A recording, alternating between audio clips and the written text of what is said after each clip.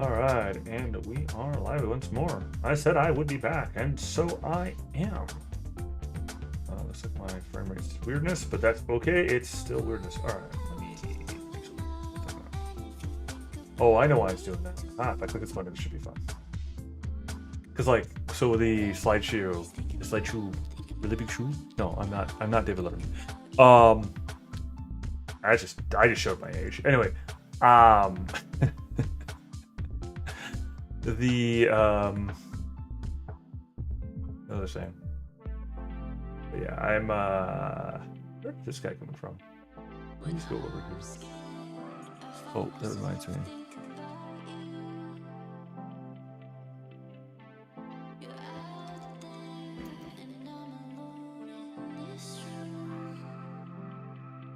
I was supposed to get a darn it. I was supposed to spend some time on that. So while I was on the road, out and about, I actually ended up adding something to my to-do list because I was like, oh, and I had to install the Trello app to do it effectively. But basically, it comes down to trying to get the Trello. Wait, that's not the right one. Trello. Oh yeah, Trello integration because there's some tracking that we do on Discord. But that wasn't the one I thought about.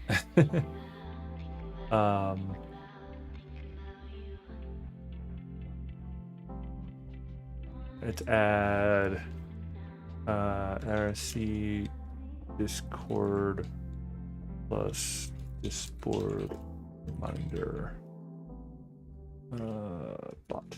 And the reason why I want to do that is because it's more of in the good faith of the scenario, because like I this song, I jumped right into this song, goodness gracious. But the Discord thing or Discord bot is because, like I said before, I really like it, and I want to figure out a way to like incentivize it, you know. Like if there's a way to like tally pings of it or something, and we can be like, hey, whoever, whatever over the month, and it'll be me every single time, like just because that's how it is. But it'll incentivize, and then it'll be like, all right, so the next runner-ups, I don't know, I can't say get a t-shirt because I can't afford to give people t-shirts, not yet at least. I would love to do that sort of thing, honestly, or a mug. I can't do that either because I don't have resources for these sort of things, but I would love to. But maybe like I don't know, some token of appreciation, whatever that might mean. It could be some internet thing, some virtual coupon or something like that. Like we get something. We get like right now it's an IOU, which yeah, that's not enough to incentivize people. Like who am I, right? I'm not saying I'm anything. I'm saying who am I, right? It's like go away. All right, let's go check the stat blocks and see how those came out. Let's see. Lord Banker male.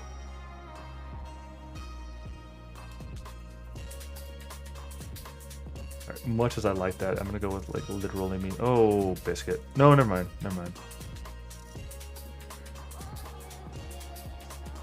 Because it read it as being a name, right? And her name is a promise. If you haven't seen that yet, really go out of your way to see it. It's a green text from Reddit that was brought to the way I saw it was that it was brought to a whatchamacallit, which is really great, to a YouTube channel, which is really great. And it's done, the voiceover is done by readout from an AI readout, right? The text-to-speech type thing. So it's kind of chintzy, but it's also freaking awesome. Look, okay. Oh, but we'd rather have. I don't care, man. It's awesome. Like the text itself, it's not the best written. I'll give you that. It's not the best written, and it wasn't written by AI. It was written by a person. I'm pretty certain, but it was voiced over. The one I encountered was voiced over by an AI, and it still was freaking awesome. It's awesome. Like, what do you want for it? It was awesome. One of the main themes with it, long and short, is. And you'll see that I used it as a name for at least one of the subtext or one of the builds. I think I used it for one of the subtexts. I should use it as a build name. But it's Those Who Run is the one I'm fawning about, and like that's like the one that I can't remember any of the other ones I watched because they were kind of all okay, but that one was fantastically, like that one was awesome. I do have a cut in my head, don't I?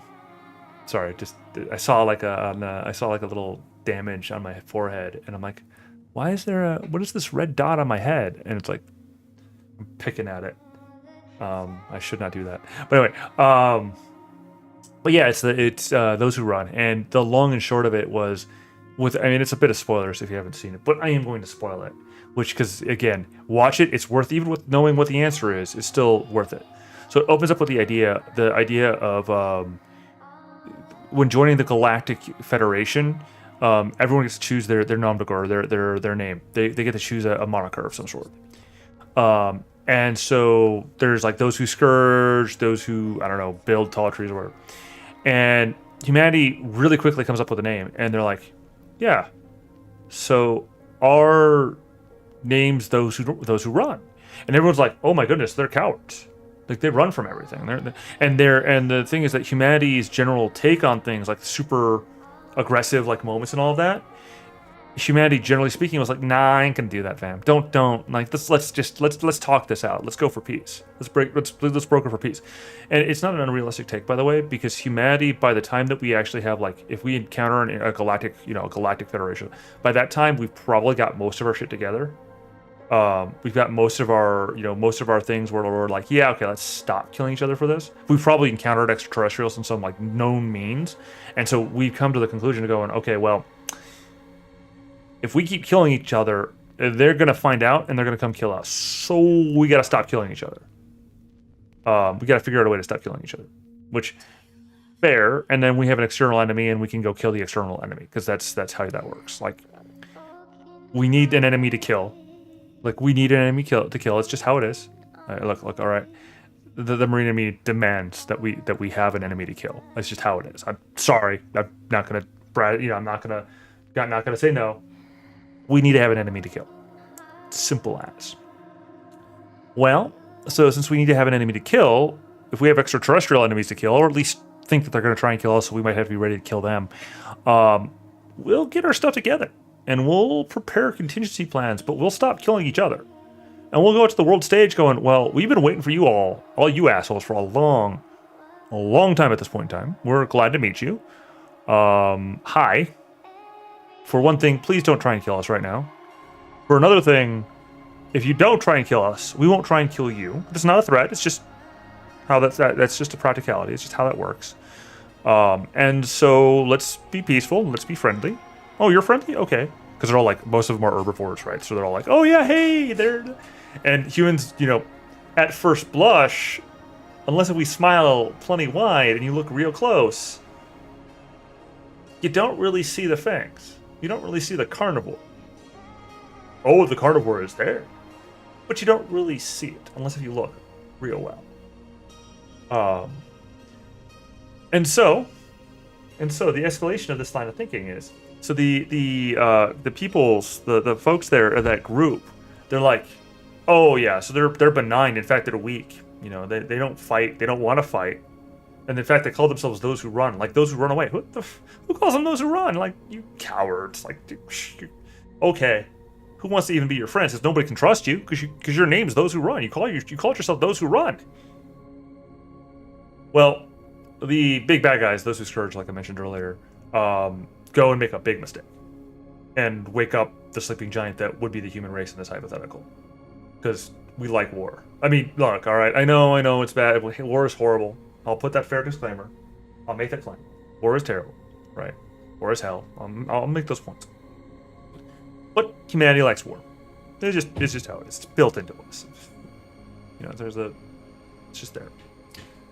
Well, so here's the thing about it, though, is that with this, humanity gets smacked in the face, and then proceeds to take technicals, like space-made technicals, where they took, civilian ships, slapped on weapons, and then rampaged into the enemy's formation. Because of what they did, they gave us a rallying cry. There was like the place that was called like New Avalon or something like that. That was like humans' garden world, and these guys decided to ravage it. And so humanity's just like, okay, screw you. And so they go to the last man, more or less. Well, they go to the home world. Not the last man, in fact. Actually, they don't go. In fact, they do it rather equitably, which is also a future humanity that's a bit more mature would tend to take that course off. And I'm running the dotted lines. I know this is going to be controversial, and oh, hey, look at me, America, whatever. It's just how I'm going to take it. But from what America's pathway has been in regards to the world stage, and I know there's a lot of people who go, well, that's horrible. Whatever. Any other era in humanity's history, a power that's the type that the level disparity of power that the United States of America has, it would be, instead of just a map that's United States of America behind me, it would be a globe that says United States of America. Well, the United Globe of America. Like, if this were a different era, all right, by this point in history, like at this point in time, if this were a different era, the United States of America would have taken over the world. Not even a question. Would have had absolute dominant over. And again, this isn't a, oh, America, ha ha ha. It's a, look at the fighting forces that America can field and have been able to field for decades. Look at the fighting forces that even the near peer adversaries have been able to field. And you look at the asymmetrics that the U.S. military has encountered and won the regular fights, right? And may or may not have been able, and was able to suppress for a great degree of time the guerrilla fighters until the civilian population got tired of the wars, like really, really tired of the wars. Until we get to that point, though, America has control over the circumstances when it wants to. Now, when it releases, sometimes it botches the pullout, but frankly speaking, that's kind of easy to do. And also, well, again, avoiding politics. But what I'm trying to get here is that militarily speaking, not even the Soviets at the height could stand with what the U.S. was able to spend on it. Like, this is one of the big reasons economics is why the Soviet Union fell, was straight off because of economics. Now, whatever part of the economics is, again, outside the space of what I'm talking about here. Anyway, back to the sci-fi story of how all of these dots come up, is so instead of seeking domination and destruction of the adversary that bloody humanity knows, the response was to disable their warfighting ability, their spaceports and their manufacturing of weapons, and push straight to the homeworld to get to the SOBs that had ordered the situation. And again, humanity that's learned its lessons learns this lesson from the recent history now to be more fair, shall we say? Not fair, equitable, kind even. A generous victor is the way I want to say it. Don't accept defeat, but don't squander a victory, but also don't be a poor winner. There's no point. Really, is one of the lessons that humanity's kind of learned, at least so far. It's in the verge of losing that on a number of arcs, but we'll cross those roads when we get there, right? But what I'm getting at here is that so humanity does this and pushes its way to capture the folks. Well, blah blah blah blah blah, little more crazy, and it's all got really cool, crazy, awesome story stuff like that. Well, at the end of it, and I don't know why I'm going on this soapbox. I'm supposed to be doing like site work stuff, but I want to talk about it because I like those run. Because this is the actual one of this is literally me, which ties somehow into those who run. So at the end of it, and it brings back the thing I was speaking about the predatory, the fang stuff. So the end of it, the dude guys, like the narrator's like gathers his courage to go talk to the human ambassador there, and he's like, well, yeah, now what? And the human's like, well, you have some guts to come up and talk to me. I appreciate that. Actually, it's going to be kind of lonely for me from now on, considering what we did to those who scourge. It's like, well, why'd you guys call yourself those who run? And he laughs. The end of it is he laughs, and it's not those who run; it's those who hunt. Although I prefer those who pursue or those who chase. I don't know. I think it ended up being those who hunt, but I would have preferred if it was those who chase. Like the question that wasn't asked ultimately, and this is like the nice, cool kind of conclusion on the line of thinking is the question that wasn't asked was those who run, which way do they run? And part of humanity, and this is where we go to fight or flight sort of concepts. We either go for the flight run, which is the assumption there, or the fight run, which is one of the assumptions there. Humanity has this cool thing where the goal, the run, the charge, is what we do, and we need to not lose that for anything, as far as I'm concerned. It's the thing that makes humanity shine, I think. So.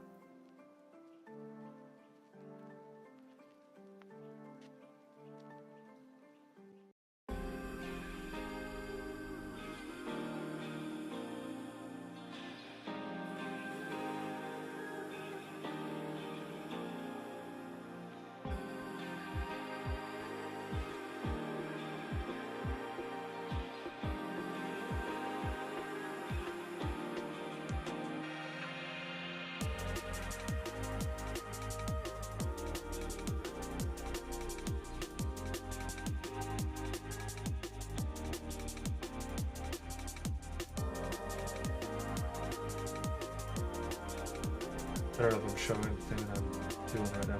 Someone just sent me sent the group message a spam post and tried to play it as, oh, well, I'm sorry, it didn't show me your message. I just need to make sure that it's a,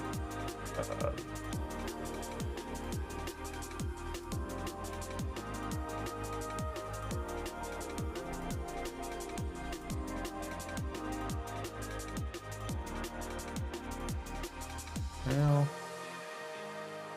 it's not quite used the word. That's quite the point of being that level of it.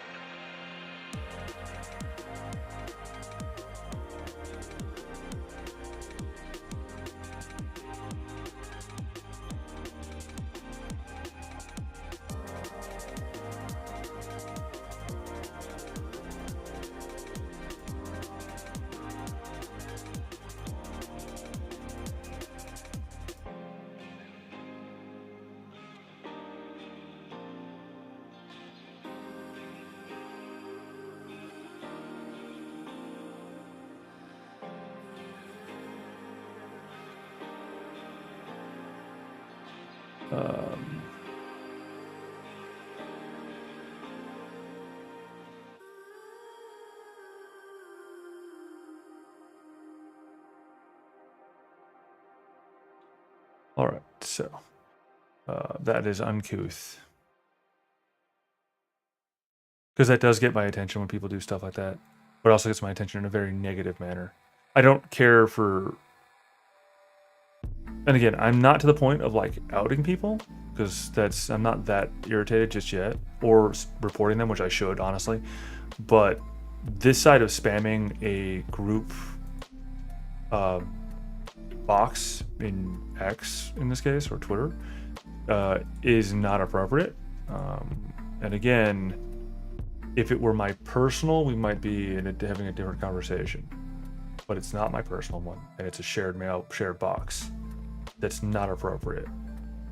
You know who you are. If you're watching this, please stop doing that. Please stop that line, or else I will have to report you appropriately. I've sent you also a direct message in kind. That is your one and only warning out of courtesy. Now, I am way kinder on these things than I should be. But continue down that line. Please don't. All right, let's see.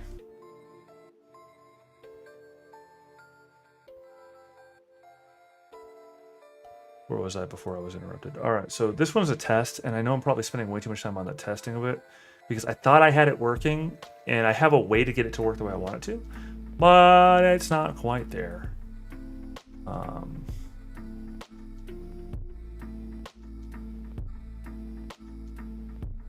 So let's see.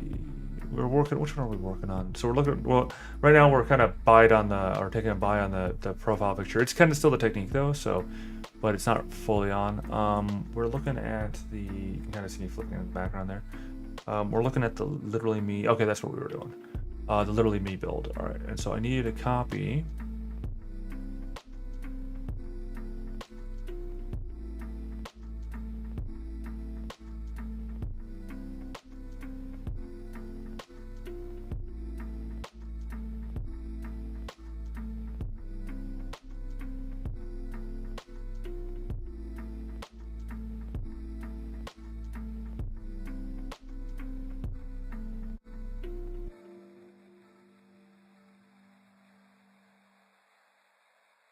Oh, I just save. Let's look at it.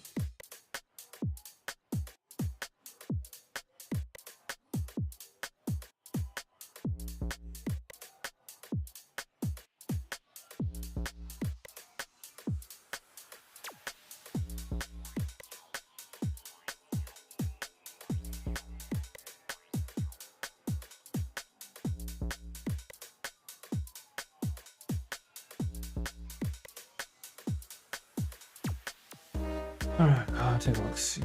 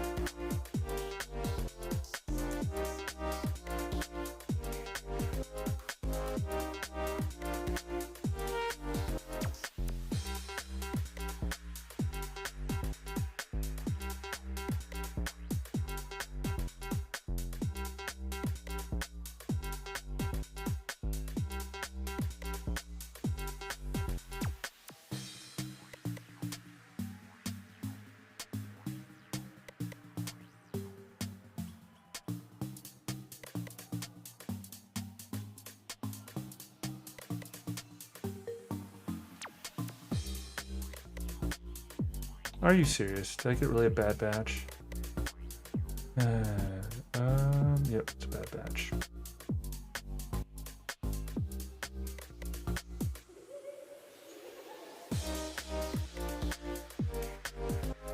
Also with the wrong word in a space that shouldn't be that way. So it's gotta get redone.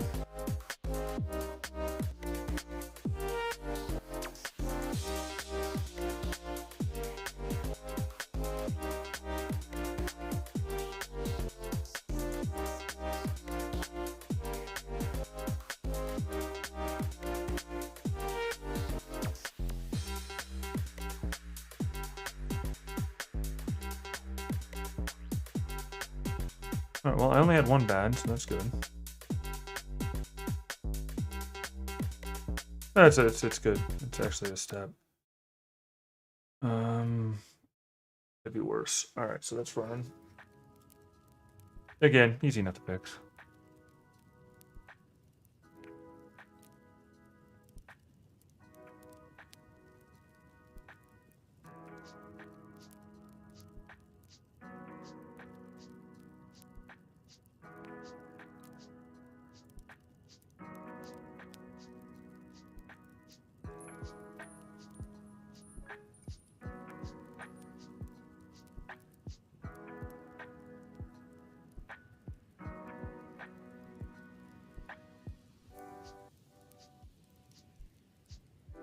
See where we at.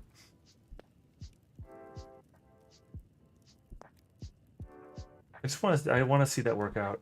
Like, I got a feeling though that I'm kind of wasting my time because like the thing is that the skim through like really does work well for the thing there. So all right, so this guy's running there. I don't like what I just heard.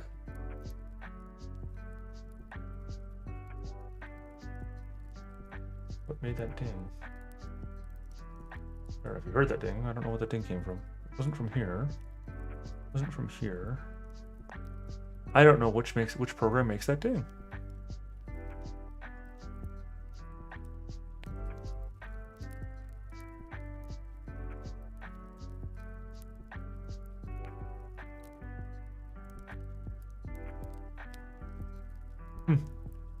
I feel like I should know which program is it. Oh yeah, I need to follow up here on the YouTube side. Oh, it hasn't updated, but because apparently I have to push a button for that one. I don't actually know if it affects how it's its actual visibility, but no, it is not. This is not made for kids.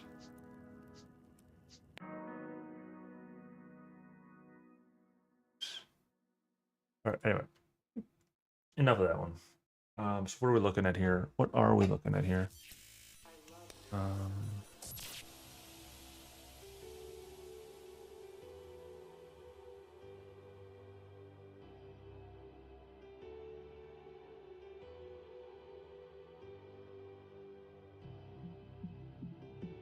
Oh, that's what. No.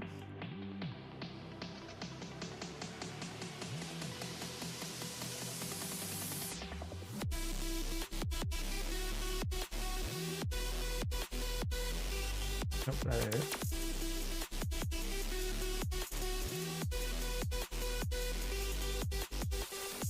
Okay, I don't know what I was looking at.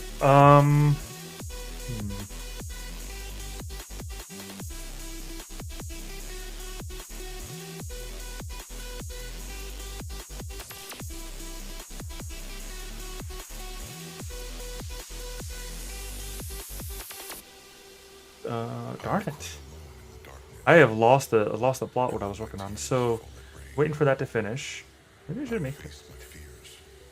Anyway, no. I've silenced my thoughts and feel peace and stillness.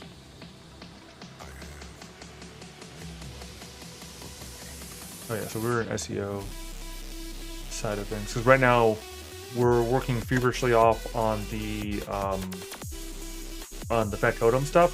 If there's a spot where we're good enough as it is, we've got our checkboxes, like everyone's greened except for me on it.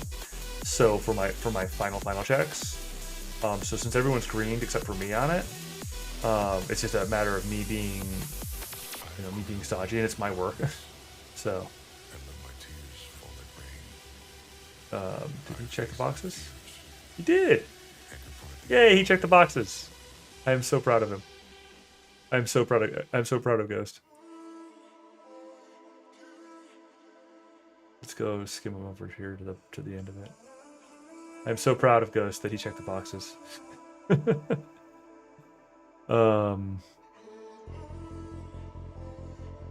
date met, final validation.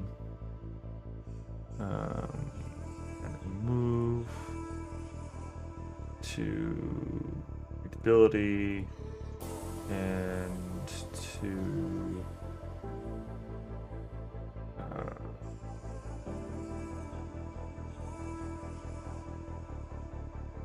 refresh QC checklist.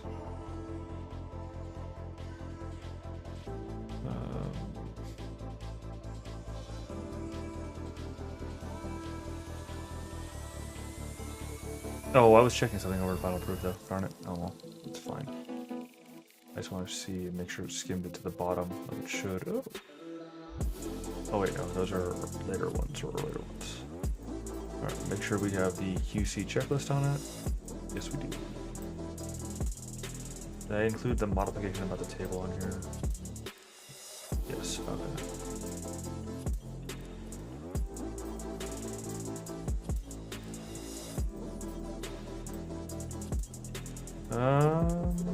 Do I want to scroll all the way down there?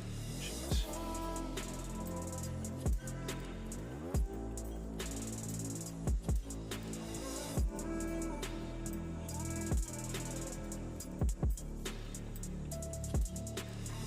Oh.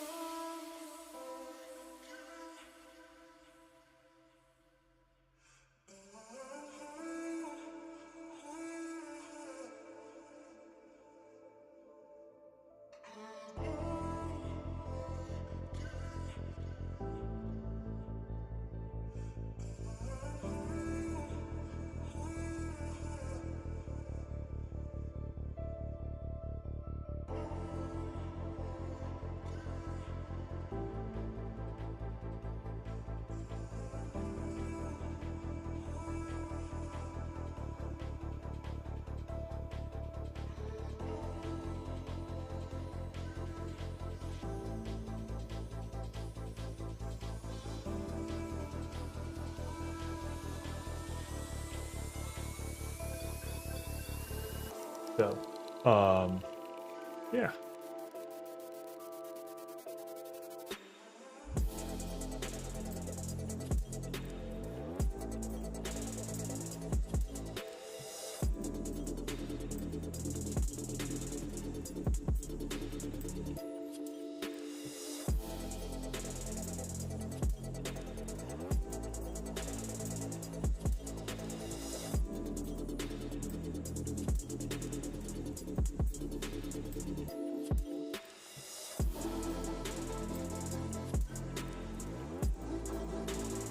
Let's see. Oh, where are we at? Sorry, I keep on losing my train of thought. Like I said before, it's one of those spots where it's late in the day, and I'm kind of feeling it. But I want to get done.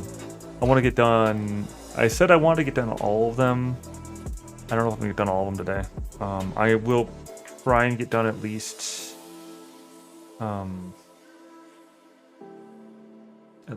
the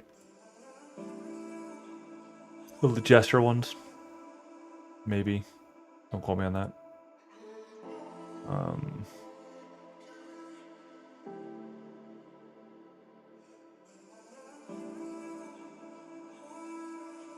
Oh. So I got my first result, which means that's not going to be, it's not going to be every 10 minutes that it checks in. Okay, that's fine. Like, the funny thing is that, oh, it's validating the status. Cancel that, none. It's still validating with the first one, which is like a 2-minute check-in. Which is fine, All right, so that's, again, why I have this that way. So I can go focus on other things while it's doing its thing.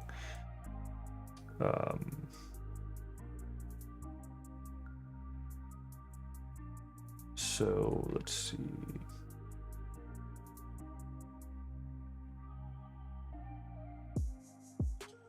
All right, so we need to go to the SEO station. Why do I have the factotums ones open? Oh, because the factotums are open because I needed to check the thing. I don't remember what it was. Why are the factotums open?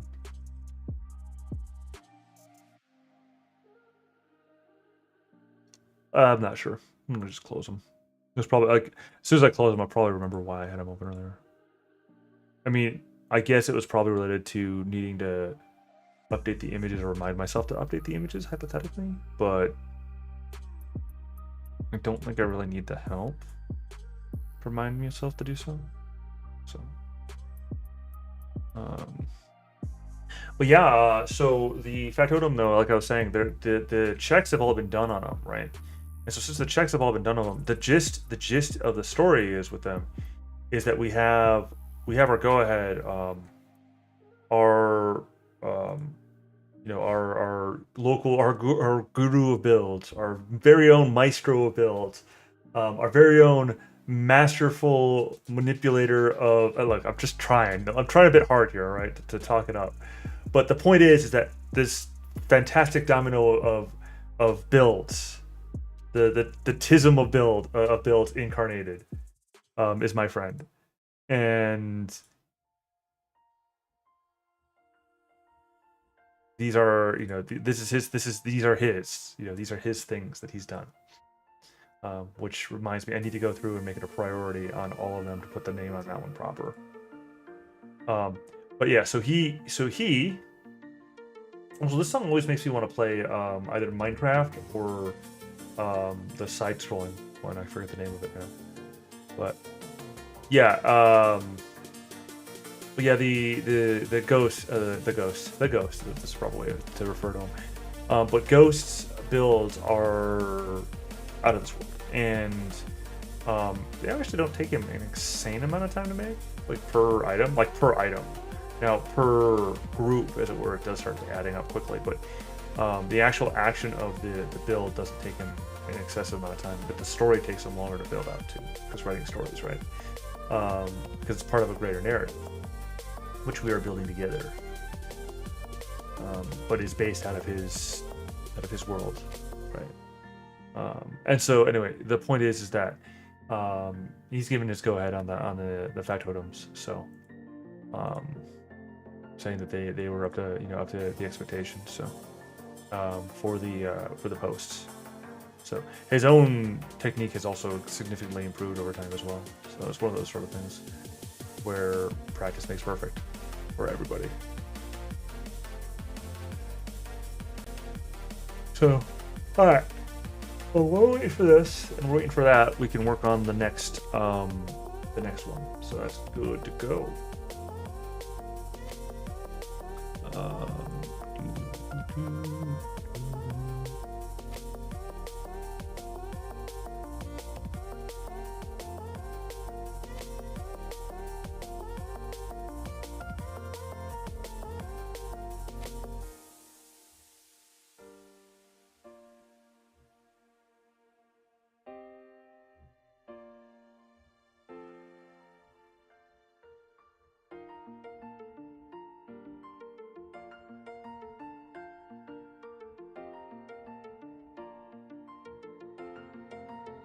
Let's see who's in chat.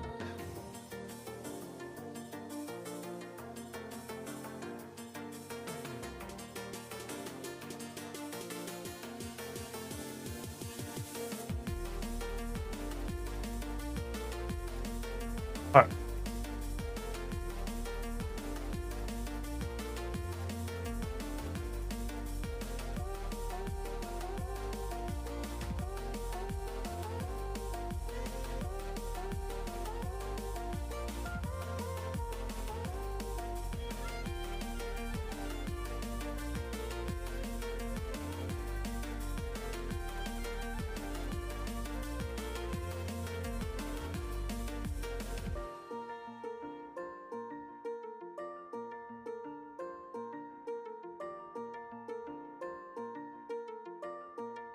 Pardon my pensive thinking.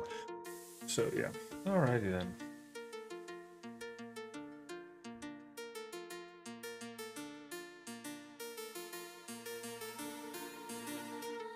Alright, about the hour marker, I'll go get myself something. So, because I need to do a little bit more of that taking care of myself thing, right? In the realm of fog, a land of misty valleys and untraveled forests, there are stories of a single night. Always comes with the mist. I'm gonna do editing and we'll have the talk. It's been 10 minutes and it's still in process. It's fine. Alright. The realm of fall. There are stories of a single night.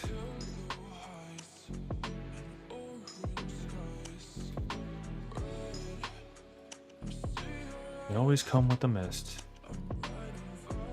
carried to those who need their help the most.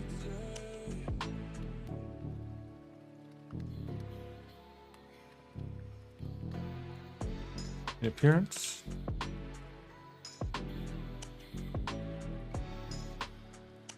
a member of the person's race, of the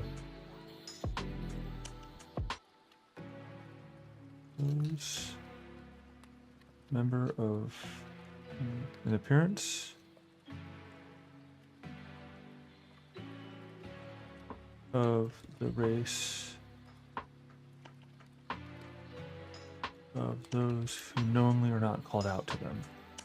They always come with the mist, carried to those who need their help the most. In appearance, as a member of the race of the member of the race that as a member of the race of that's a bad sentence. In appearance, as a member of the race of those who knowingly or not, knowingly or not is probably unnecessary. Those who called out to them. Be they aware not. Request for aid. And they never outstay their welcome.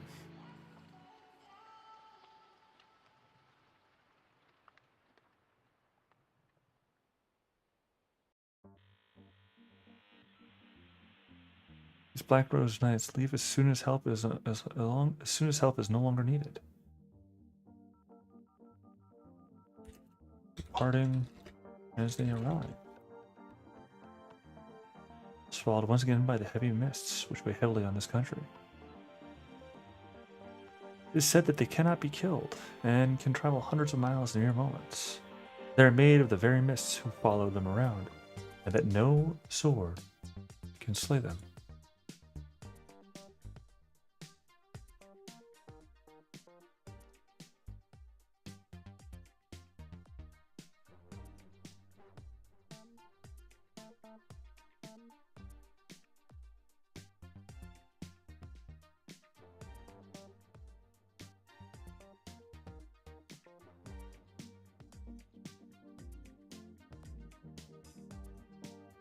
All right, I am now actually going to go block this person if they send me one more message. In fact, actually, I am.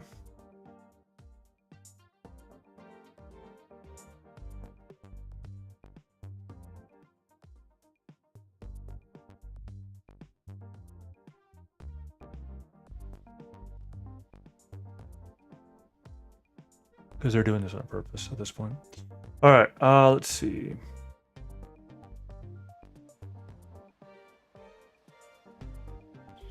Follow them around, and that no sword can slay them. The old man finished his tale by spreading petals of black roses on the heads of the children.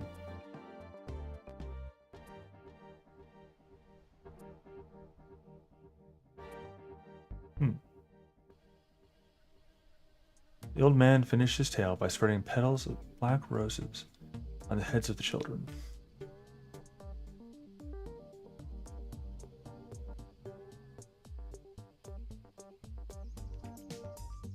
They marveled at the idea of such an enigmatic knight, whom no one truly knew. As they rushed to their bedrooms, the inn slowly emptying, the innkeeper asked the old man,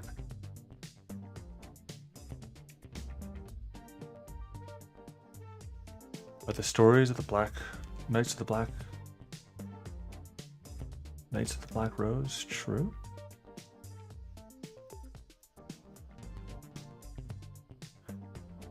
The old man smirked warmly and pensively at the question. Who knows? Maybe he's in here right now, silently protecting the sleep of these young children against the things that come over the night. After all, children too, and no one call out to him. He smiled at the innkeeper, who had her hands on her hips as a probing in a I'm gonna delete that. I think I know what he's going for, but in a semi-amused pose.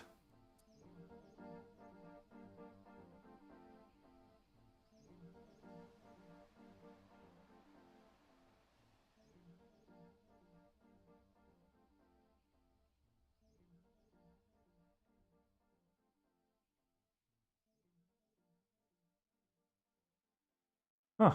Apparently Bloodborne is trending on the Twitters.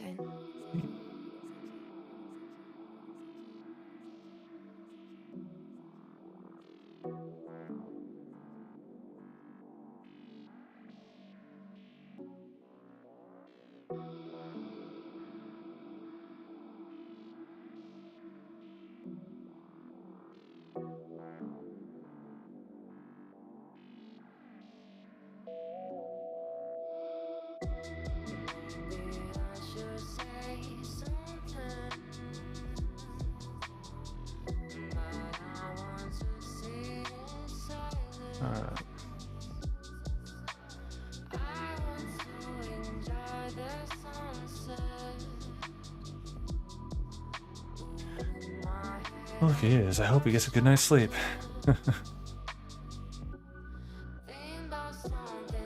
Hi, Sido, hi. Smirked the old man. That's the old man smirked.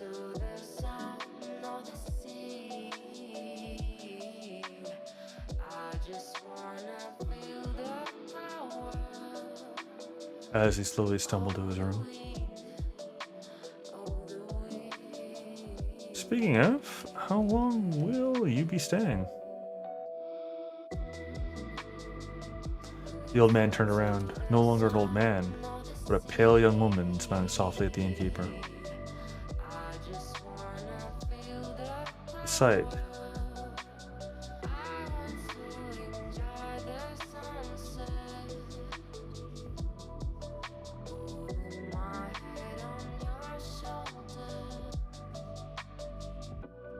Good morning, sunshine. A woman was smiling softly. At the site, the innkeeper lost consciousness.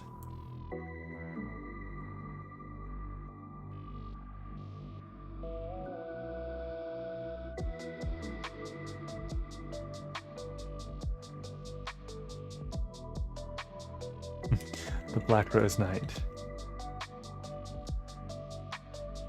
caught her before she hit the floor.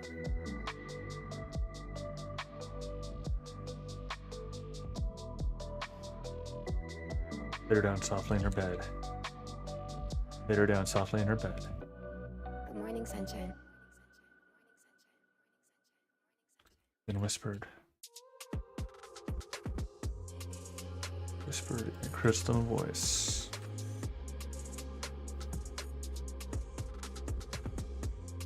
As long as I am needed, of course. Alright, let me do something here.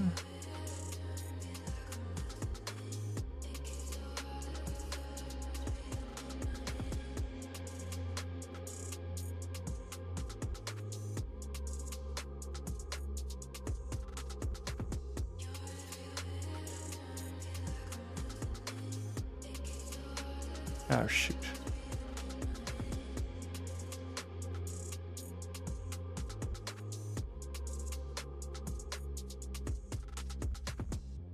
What are we doing? It's still waiting for that one.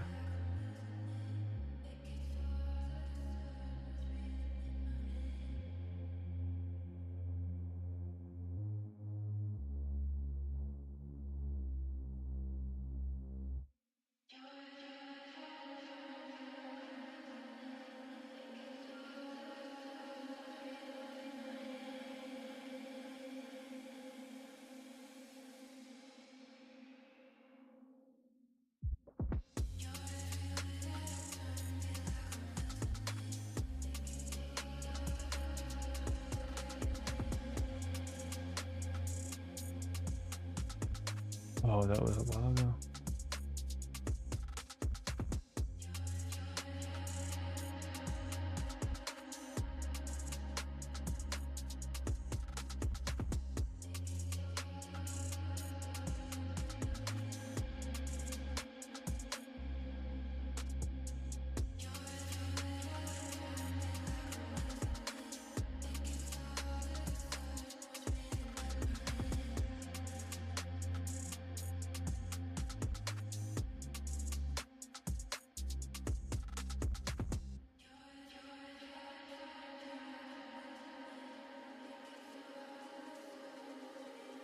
Let's see.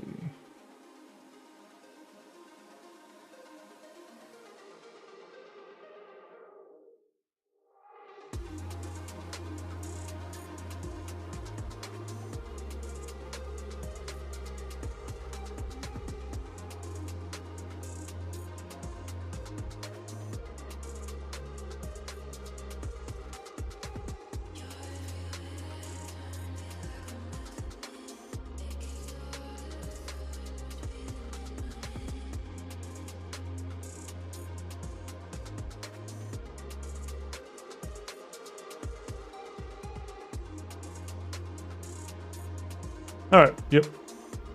Flyers.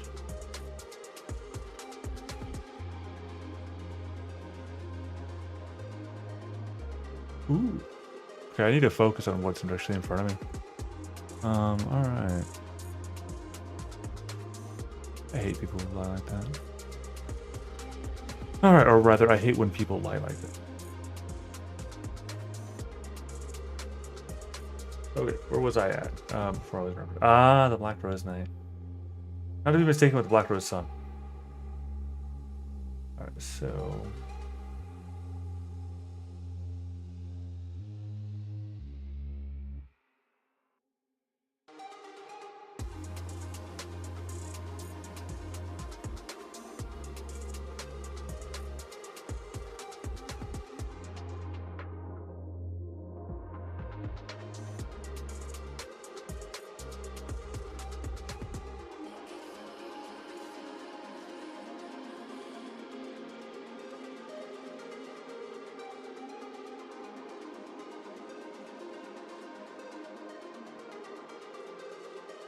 thought so.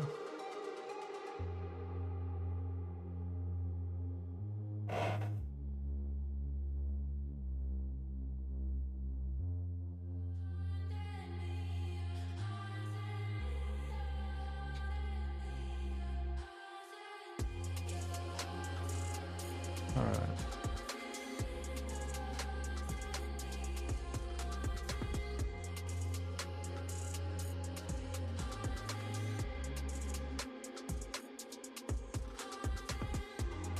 Cool, I already got that one.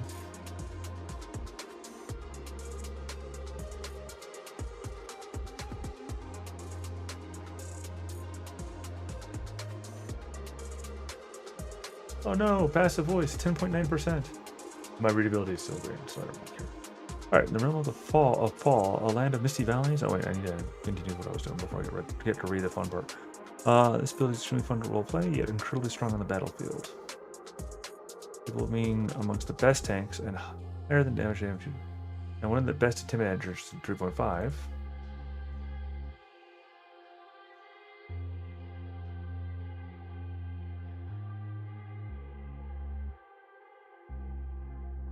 This is because by level 20, you can have plus 40 to intimidate and can send enemies cowering each time you make a full cowering each time you take a full attack option.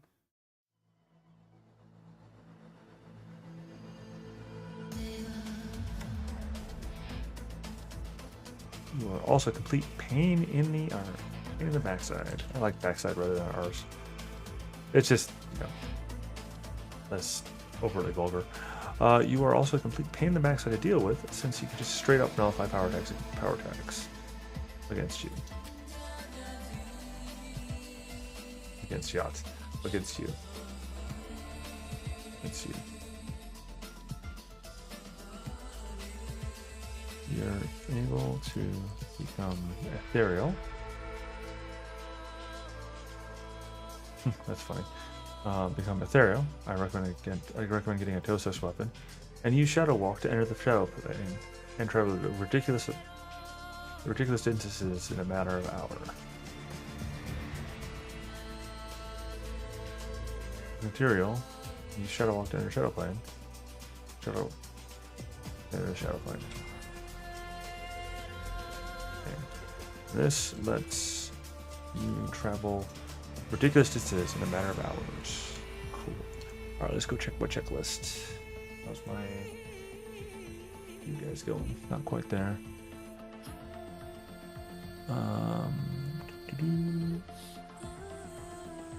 Oh yeah, we're... Oh wow, it's not done yet. It's gone for 20 minutes. Still not good. No, I said before, these are expected to take, like when I run them, they're expected to take quite some time. It's just sucky when, when I get a bad batch. And I have to basically go back in the queue. So.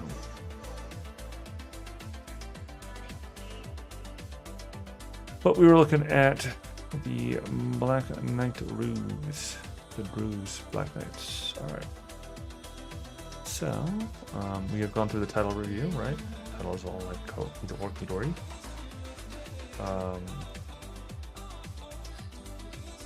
That's good. We did our thing. Check our editorial paths. This one, Black Rose Knight and or Knight of the Black Rose are both equally synonyms. Table correction, just did that. Check the slugs. Cool beans. Be gone to the warp pipe. Alright. Next. Make sure I update it.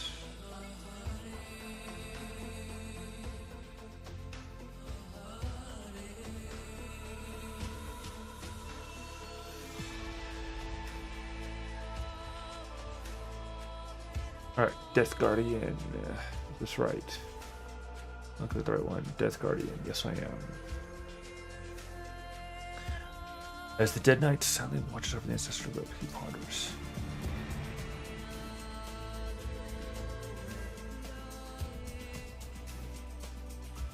Silently pondered as he watched over.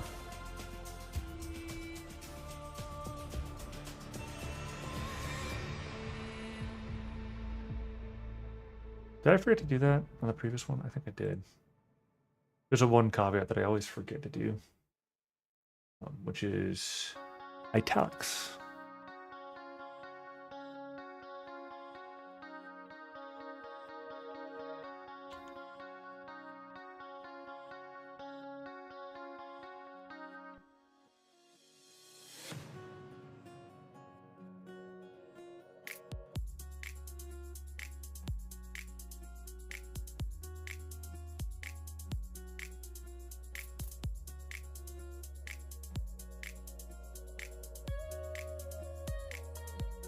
There we go. Night Ghostwalker 10.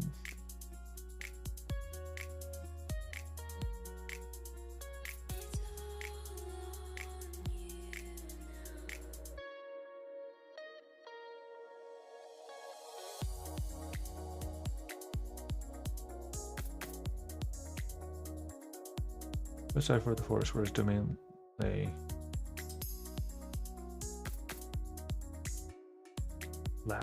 Lat, yes. Lao. No, that's me. His name lay, consider him a local legend.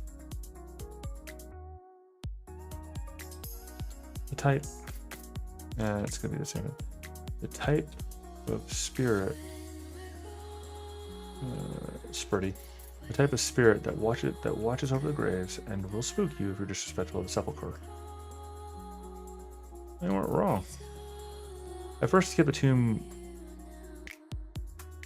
saved from greedy adventures. He was good at it. Too good.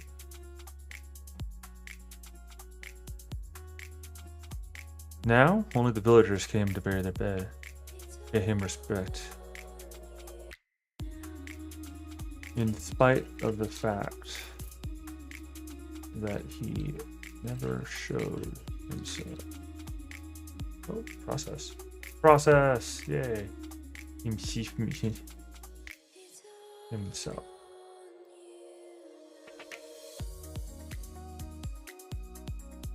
In an hour. In spite of the fact that now only the villagers came to bury dead.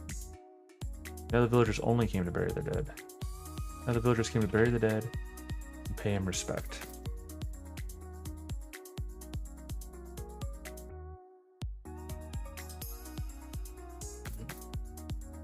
This, despite the fact he no longer needed to show himself.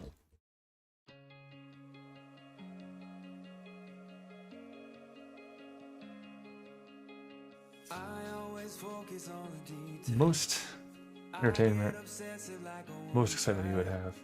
You always live inside the moment. You forget that you still have to own it. And the time flies by, and you're by my side. But we had good time. It's been a long, long ride. If you crash on down, I'll be there to catch you. If you need me now, you won't wait long. If you crash on down, I'll be there to catch you. If you need me now, you won't wait long. If you crash on down. But he was first and foremost a knight. He would never. Most of the time people try to make himself known that they went too far. But he was first and foremost a knight. He would never hurt these innocents. As he sat there, mist rolled in from the woods. A mist rolled in from the woods. The smell of roses permeated the air. The air.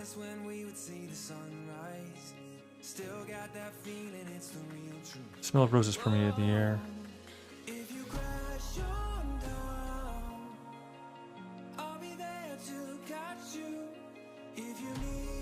Roses permeated the air. old woman. Somber armor.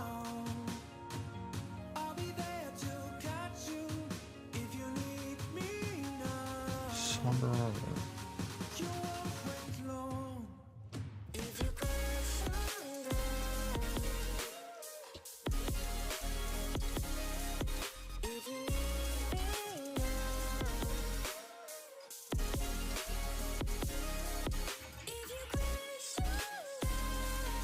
Under her arm was a basket of bread.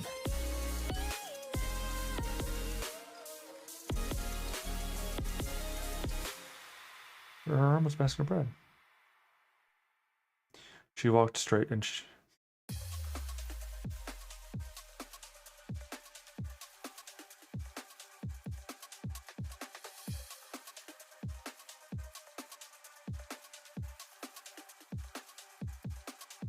as he sat there, a mist rolled from the woods. A smell of roses permeated the air. An old woman who was garbed in somber armor emerged from the mist. Under her arm was a basket of bread. He walked straight to him.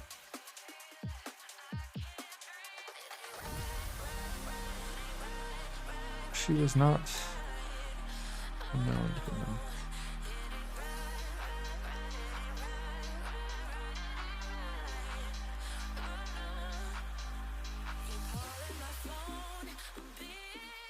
Go away, Knight of the Black Rose.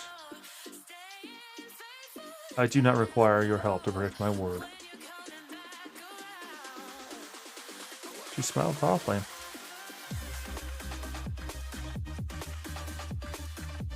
Of course you don't, but your heart still screams for help. Sometimes help isn't a sword or a shield, but an ear of an old friend who's simply there to listen. Yes. Oh, my friends, show your wisdom.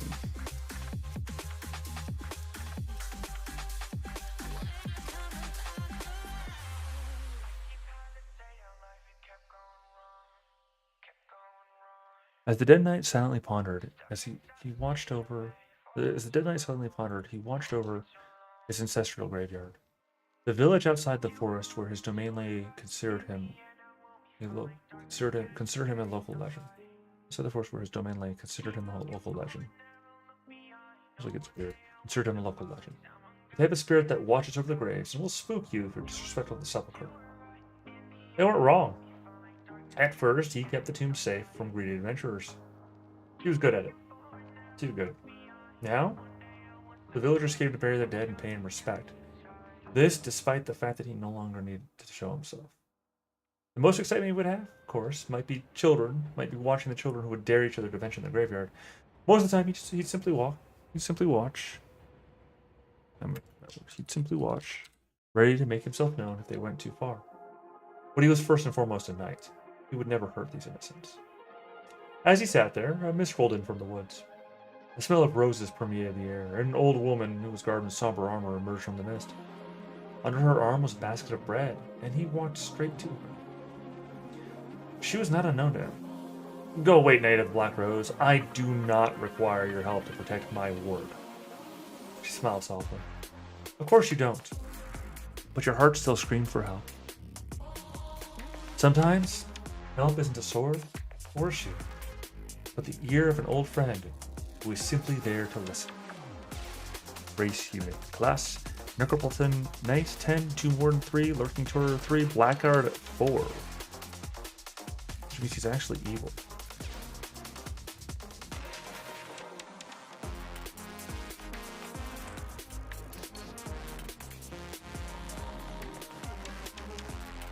You are an absolute menace to society. You can remain unseen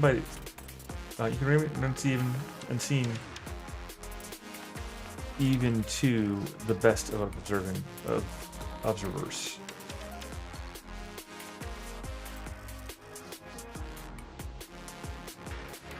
Remain unseen even to the best observers. Even if they hide masterfully, they cannot hide from you.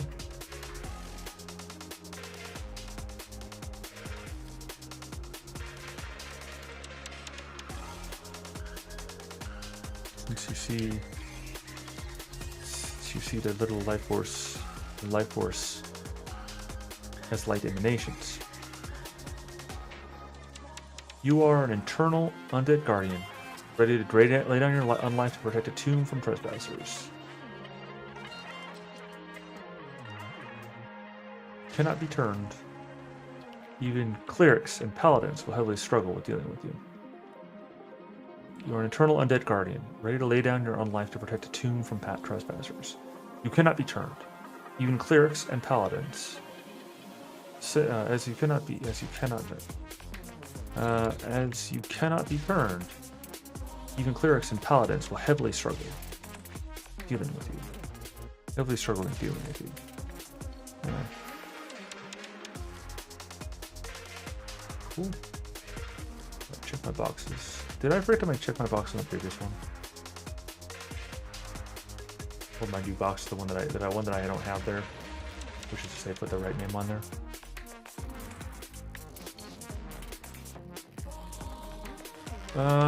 Yes.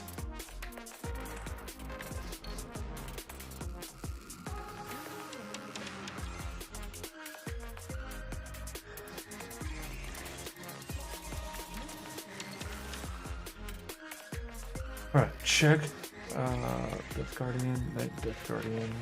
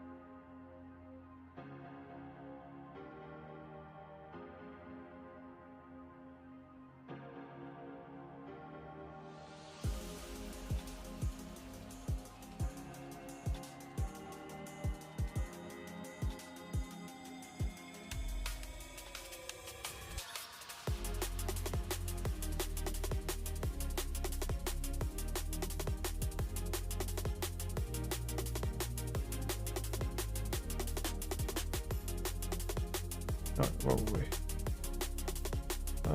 Just checking boxes. 3 more left. It's taking me a while to get through.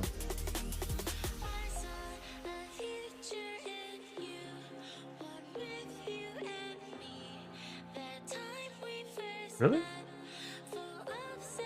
Did it again? What the crud?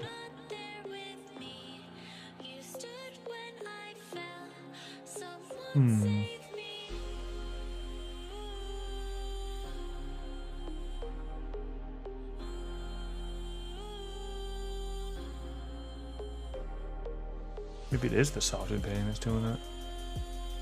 And it looks like that background didn't really change either. So this is not doing what I want it to do.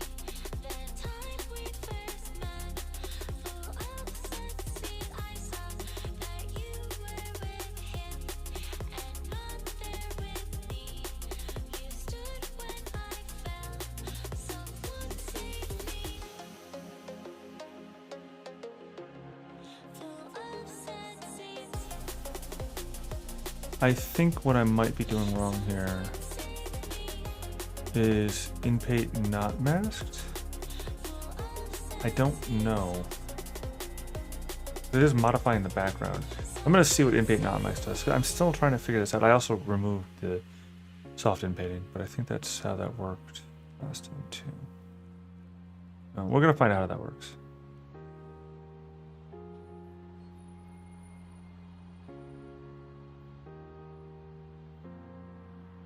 see if it works better.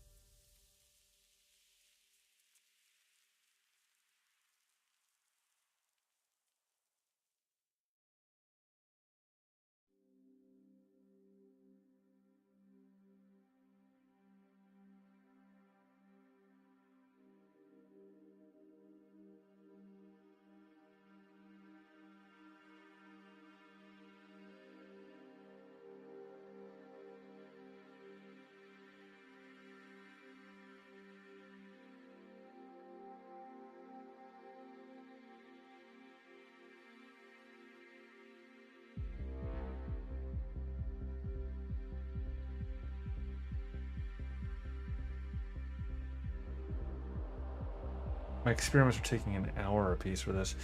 Yeah, straight off, this isn't working properly. Because it taking an hour for it is not how that should be going, even for 100 sample steps. Well, right now it's a 3x3, but that didn't even produce. What? What are you even talking about? All right, let me check something. Oh, don't tell me I just burnt an entire freaking day on failed experimentation. That sucks.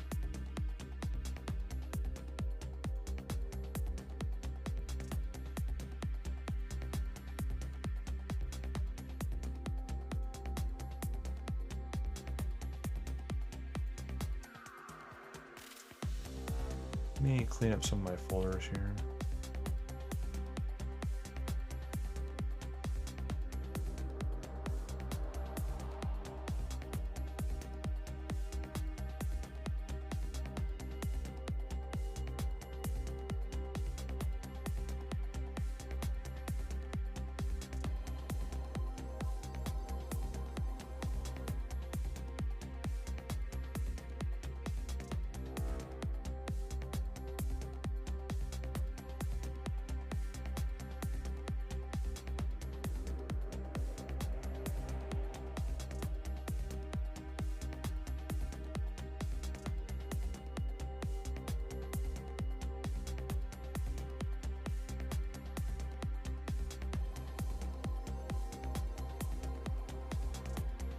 Alright, anyway.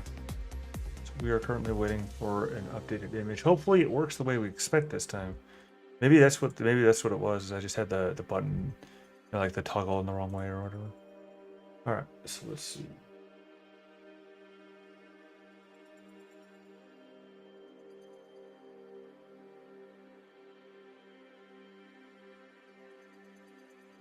So that's running. Hopefully it doesn't take another hour. We've only been at an hour, so that's good. Let's see.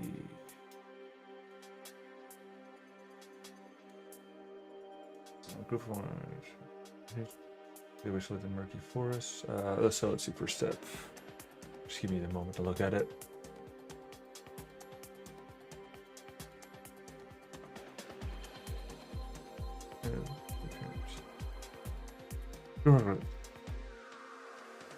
Manga folks. Banished from yet another village with their hideous appearance. Slowly making their way to the misty forest. One of their members, Hunchback,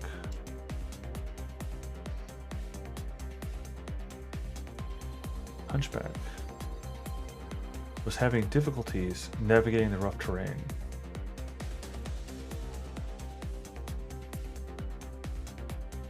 Unfortunately for the group, they're being observed by a sizable cohort of bandits.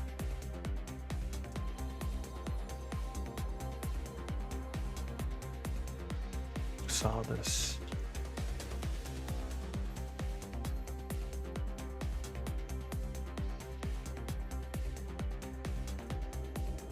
He suddenly charged. Weapons ready to spill blood.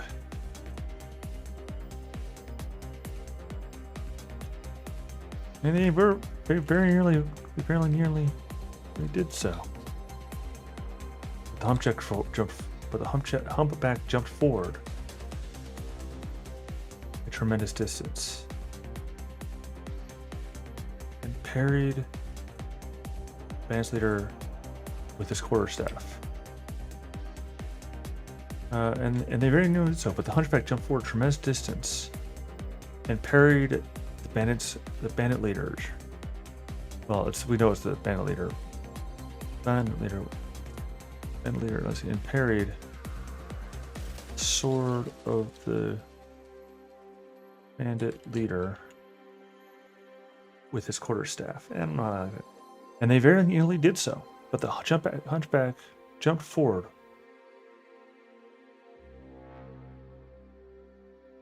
Leapt.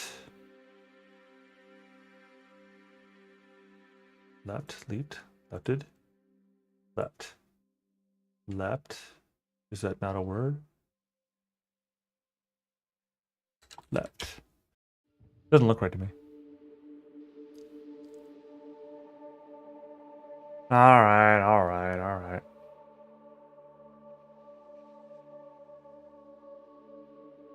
Don't judge me. Don't. So I use the old English version of it from like the 15th, 16th century. Leave me alone, all right? I've read too many old books. Yes, I do mean that level of old books. Don't worry about it. Don't worry about it, because I'm not going to. Who hasn't read their fair share of books from the? What do you want? Anyway, that's my excuse, and I'm sticking to it. That doesn't look right to me either. I think left with a LEPT sounds better. But anyway, or looks better. But that's what leapt a tremendous distance.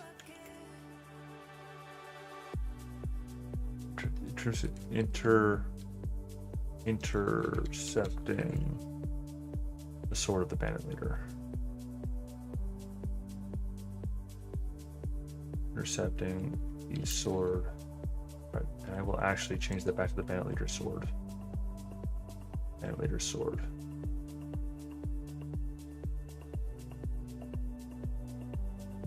And they very nearly did so. But the hunchback leapt a tremendous distance and intercepted. And it's past tense, right? And intercepted the bandit leader's sword with his quarterstaff. His cloak and hood opened.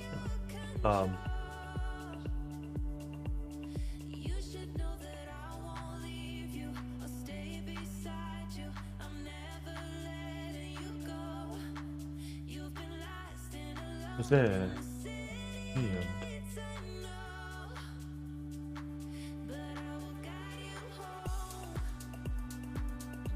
Cloak and hood unfurled.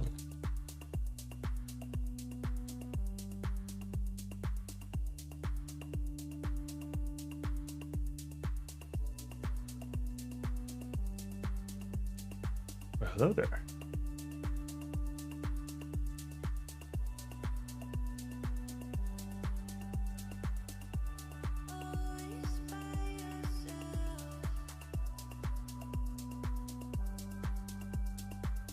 Good for you. Alright, so. Let's see, where were we?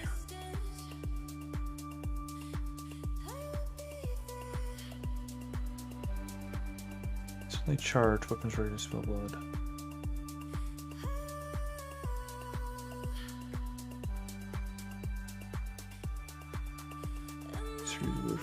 What was that? Let's see. Exclusive holding. Alright. So it was there, revealed. His cloak and hood unfurled, and his quarter class staff. Let's see. Unfurled.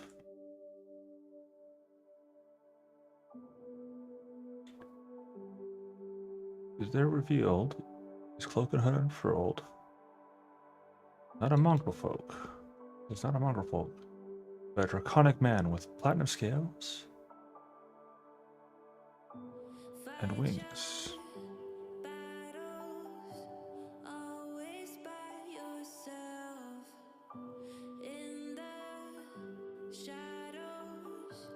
Wings.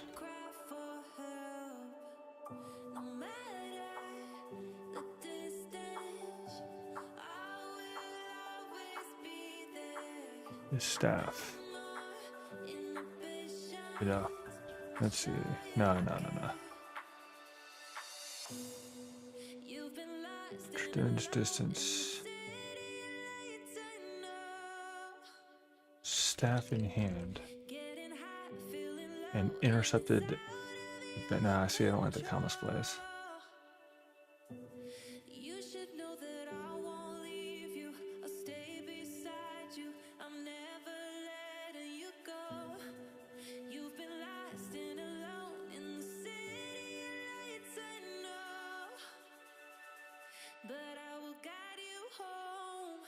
Alright. That problem is solved. We're trying a man with platinum scale and wings. Let's see.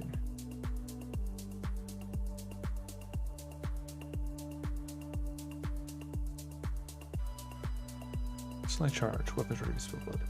And they very nearly did so, but the hunchback leapt a tremendous distance and intercepted the band's leader's sword.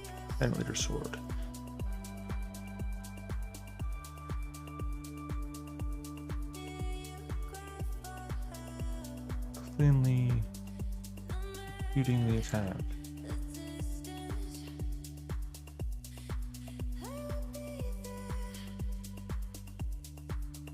So they low. Terrified and fleeing. Wrong roll. It was there revealed, his cloak and hood unfurled.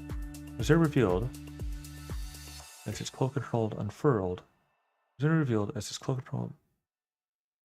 Let's see. It was there revealed. It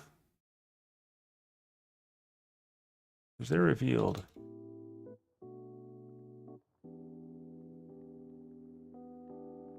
It was a draconic man with platinum wings, scales and wings.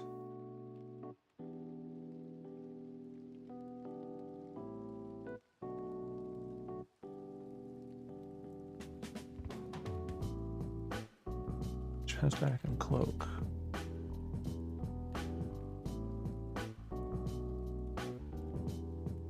Really being bigger.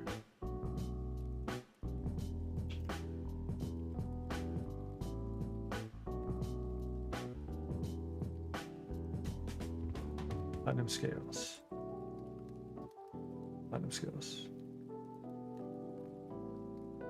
His hunchback and cloak merely being a guise to hide his majestic wings. Dressed in rags and armed with his staff and a wooden shield, he stood strong. The bandits,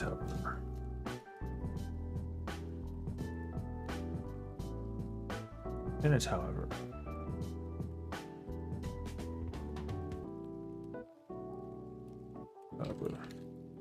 were truly numerous.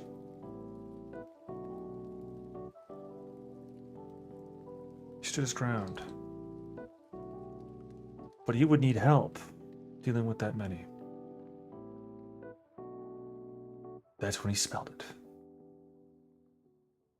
A strong smell arose. As he was facing several bandits, the mist suddenly grew thicker. A silhouette emerged from it. A silhouette emerged from it. Oddly? The mongrel folk, wearing somber armor with a black rose insignia.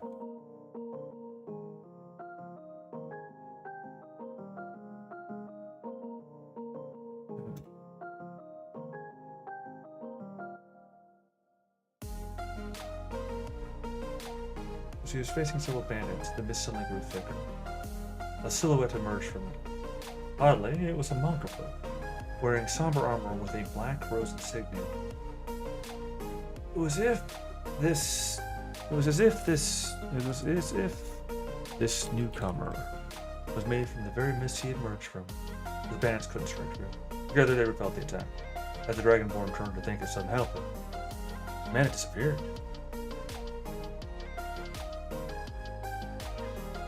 The mists were slowly rolling back deeper in the heart of the forest.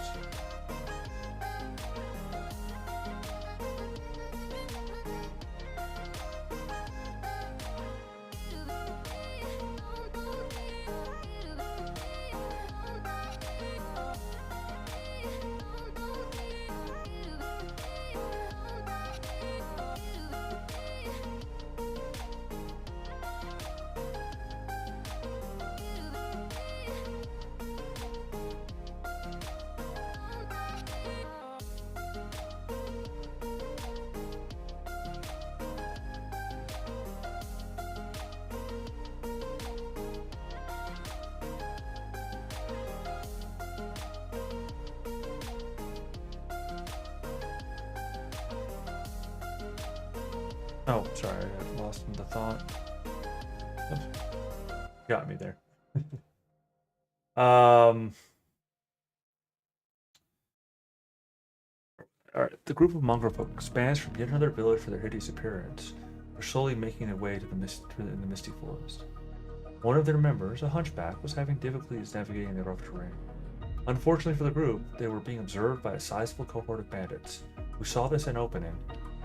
I didn't want to do the as, but gotta be there. As an opening and opportunity. They suddenly charged. Let's see. There you go. They suddenly charged, weapons ready to spill blood. And they very nearly did so, but the hunchback leapt a tremendous distance and intercepted the bandit leader's sword. A staff cleanly refuting the attack, which was incredibly low and terrifying and fleeing mongrel folk. It was there revealed that he was a dramatic. Let's see. In this moment, it was revealed. It was revealed. He was a draconic man with platinum scales. His hunchback and cloak merely being a guise to hide his majestic looks. Dressed in rags and armed with his staff and wooden shield, he stood strong. The bandits, however, were truly numerous. He stood his ground, but he would need help dealing with that many. And when he smelled it, that's when he smelled it. A strong scent of roses. As he was facing several bandits, the mist suddenly grew thicker. A silhouette emerged from it. Oddly, it was a mongrel folk, wearing somber armor with a black rose insignia. It was as if this newcomer was made from the very mists he had emerged from, where the bandits couldn't strike through. Together, they repelled the attack. As the Dragonborn turned to thank his sudden helper, the man had disappeared. The mist slowly rolled. The mist slowly rolled back. Rolled back. The heart of, it's deeper, obviously. It's into the heart of the forest, as Nady said. The mist rolled. Mist there. Slow. What's wrong with it? The mist slowly rolled back near the heart of the forest. The slowly mist rolled slowly back. The mist slowly. No, slowly. The mist slowly. No. Slowly. Slowly, the mist rolled back to the heart of the forest.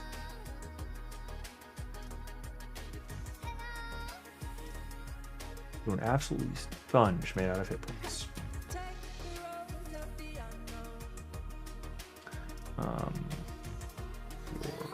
able to take a serious beating before ever needing any healing at all. Not to mention, your AC is through the roof.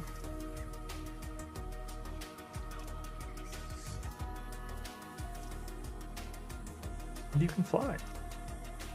Your damage is also fairly strong, and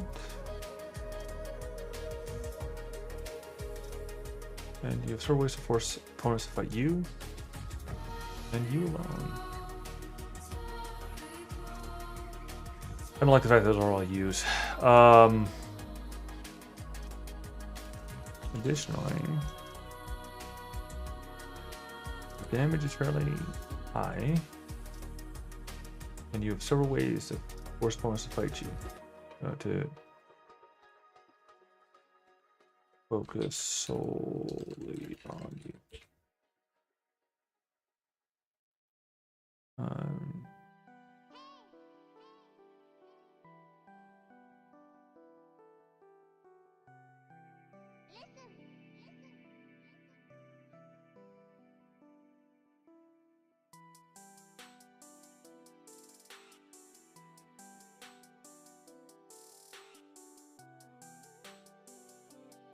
Let's go ahead and check our list. Oh no, my readability needs improvement. What? What did I botch? That's not readability. That's out. That's SEO. I don't know SEO for this one. It's probably the subheadings. Cool. Yep. Total distribution. Control Shift 5, 3. All right. Passive voice. No. Let me see.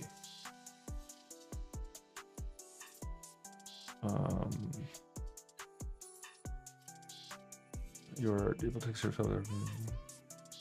Oh boy. Unfortunately for the group, let's see.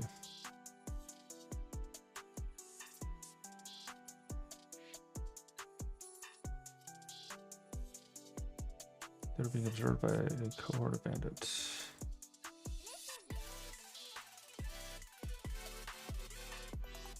Unbeknownst.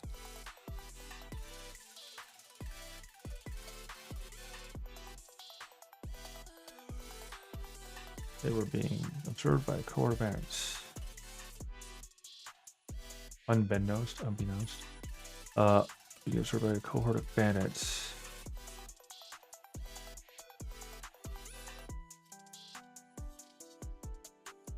Let's see. A cohort of bandits observed them. Is the way to say this, because it's the order of the words that's it's kind of complaining about there. Unbeknownst to the group, a cohort of bandits. Bandits had been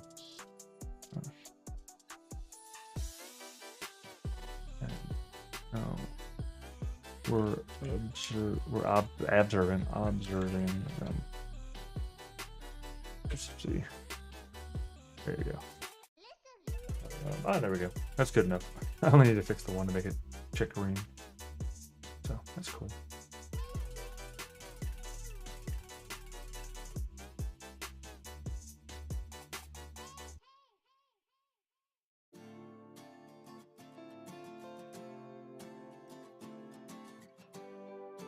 All right. So we got our green there.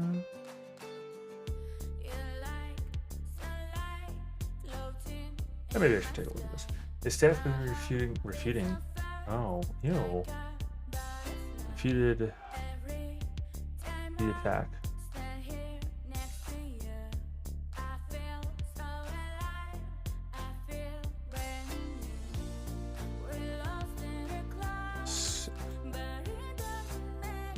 Staff been refuted the attack. Let's save.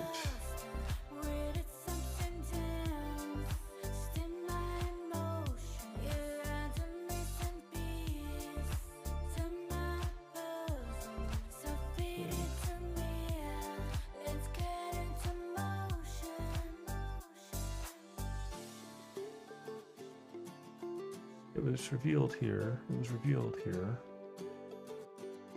It was revealed here that he was a dramatic, iconic man with platinum skills. That's fine. This is if this newcomer was made from the very messy immersion room, for the bands couldn't strike true. Bands couldn't strike true.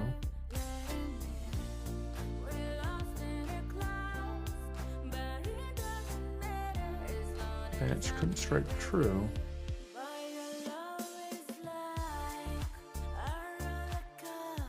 As if this newcomer was messy it can emerge from. Bands could strike true as it couldn't strike true. Or it was as if. Whatever. Or it was as if this newcomer was made from the very mist he had emerged from. That's fine. Again, I'm just trying to do it now. Bands couldn't strike true, for it was as if this newcomer was made from the very mist he had emerged from. Together, they did the thing. Okay. Good enough.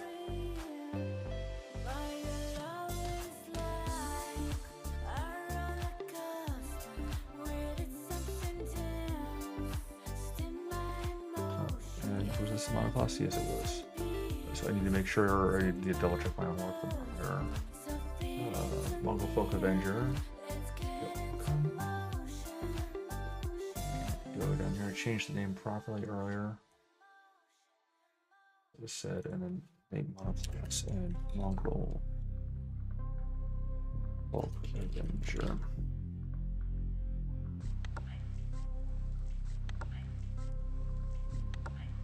Update title, editorial, add synonyms, table correction. Yeah, I did that earlier. Plug correction verified. Cool beans. Go to the next space. Close this from here. Oh, I need to get this. I don't know. I don't need to get this done because I'm already kind of trying to get ahead of the game doing it.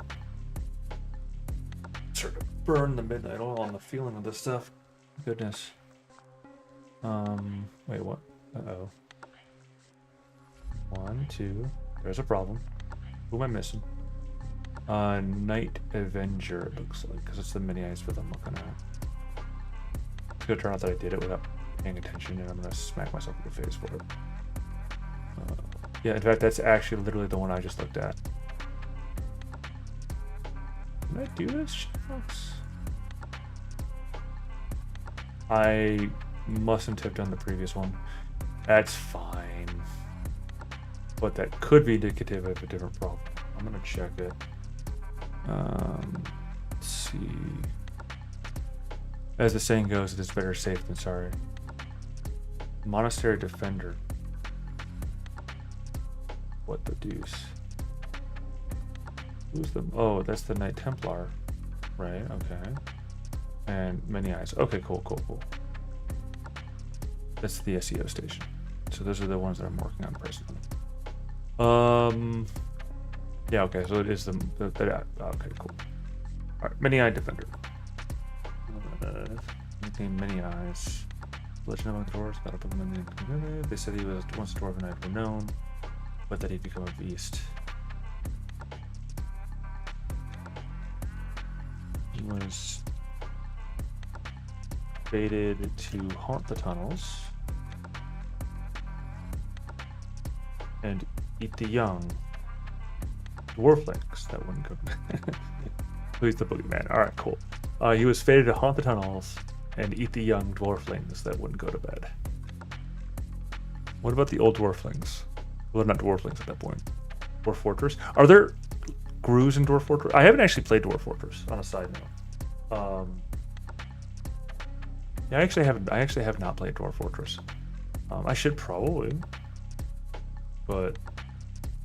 And Damien would absolutely tear me a new one for not having watched Dwarf Fortress. Or played Dwarf Fortress, rather. He'd also tear into me for not having actually watched Red Dwarf, which I need to, actually. But, anyway. At least it's how the adults tell stories. It's how the adults tell the stories to the children, of course.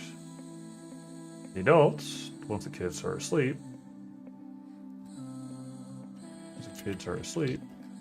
the whispered stories or whispered stories of half-eaten goblin trespassers by the dozen.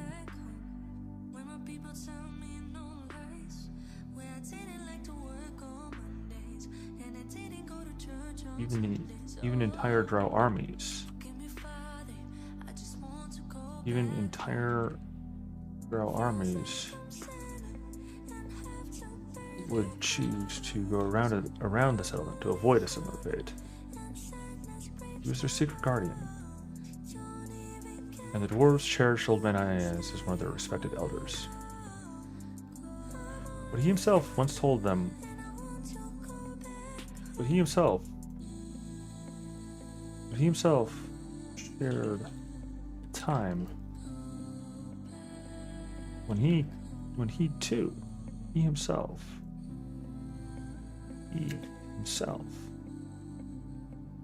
shared time when he needed help. It was a year ago, when he was an army of Durgar. It's actually plural. Oddly enough, Durgar is the plural Dugar. An army of Durgar rolling down the tunnel with heavy war machines. Let's see. When an army of Durgar rolled down the tunnel, that's not rolling, that's the problem. Rolled down the tunnel with heavy war machines. Even he couldn't take them all alone. That's when a mist formed in the tunnel, and a single young dwarven lad, smelling of roses, offered him help.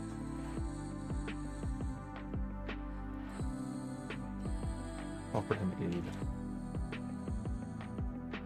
Together they pushed back the Durgars. When it was time to thank the stranger,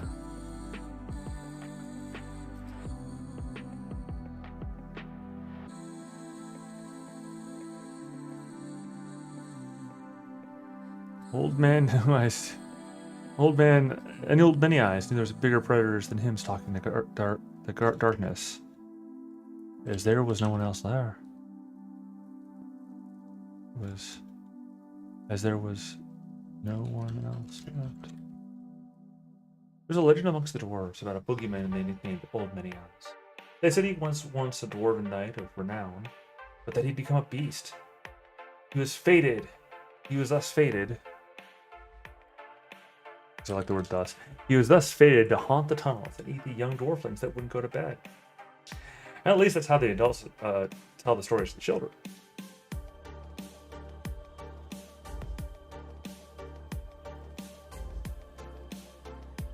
At least that's how the adults tell the stories to the children.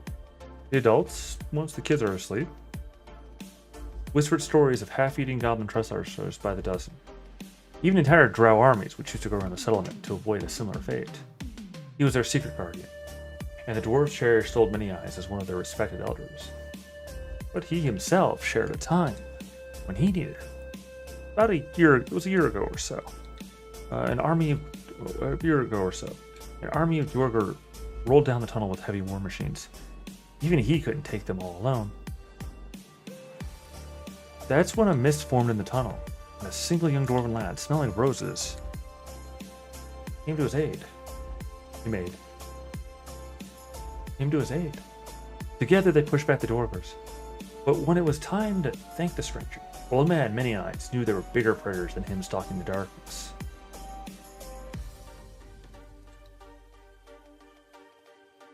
Or when he had turned,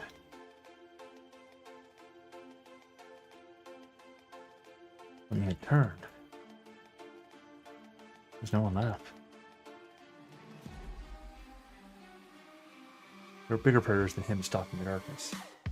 When he had turned.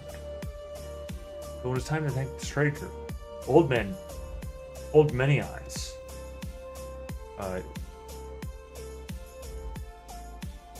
true that there were bigger are that. But when it was time to thank the stranger, Old Many Eyes found it true that there are bigger predators than him stalking the darkness. As for when he had turned,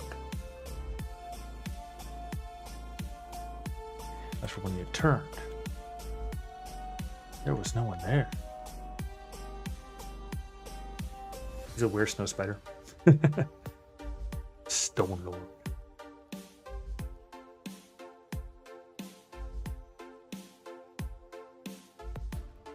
Okay, hear me out on this one.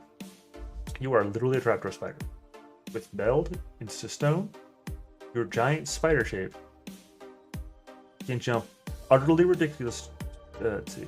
With meld into stone, your giant spider shape can jump utterly ridiculous distances, and all your blood rushing goodness. No, let's see. Ridiculous distances. And then, as a result of that leap, all your bull rushing goodies, along with your free spring attack, as a result of this leap,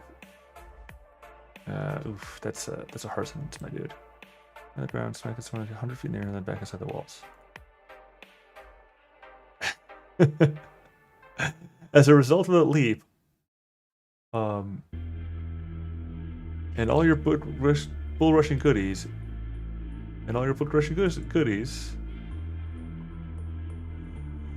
your free spring attack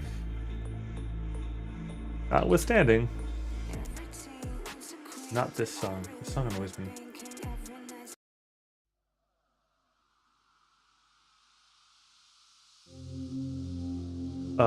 As a result of that leap and all your bull rushing goodies, your free spring attack notwithstanding, you are literally a giant trapdoor spider.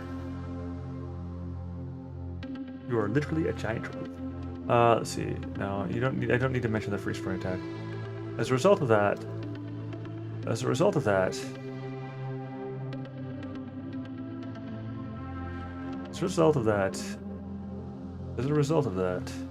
you are literally a giant trapdoor spider.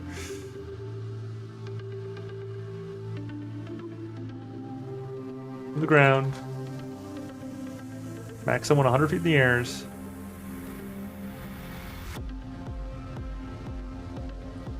Air, and then return to your walls.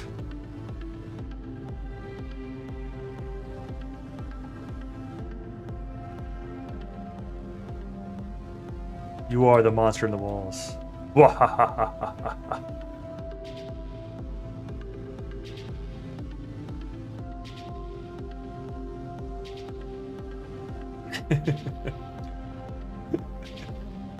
Oh, that one brings me joy.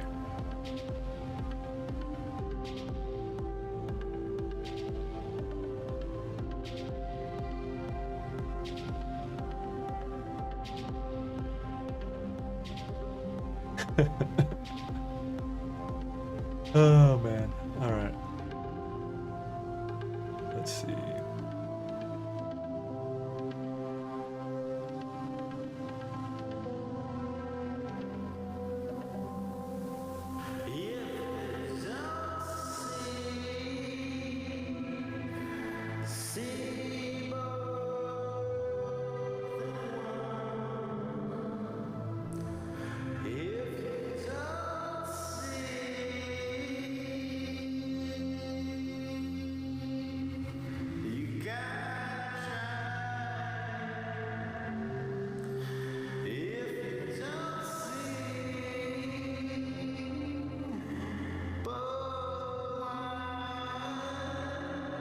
All right.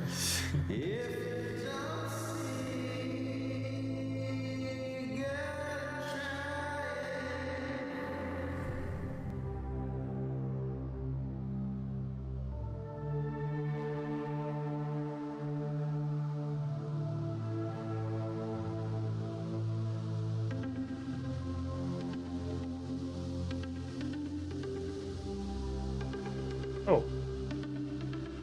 Oh no, okay. Let's see. This is the last one of the nights. Oh no, man, I don't know if I have the energy to like get this thing. I mean, it's it's almost 2100. Jeez. Well, I should probably go pass out eventually. Oh, or make coffee. Oh wait, I've got hot tea.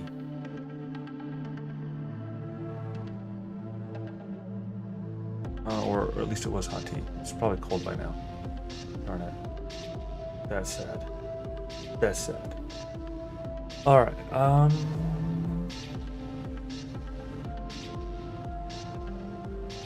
right. I'm gonna finish this one, and then I'm gonna go see about that tea because I need to get something to drink to put the Willie as well. Let's see. The Templars stood alone at the gates of the besieged monastery.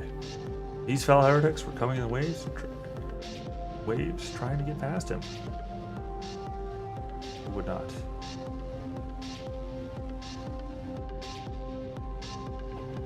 He had sworn an oath to stand his vigil against any trespasser to this most holy site. So he stood. So he stood. Wave after wave, breaking on his shield. The evil sorcerers had tried to curse him, yet his will was unflinching.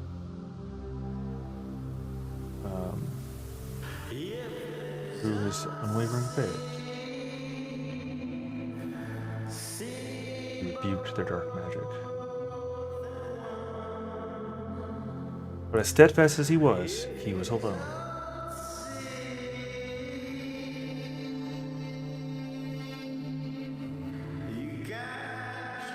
He needed reinforcements for the order, and fast, he thought.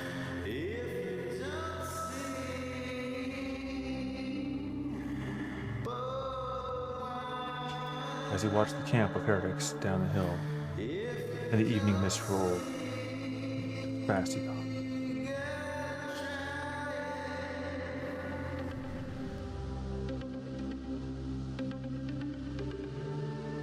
The heretics' number was still the heretics numbers in their camp was still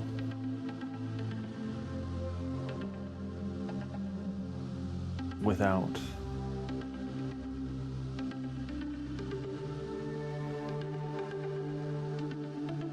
the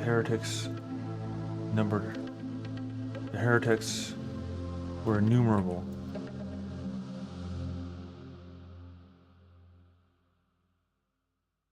In their camp.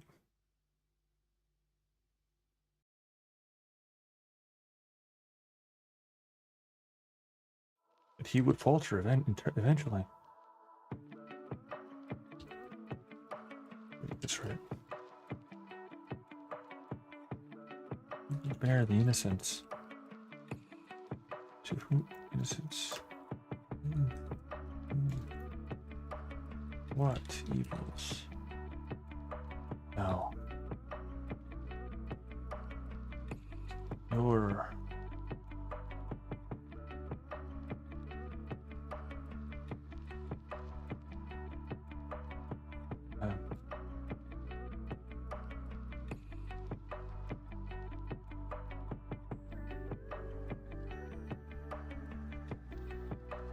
but as steadfast as he was alone. The heretics were innumerable in their camp. And he would falter eventually. At this rate. Wow, I just like missed words. I'm apparently getting fried. This is why I need to get caffeine, right? The heretics were innumerable in their camp, and he would falter eventually at this rate, which would leave bare the innocents to who knew what evils.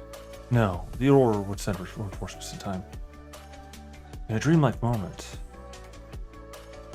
he looked beyond the valley where those evildoers had made camp.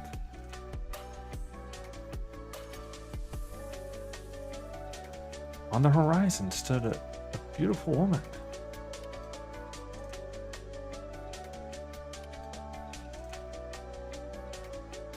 Stop skylighting yourself.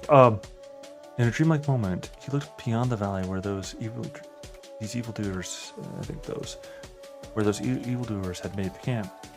And on the horizon. And on the horizon stood a beautiful woman. He blinked warily. He blinked warily.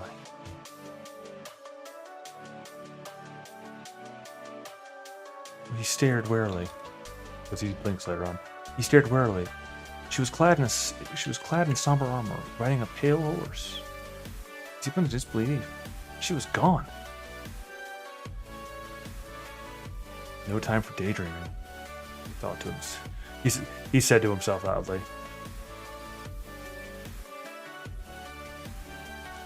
No time for daydreaming, he said to himself loudly. That's when he noticed. The camp in the valley was oddly quiet. The waves ceased.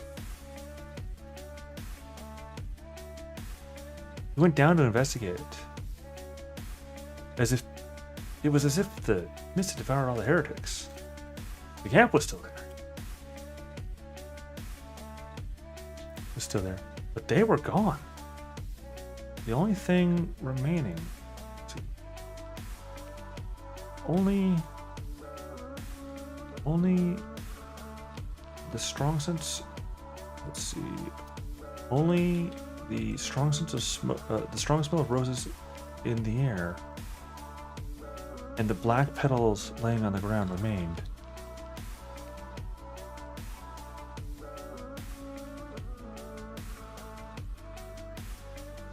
Those petals. Those petals were as a soft blanket which muffled the Templar footsteps. The camp was still there, but they were gone. Only...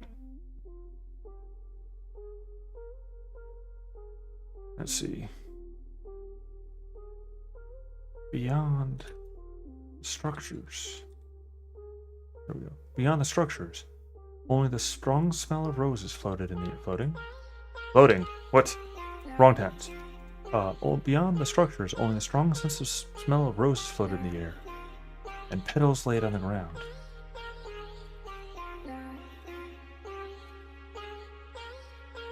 Another hour passes. We're at 2 hours left. This has been a very, without like going into some of the details, because I can't, like I'm not in a spot to, just for reasons.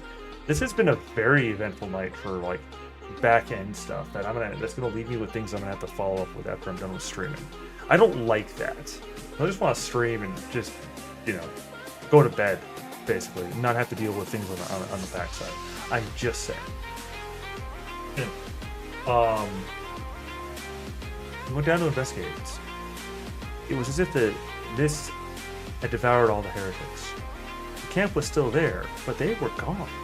Beyond the structures, only the strong smell of roses floated in the air, and black petals laid on the ground.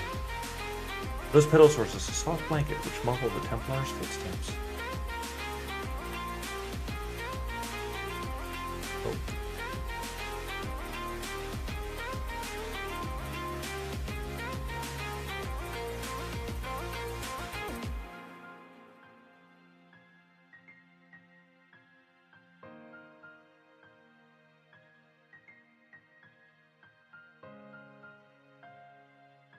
You are neither a blackguard, nor a paladin, nor a blackguard. But you stand strongly somewhere between the two. Loyal towards your deity, you can shrug off effects that could save or suck virtually anyone else. What? You can shrug off effects that could end virtually anyone else.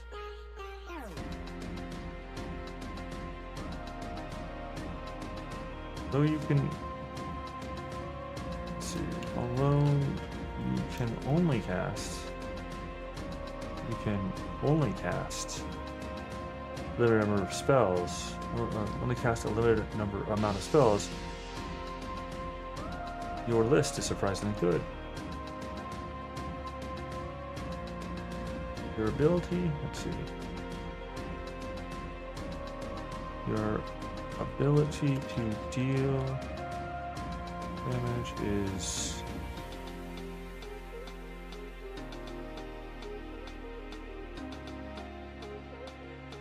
is decent. Your ability to I don't know how to spell. DA and DI. Your ability to deal damage is decent. What you really are is a battlefield controller. Between Go, Stand Still, your Knight's Challenges, and Ball for Defense, you are everything. I don't like that one. You are a tank.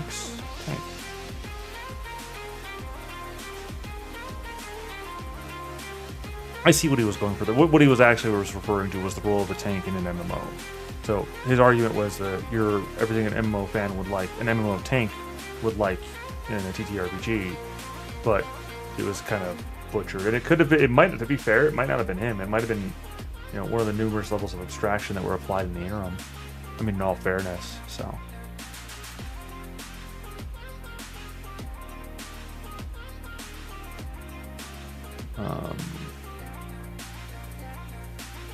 Let's see.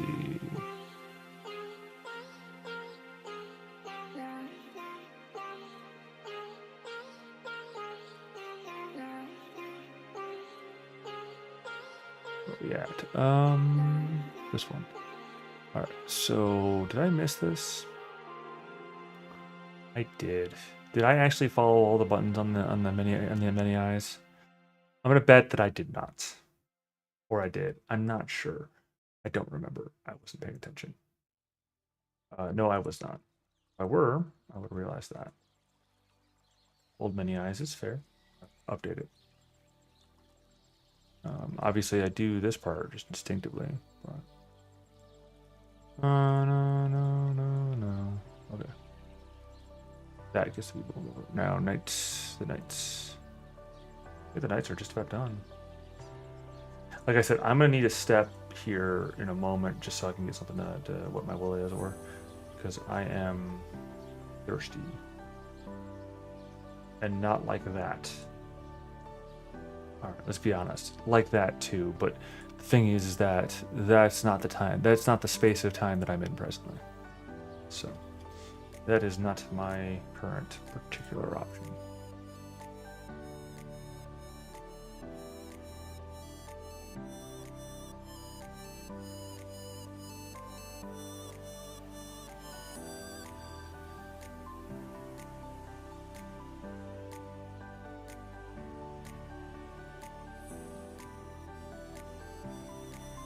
Oh shoot, oh no, it's still room.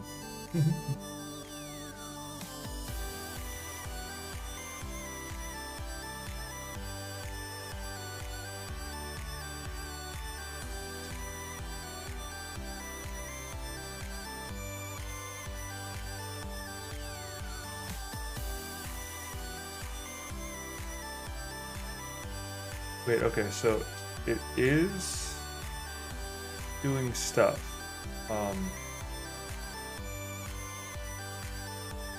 Yeah, this is not this is not working. Oh, that is creepy. You can't see it, but that is creepy. I'll spare you that. But yeah, it's not what we're looking for at all. Actually, I won't spare you that. Ha ha ha ha ha. You're gonna have to see it in a second here because I'm gonna interrupt it. Because it definitely is not what it's not even doing it right. Like, I don't know what the problem is, but so it definitely is the in-paint masked for sure.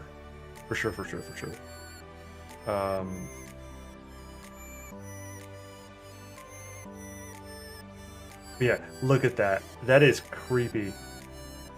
He's like this undead with like a kid that's next to him. That's not okay. I'm certain there's gonna be one where the kid's the undead one. Like this one, his eyes are like in his glasses, and the kid's missing an arm. This isn't proper. I'm actually gonna, you know what? Honestly, I'm gonna delete those. I don't like those, and that's not okay. I should not use these sort of lesson learned. All right, how about that? Let's just pretend that I did not do that. No, this is not how this is supposed to be. But we're gonna pretend I didn't do that, and we're just gonna stay like you're only looking at the wholesome one. All right, how about that?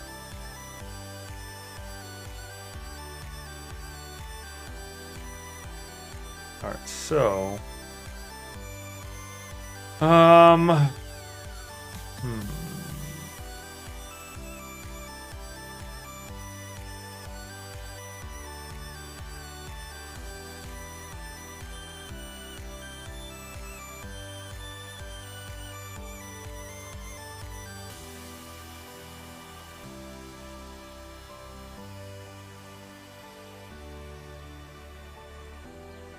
right, let's see what the outcome of doing this is. If I can get the creepy children accident thing off my screen, because that caused me physical concerns. Like, it was not, let's just be clear, it was not the intention. Not the intention. All right, so we now have the Knight's glossaries done. Let's go ahead.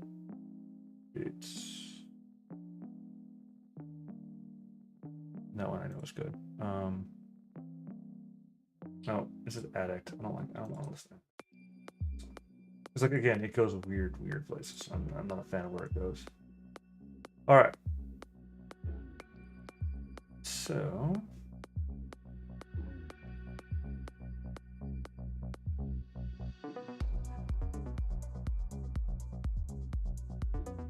We're not there yet. Don't worry about it. Like, I don't think I'm gonna get to that phase for all of them. I'm gonna get through the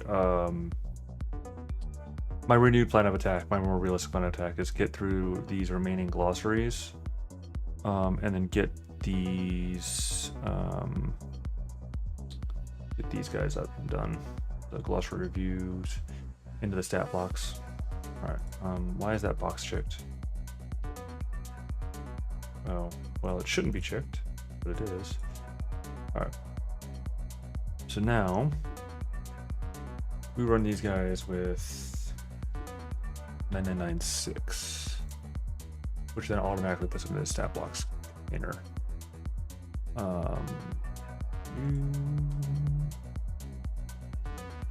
Six.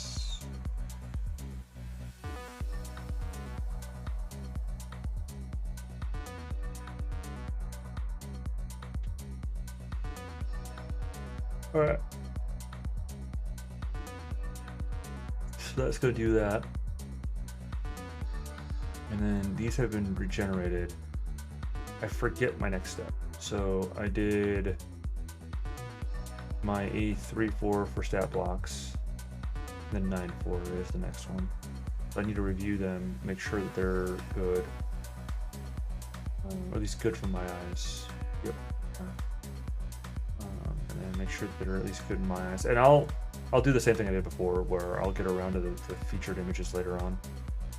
Because I need to focus on getting the effect totems where I want them to be, using Steel Diffusion. I didn't actually look that one. I know I went through them. Nope, obviously I missed one. Or I didn't go through this one yet. Because I remember that one that I kicked back, right? But I guess I didn't check this one or these things. Like, basically, like, this is what's going to actually do, this is going to have a huge impact on what the outcome looks like, honestly. Having these match.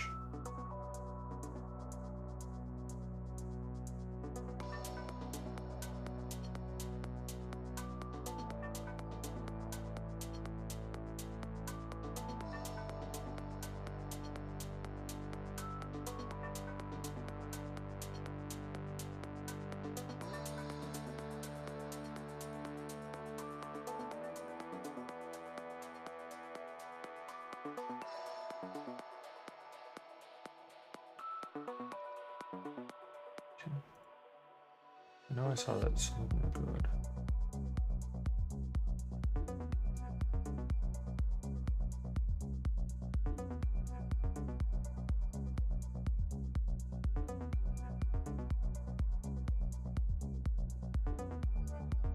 The cheerful, charismatic gesture, the ability to fascinate and inspire.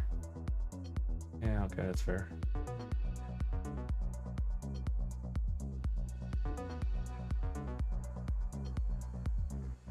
Oops. I checked it.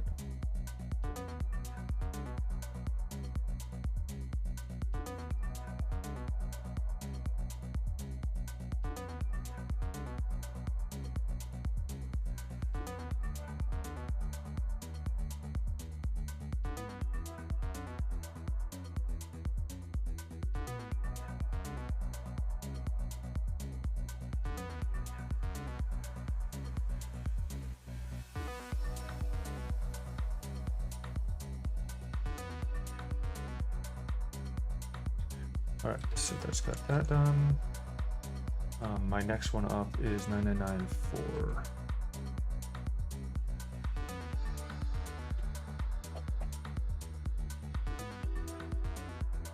Alright. Those will run, and then I'll actually go really quick, but I just want to get them out of the way so we can get the next step blocks batches up. Alright. Yeah, so I can tell you right now that this is not going to work for me, because, like, for one thing, as cool as this is, where it does the like inlay in the background, it's not doing it properly, and I don't know. Let me see. If I go in paint.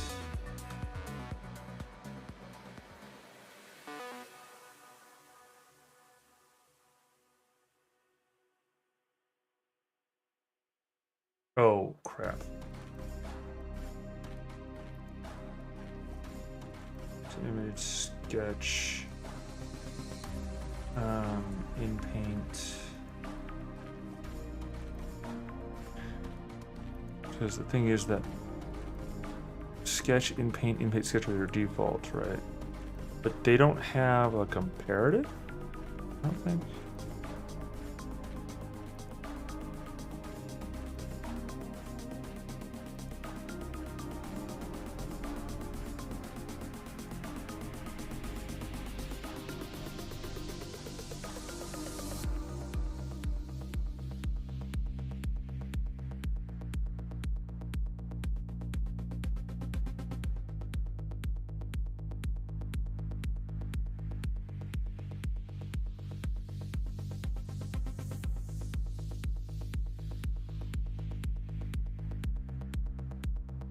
See what this does, and I'm going to interrupt all processes.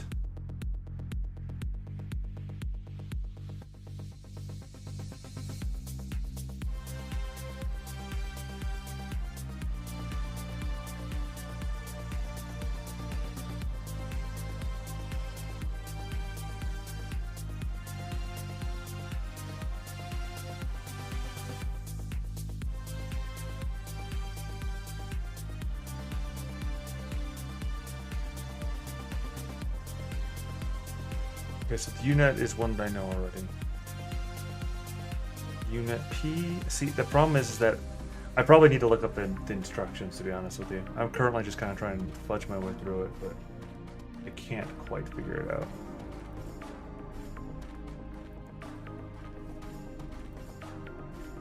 Well, at least I got the scary kids off my screen. But you can see how it's not working. It was going to take like an hour to tell me it's not working. Because it's all like, it blurs it, and it has like blurred, and it kind of, you can kind of see the lights going on in the background, but either it doesn't have enough steps or I'm not giving enough permission. But it shouldn't take an hour to generate that.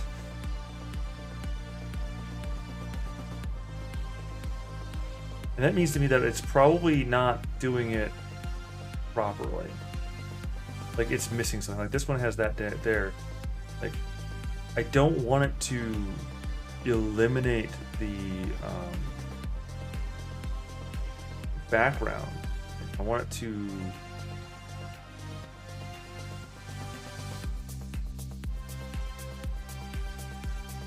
and again, I don't want to look up the help. I should look up the help file. Like I really should look up the help file. But I don't wanna.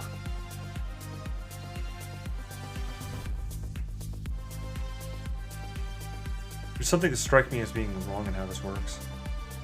Yeah, what do I know? But yeah, all right. So let's take a look at my article generation guys here.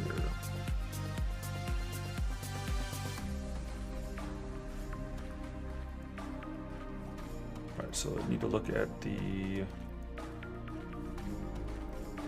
Where are you? Here you are, my dear.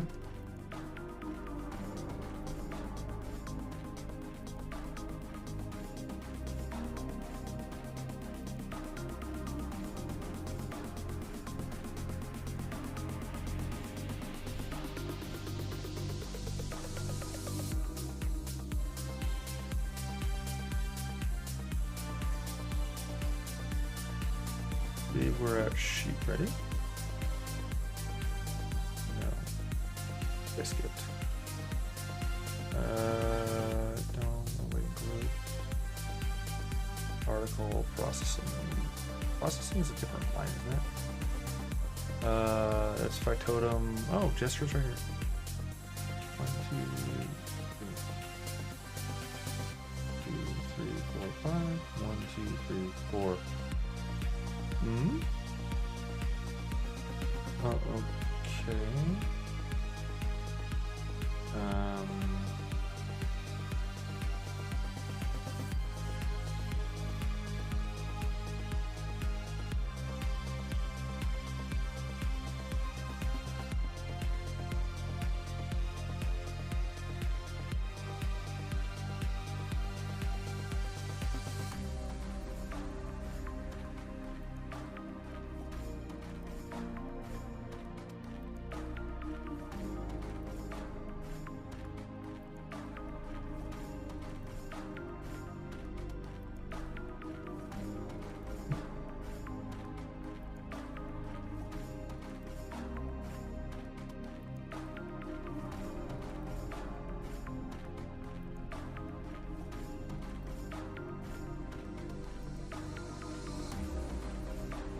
I have to guess that it's probably the shadow gesture.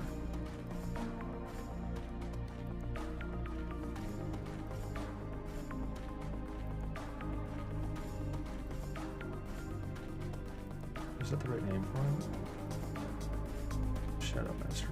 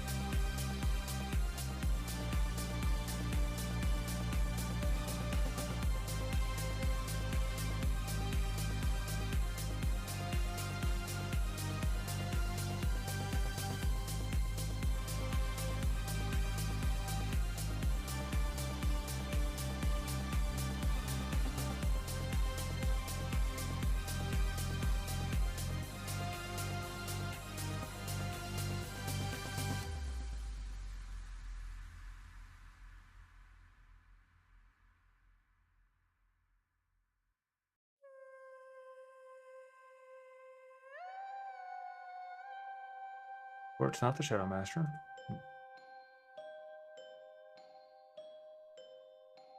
Mocking, literally me.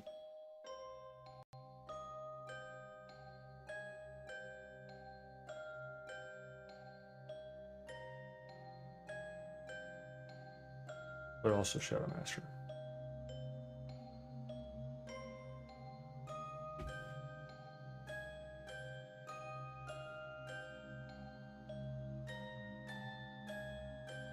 Oh, I was right about that. Okay.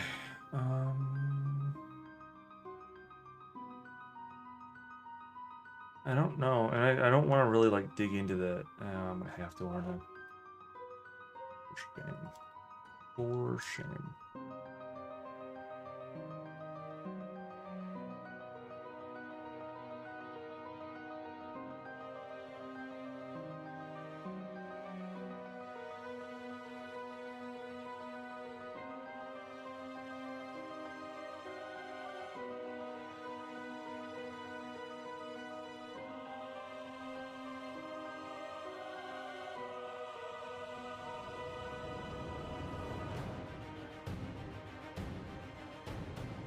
Takes all the only masks the person in the image obtain, and it's easier to just mask up the subject background. Wait, what? Compose a prompt for the image. So do I still need to do the person? Do I still need to do the mask thing? What the deuce?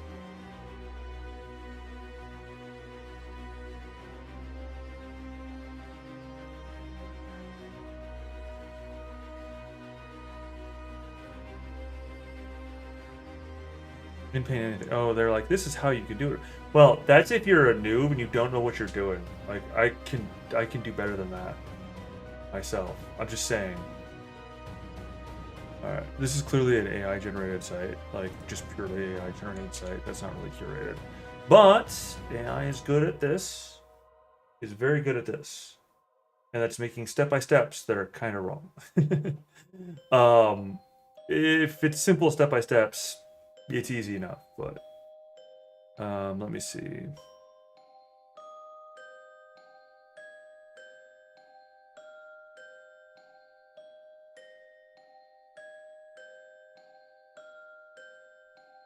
All right, I'll use this. I don't care. All right, so variable have the same image as before to use a good masking with in-paint anything. And am I not using in-paint? I think I am. Maybe did I grab the wrong one? If I grab the wrong one, I'm gonna be a little bit annoyed. And I mean just a tiny, like only a little bit annoyed, not like majorly annoyed. In-paint background. I think I grabbed the wrong one. Let me check.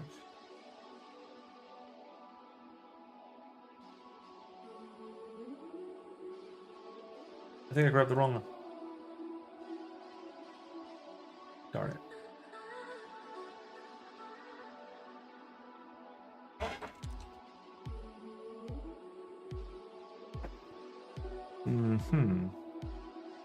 Yeah, I grabbed the wrong one.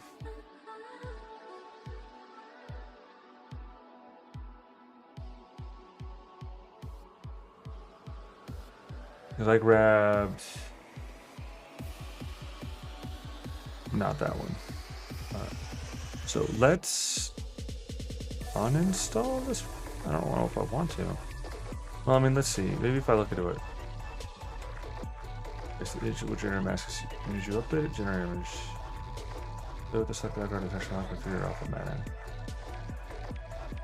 end. Yeah, I mean, I don't. It's not doing the thing I expect it to do though, and it's not very intuitive.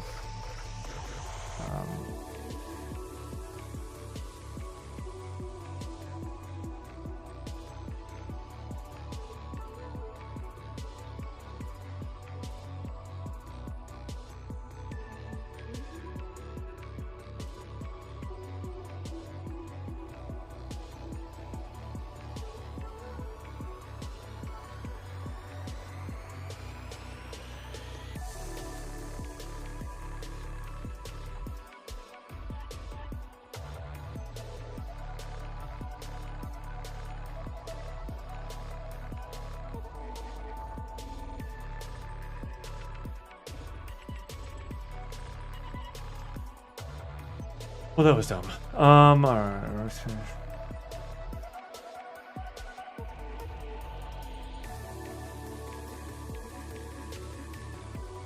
In paint. Now, a detailed mask in the image from here you can call this results.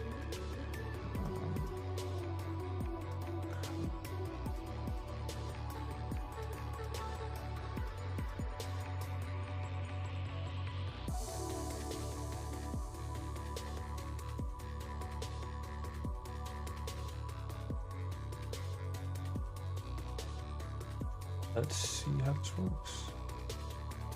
I need to aggressively though restart that server. Oh, this could be bad. I had a seg fault.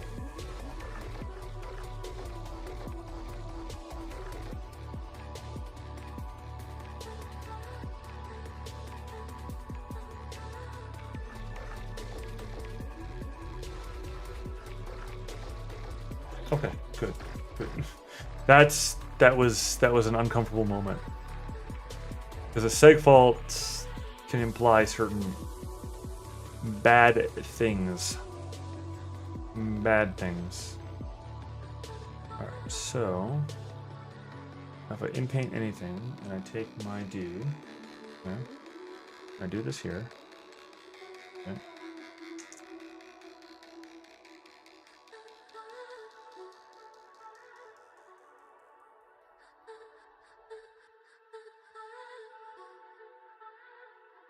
That is even more complicated.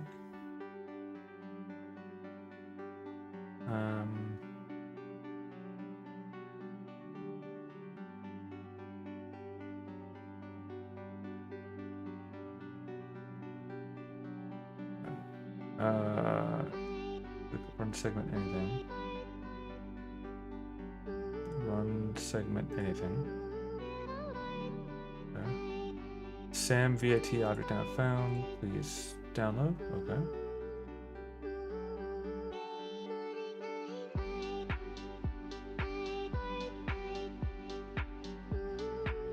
It's doing the thing, maybe. It's doing the thing.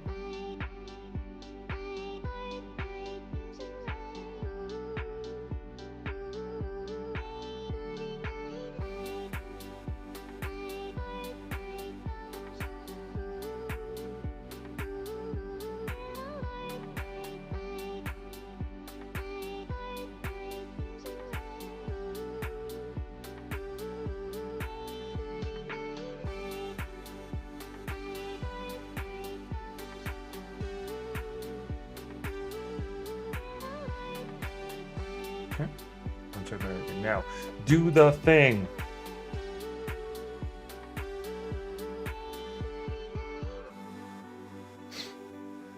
Okay. It's doing its thing. Create mask? Question mark.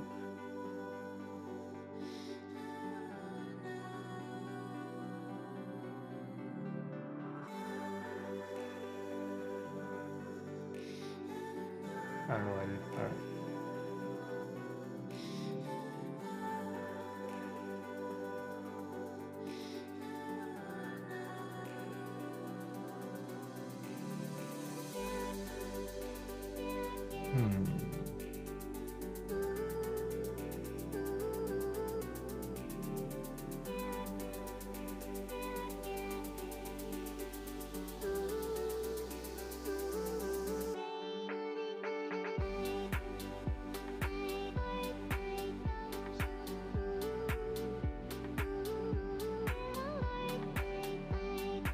Still have to do like super detailed work on it.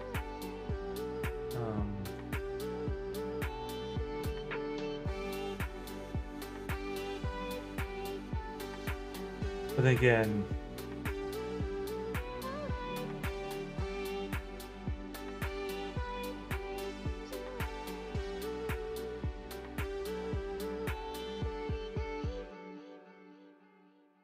let's see if that works. Nice. Okay. All right. Now what? I'm guessing it's the add. No. The mask only tab. Click on get mask.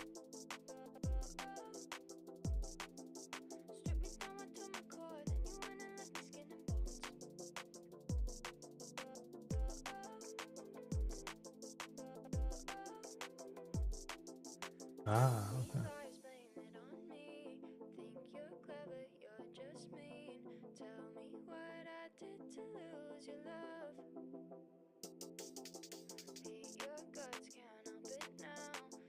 Nice. Okay. See, I thought there was an in-paint upload before, and it just wasn't like doing it right. You know, like it was given the full.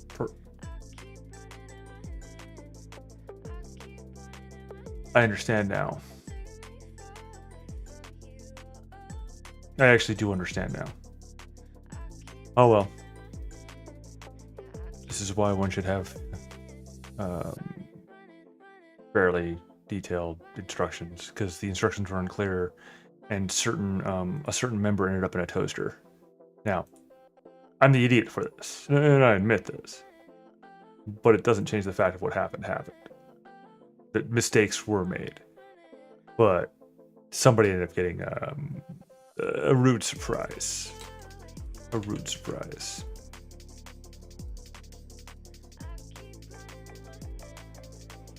It was not a happy day. And this is because the instructions were unclear. I actually keep on doing that to people repeatedly accidentally. Which is not okay. Like, it's one of those ones where, honestly, and I know it's gonna kind of sound like a cop out and all, but honestly, it is very, very, very, very, very difficult to create adequate instructions. I use that term specifically. To create adequate instructions, it is difficult. Like, and maybe I'm gonna sound arrogant as I'll get out and saying this, but maybe it's just me, but or maybe it's just the groups that I'm trying to build the stuff for or whatever, but the instruction, like the ability to follow instructions it seems that it's asking a lot, put it that way. Or maybe it's just that I suck at making instructions and I was good at one point, or maybe I was surrounded by people who were more, in tune with instructions. I don't know what it is. I actually don't know what it is.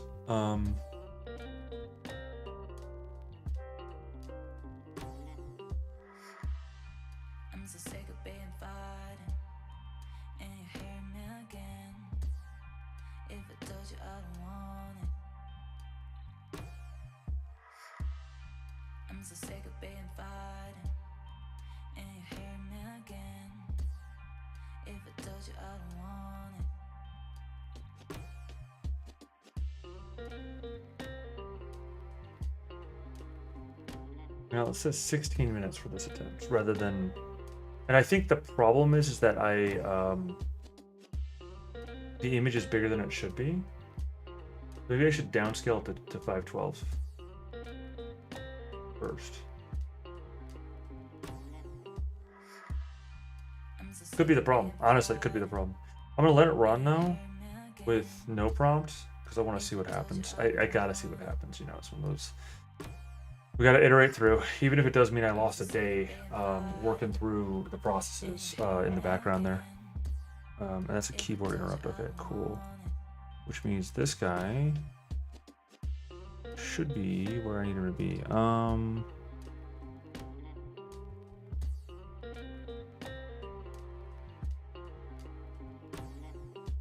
It's not. Why is it not?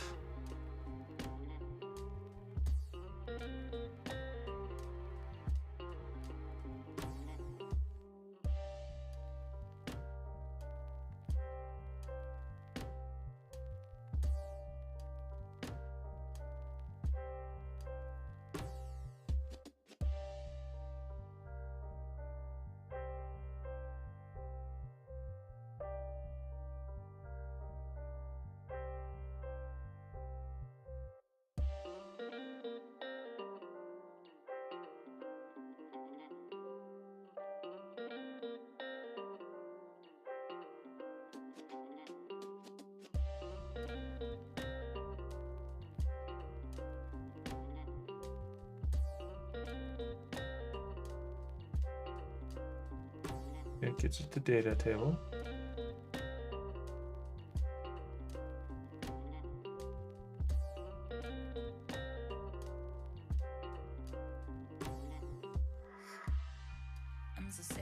I've got an uncontrolled error or an unreported error because it's all there.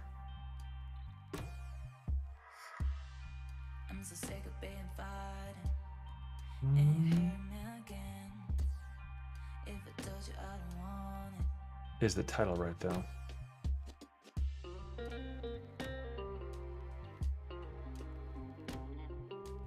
Title's not right.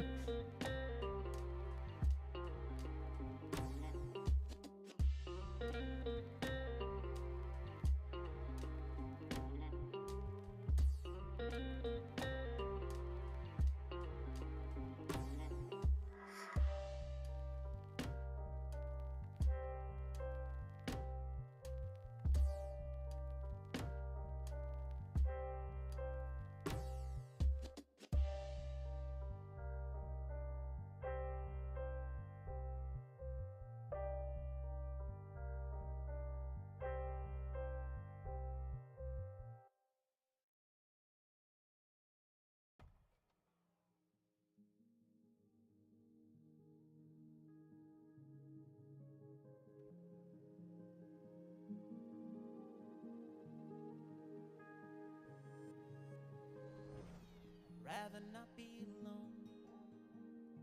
I'm not good at letting go. Still got grudges 10 years old. The things my family said back home.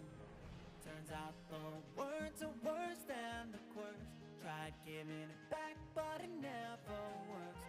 My childhood gifts feel like a curse, and now I have to make up new words. Why I'm crying, I'm tired of telling everyone that I'm sick of trying to be so normal nowadays. What is the error?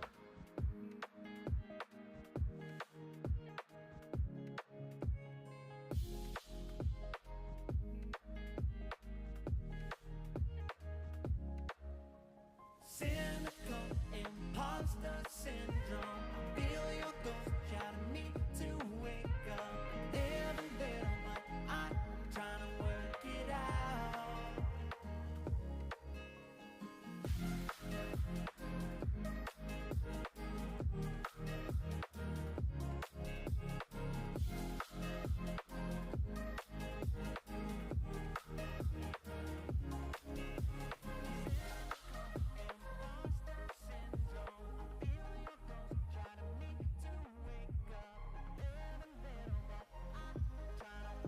Yeah, these aren't relevant.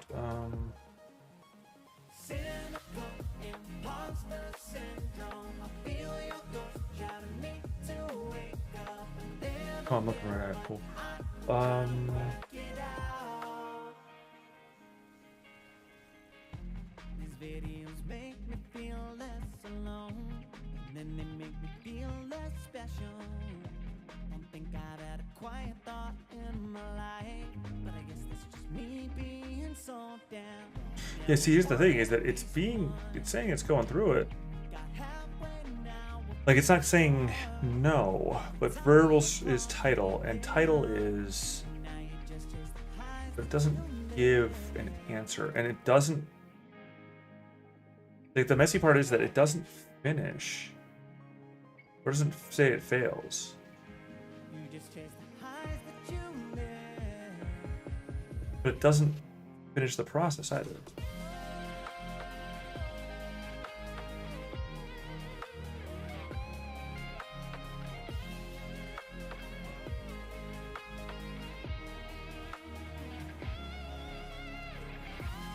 But that is the problem.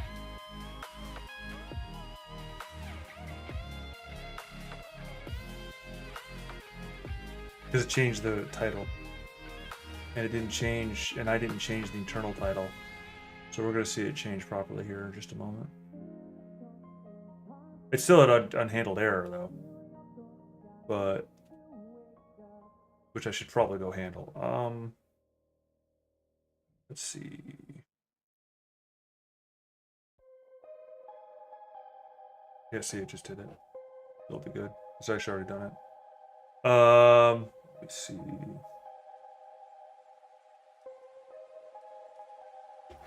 But it didn't fail either.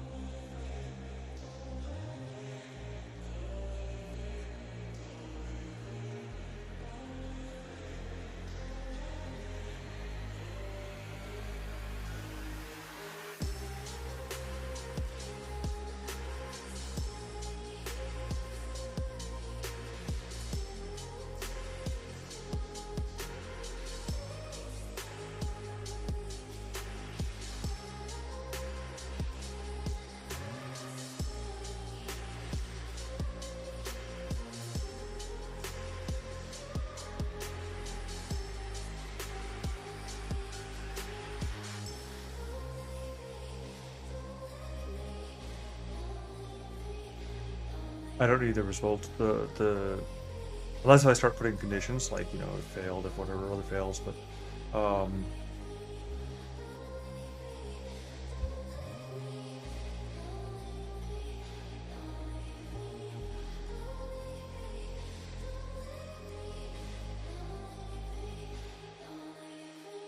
Alright, so that'll at least alert me to what that error is rather than making me guess.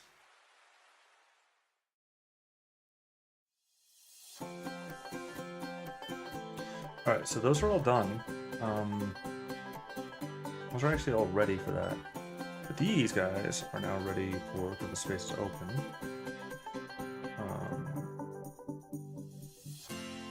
The batch files.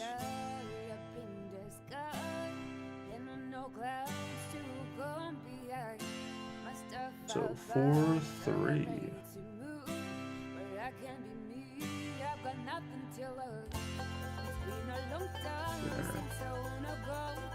There you go.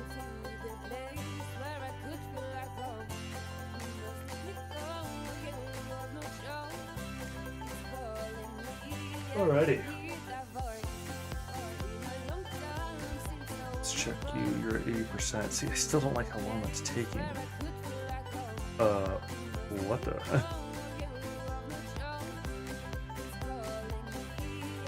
But I do like the background. So. I mean, I like the background because it's pretty much the same.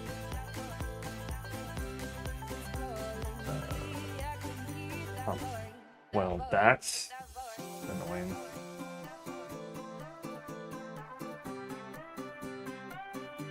My face is moving all, but that's definitely not what we're. Oh, I wonder.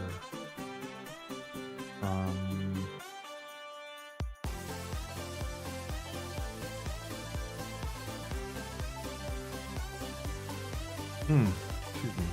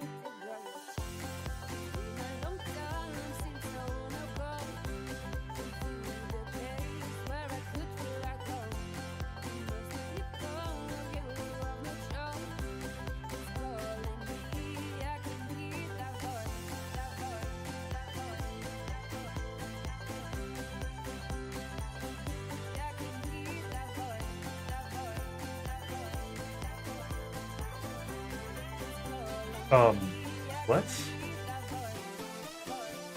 Okay, so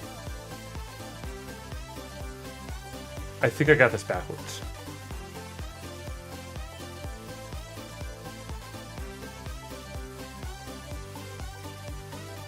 For one thing, though, that didn't work because of what's going on there, right? But for another thing, I think I got that backwards, which. Because it changed him, it didn't change the backgrounds, right? But it didn't succeed at changing him or changing him properly. At that, and I got a feeling it's probably like the mask blur thing. I don't know.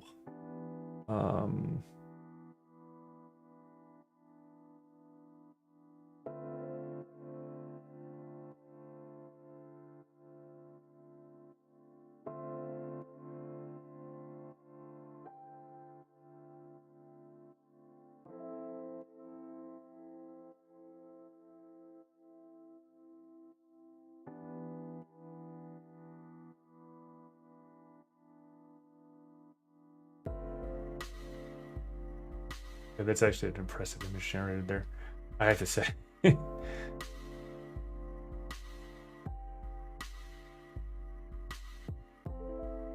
But all for my convincing of the line thing. I actually do like that is better than my. I mean, I could do better than them with just the basics, and I did. But I understand their point too. That's just them kind of sucking at it. But the line painting thing is pretty rad. I ain't gonna lie. And then being able to do this, and then send image to image, get mask alpha. But why is it taking so long in this scenario? Like the straight image, like one image takes like 2 minutes, right? Oh, I know one thing I need to do though. I need to go, and I forgot because I needed to set it. I'm gonna do this off screen. I needed to set it.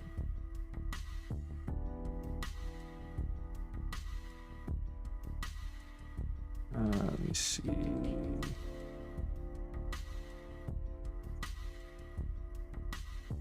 Yeah, I trailed off there, but I needed to set the low VRAM, and I need to set to mid VRAM because I am not going to be using the SDXL. I'm getting the hang of using 1.5, and in getting the hang of 1.5, like the SDXL is neat and all, but for one thing, my system doesn't quite do it. And for another thing, there's so many more tools for SD 1.5 that it's ridiculous. Like, and when I say so many more tools, I mean so many more tools. It's like SD 1.5a was out for a lot longer than SDXL, or has been out for a lot longer than SDXL, and that more people have access to it or something. It's kind of important. So it's one of those ones where it's like, yeah. Also, the fact that I have shop level understanding, and I'm not like a master of the topics yet by any stretch, but I did just say that yet. I wouldn't go as far as saying I have any. I would say I am basically competent now with SD, with stable diffusion. Confident enough to call it SD, you know? Just be cool like that. It's SD, don't worry about it, mate. It's just SD, don't worry about it. But yeah.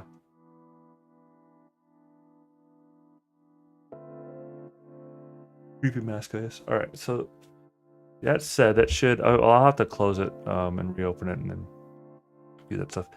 One thing that's concerning is that it still says resize by no image selected, but there's an image and there's a mask. What if I do this? Drag you over here. Resized by, okay, so that says resized.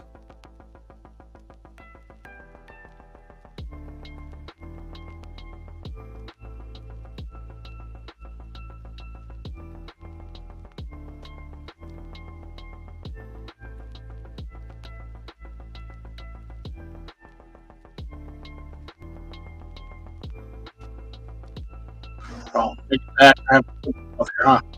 What is that noise about? Damien Boo came in very broken. Hi.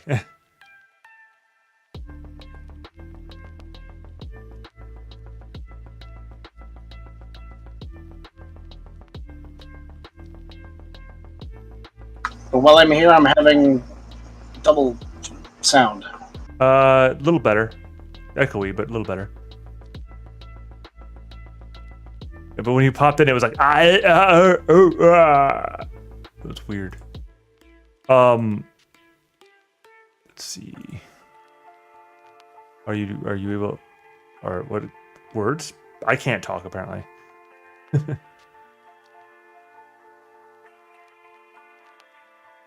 But double sound, you say? I'm hearing an echo from your side too. No, you're hearing it say it from other people. It's not technically an echo.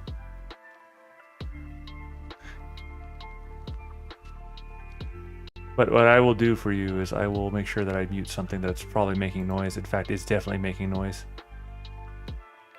The question is, which screen is it doing it on the other computer?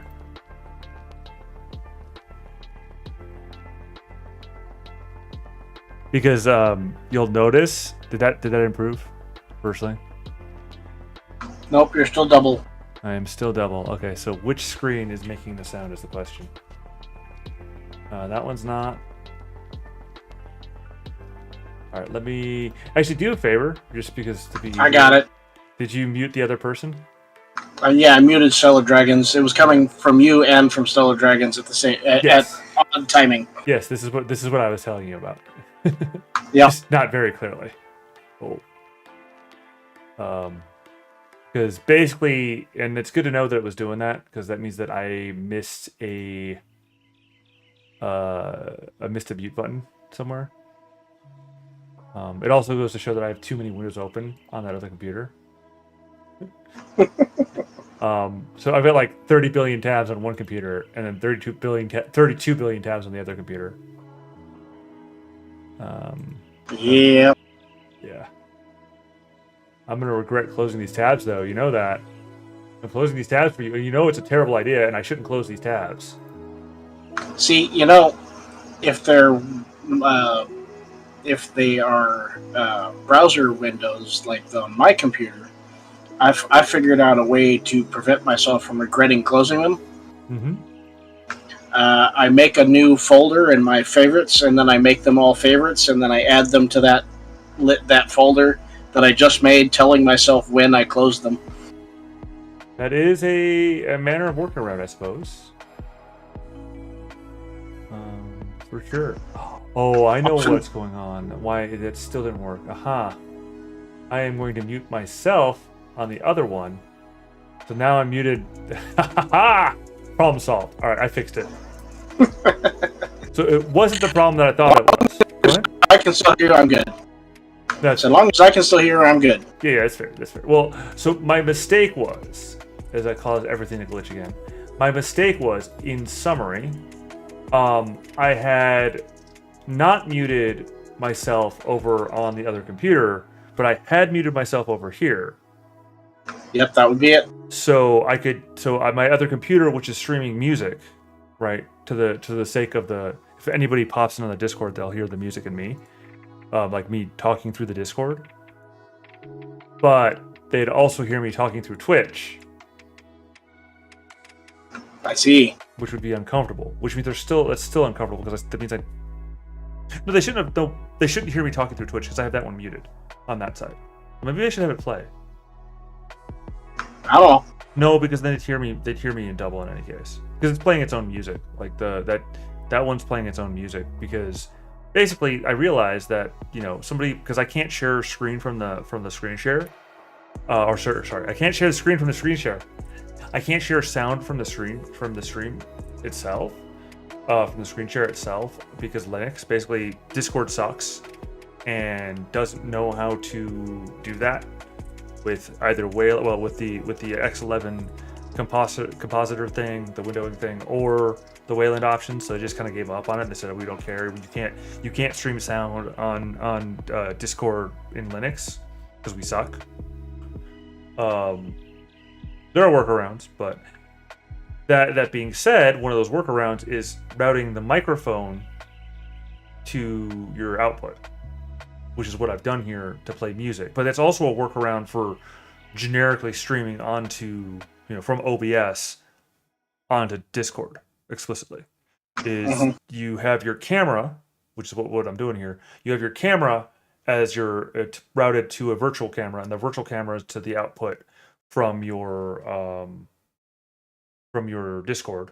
Sorry, from your OBS. I misspoke. From your OBS, that's your virtual camera. So then your camera is actually to your OBS, and your output for your system is to your microphone is to the output for your system. So yeah. it is a workaround. To be fair, I don't think I will ever need to utilize that workaround.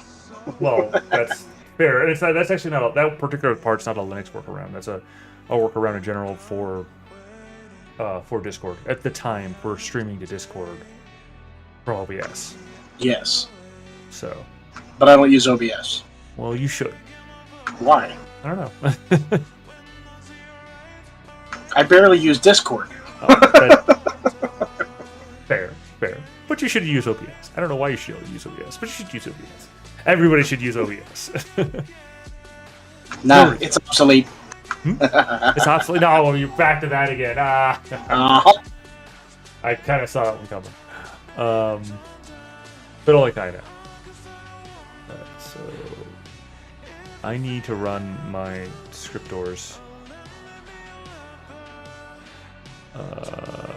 Where's my scriptors? They're right next to your Skeletors. Oh, it's running already. Okay, cool.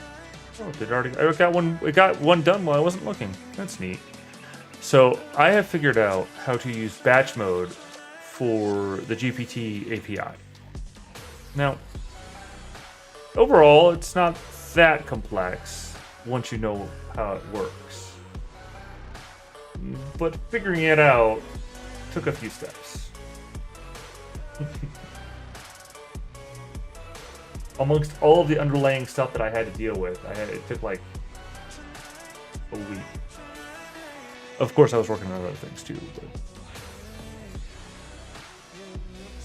but I was working. I saw Adam was online, and he still hasn't responded to me, so I'm not sure what's going on there. I'm confused.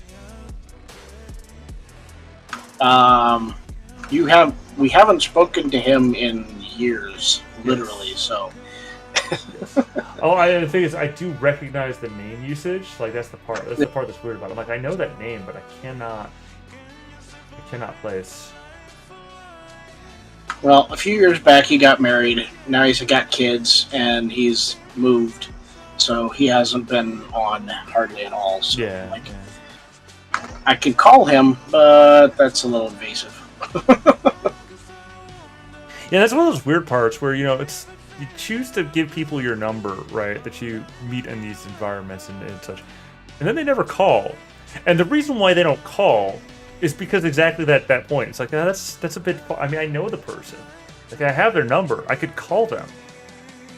But if I call them, is that really appropriate? I mean, I wouldn't mind if they called me.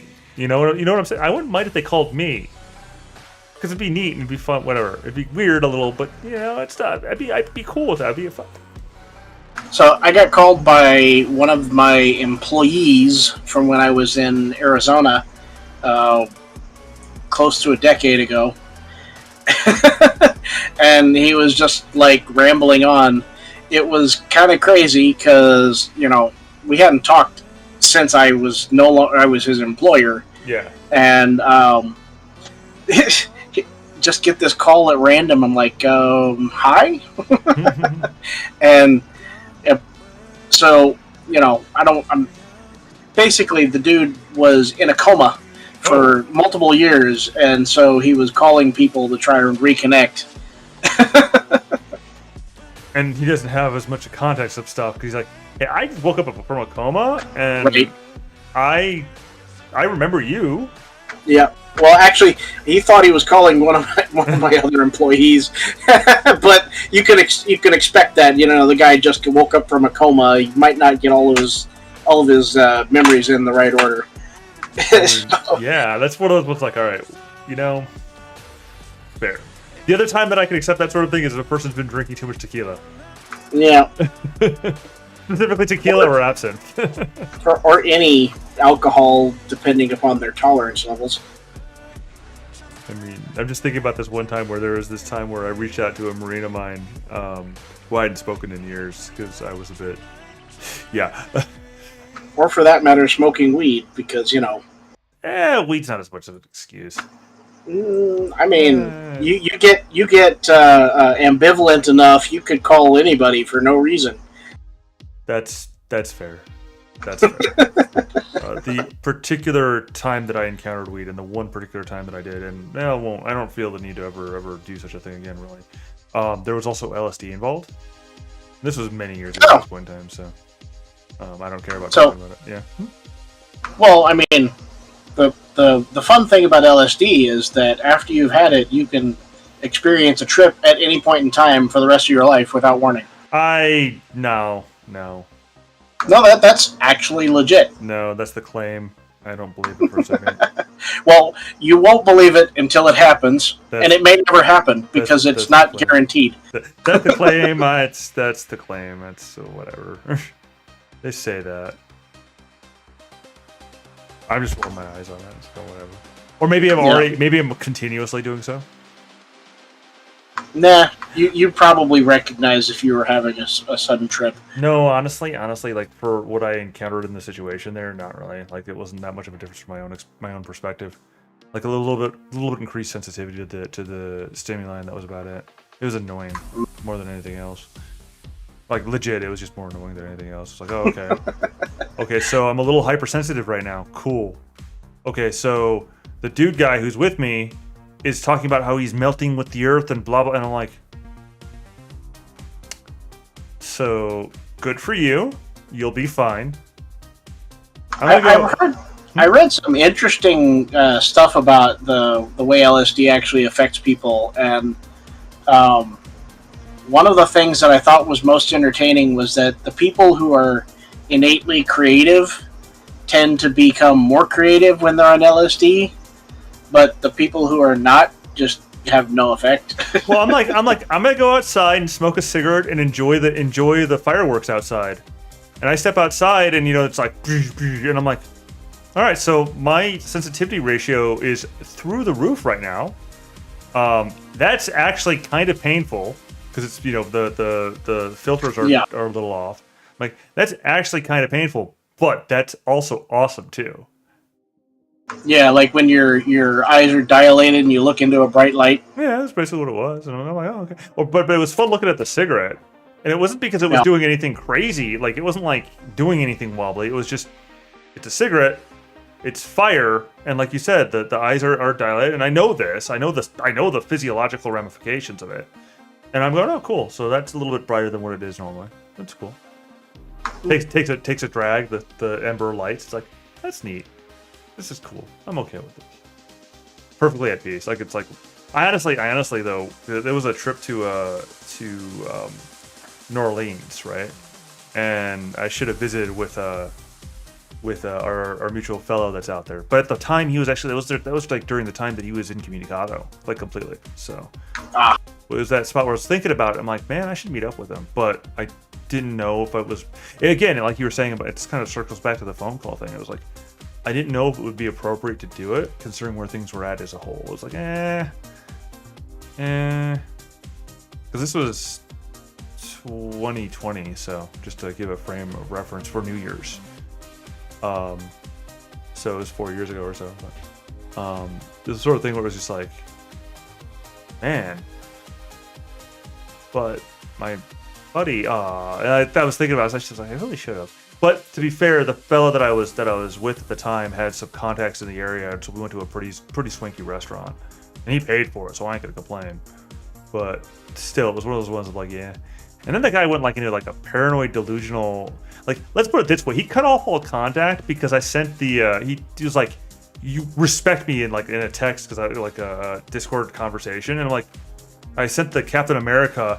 No, I don't think I will, because he was trying to like demand something, like where he was belittling somebody who I really care about, and who at the time was a particularly younger man. Like he was, I think he was like 18 or 19 at the time, and he was like just tearing, or even 17, I think maybe, and he was like tearing into him, and I'm like, I basically intervened. I'm like, stop, more or less. And he's like, oh, you have to respect what I have to say. It's like, no, I don't.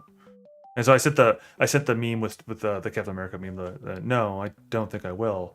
And he just flipped the lid and then like left all of the community, like all the circles that we were both part of. Haven't heard from him since, which is okay because no one really liked him either. like it's one of those ones where it was like, Professionally, that was a mistake because he was inroads into a certain subsection of the text here, right? Professionally, it was a mistake, but personally, oh well. I mean, if you're gonna come at me with that attitude, man, I don't care. Like, I mean, professionally, it was probably an oh well too, because if he's going to come out of you that attitude in general, then he's probably not going to stay professional the whole time. But he may have been able to stay professional for this is the counterspin in my own head because I had that discussion with myself too, right? But the counterspin was more or less but he could have been an inroads into like programming stuff because that's the sort of thing he was doing, and so he could have been professional long enough, or I could have not been on his team. You know what I'm saying? Like it could have been in his organization, but not on his team. Right, so. But on the same extent, if he was going to be professional, he wouldn't have done that. I mean, but different environments, Yeah, it's one thing to cut all ties from like Discord and social media, but to cut all ties entirely is a completely different thing. Well, and in this context, though, the only ties were Discord, so. In which case, he wasn't a close enough person to really care about. Yeah, it could have moved. It could have moved in that direction, though, and I was kind of angling it a little bit, but then I stopped. Reasons. Yeah. And that year was a very, very interesting year for me. A very interesting year. Stories that I won't share in public forums. Can't cry over burned bridges. I won't cry over them. I'll just burn them some more. Well, I mean, like literally, if you're over a burned bridge, you're going to be choking on smoke. I mean, then you do kind of cry in a certain way. I mean, you're choking on the smoke. So there's tears of like pain, like the. Depending on how badly it's burning, you may not be able to cry. No, that's true. That's true. Well, I mean, but the smoke getting in your eyes at first will cause a tearing reaction. Is that really crying though? Nope. I mean, this tearing up, yeah. I mean, it's your eyes are watering because they're getting tore up by the smoke. So, but is it really crying? I think you're correct. I don't think it's crying. They're manly tears of agony.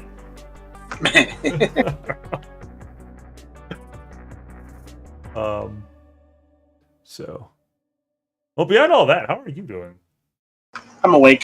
Yeah, I hear that. Actually, the problem is that I have tea water or water for tea that I put on the boil like hours ago, so it's not hot anymore.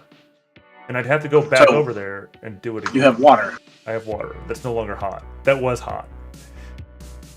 That's why I like having those dispensers that just dispense hot water, so you don't have to boil it. Yeah, that's fair. Those are actually pretty nice. Honestly, I'm not gonna lie. Those are actually pretty nice. I've had them as an option before. They are actually pretty nice.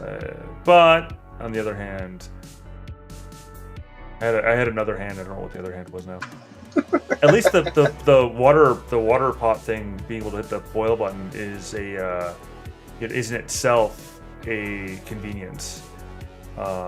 If it weren't turbo dangerous for me to have it in here, I would probably just move. Well, we only have the one, right?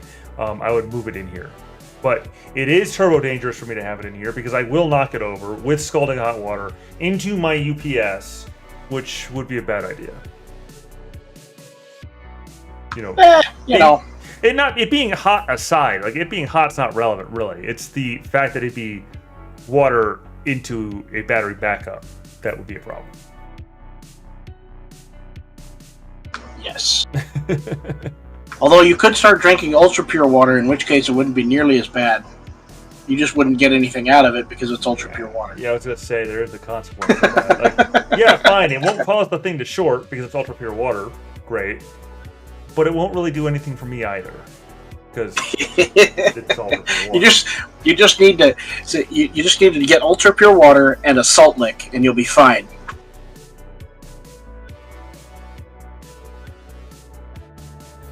Fair.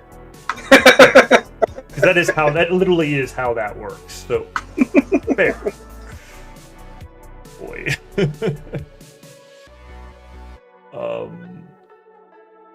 Yes. What am I doing? I'm like staring at my screen. I was doing something. I don't remember what I was doing. I wasn't paying attention, so I can't help you. That's fair. Let's see. So generating stat blocks utilizing GPT and the code. It's doing its thing right now. Content generation, but that requires a specific level of effort that I don't know I possess right now. But I do have the level of effort to do this. Push the button. Cause everything to glitch. Yeah. Immediately regretting closing those windows. I told you I would regret closing those windows. I didn't say you wouldn't. I gave you an alternative to closing those windows. Darn it. No, the fun part is that I actually click and I'm back into them, so it's not a big deal. Well, I mean, nowadays, we've got this fun little option where you can just right-click and reopen the last thing you closed, and you can just do that up until, the history gives up on you and says, fuck off. Well, my history ends up, the funnier part about it is it ends up reopening the windows, like opening the next one in the line. So if I keep doing it, it'll keep reopening them. And it'll open up. Nice. It'll just keep going. It won't tell me when it's ran out. It'll just be, nope. Oh, you're asking to reopen the window? Okay. Reopening the last window in memory. Oh, next one? Okay. Reopening the next last window, et cetera, et cetera, et cetera. Through the entire list. Oh, you're asking to reopen the window to point 0. Oh, you're asking to open the window? Okay, let me reopen the window for you. So if I'm not paying attention, this thing will let me reopen the same thing, at least twice. Because I've done it a few times where I've reopened the same. I'm like, wait, these are the same windows. And I don't know if that's a function of Brave or if that's a function of Manjaro or what, but it totally, or both, it's like the combination. But it totally will do that, and it totally will prank me like that, and it's kind of rude. I kind of wish there were safety rails there. I'm not gonna lie. I'm okay with there not being safety rails, all right, but I kind of wish there were safety rails there. Oh, my Stable Diffusion is done cooking. Has it done the thing? And it did not do the thing properly. Man.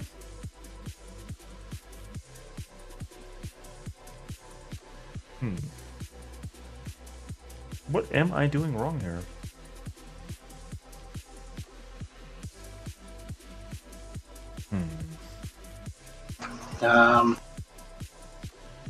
Is it unstable? Is it unstable? Yeah, because if your Stable Diffusion is unstable, then it's just diffusion. That's not how... I mean, the words are correct, but that's not how any of this works.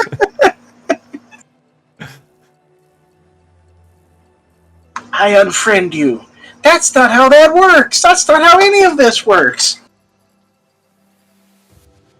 Except apparently it is. Oh. You are the... Okay, so I still don't understand. I changed the program I was using, and it must be a lack of understanding of how the thing works itself. Clearly. Yeah, I've looked into AI so many times, and every time I've looked into it, it's like, this is way more complicated than I want to deal with. Well, and this gets me on an entire tirade about, the people who say utilizing AI art has no skill. Like, utilizing AI prompting has no skill. Like, AI prompting is an entirely new avenue of skill. What the hell are you on about? Yeah. Like... So... there is an argument to be made when people are utilizing pre-generated AI functions to create their material. If all you're doing is writing down what you want, a list of things that you want to see, and getting a result, that's not really. I actually disagree. I mean, I see where you're coming from. There is something there. You are doing something, but unless you're, unless you're actually very picky about your end result matching what you're actually putting in, or you're not just accepting what's given to you, there's not a whole lot of skill involved in it, right? Yes, if you're trying to get a very specific image and you keep going back to it and changing your input to get that result, that's a different thing than just saying, I want to see a cat girl.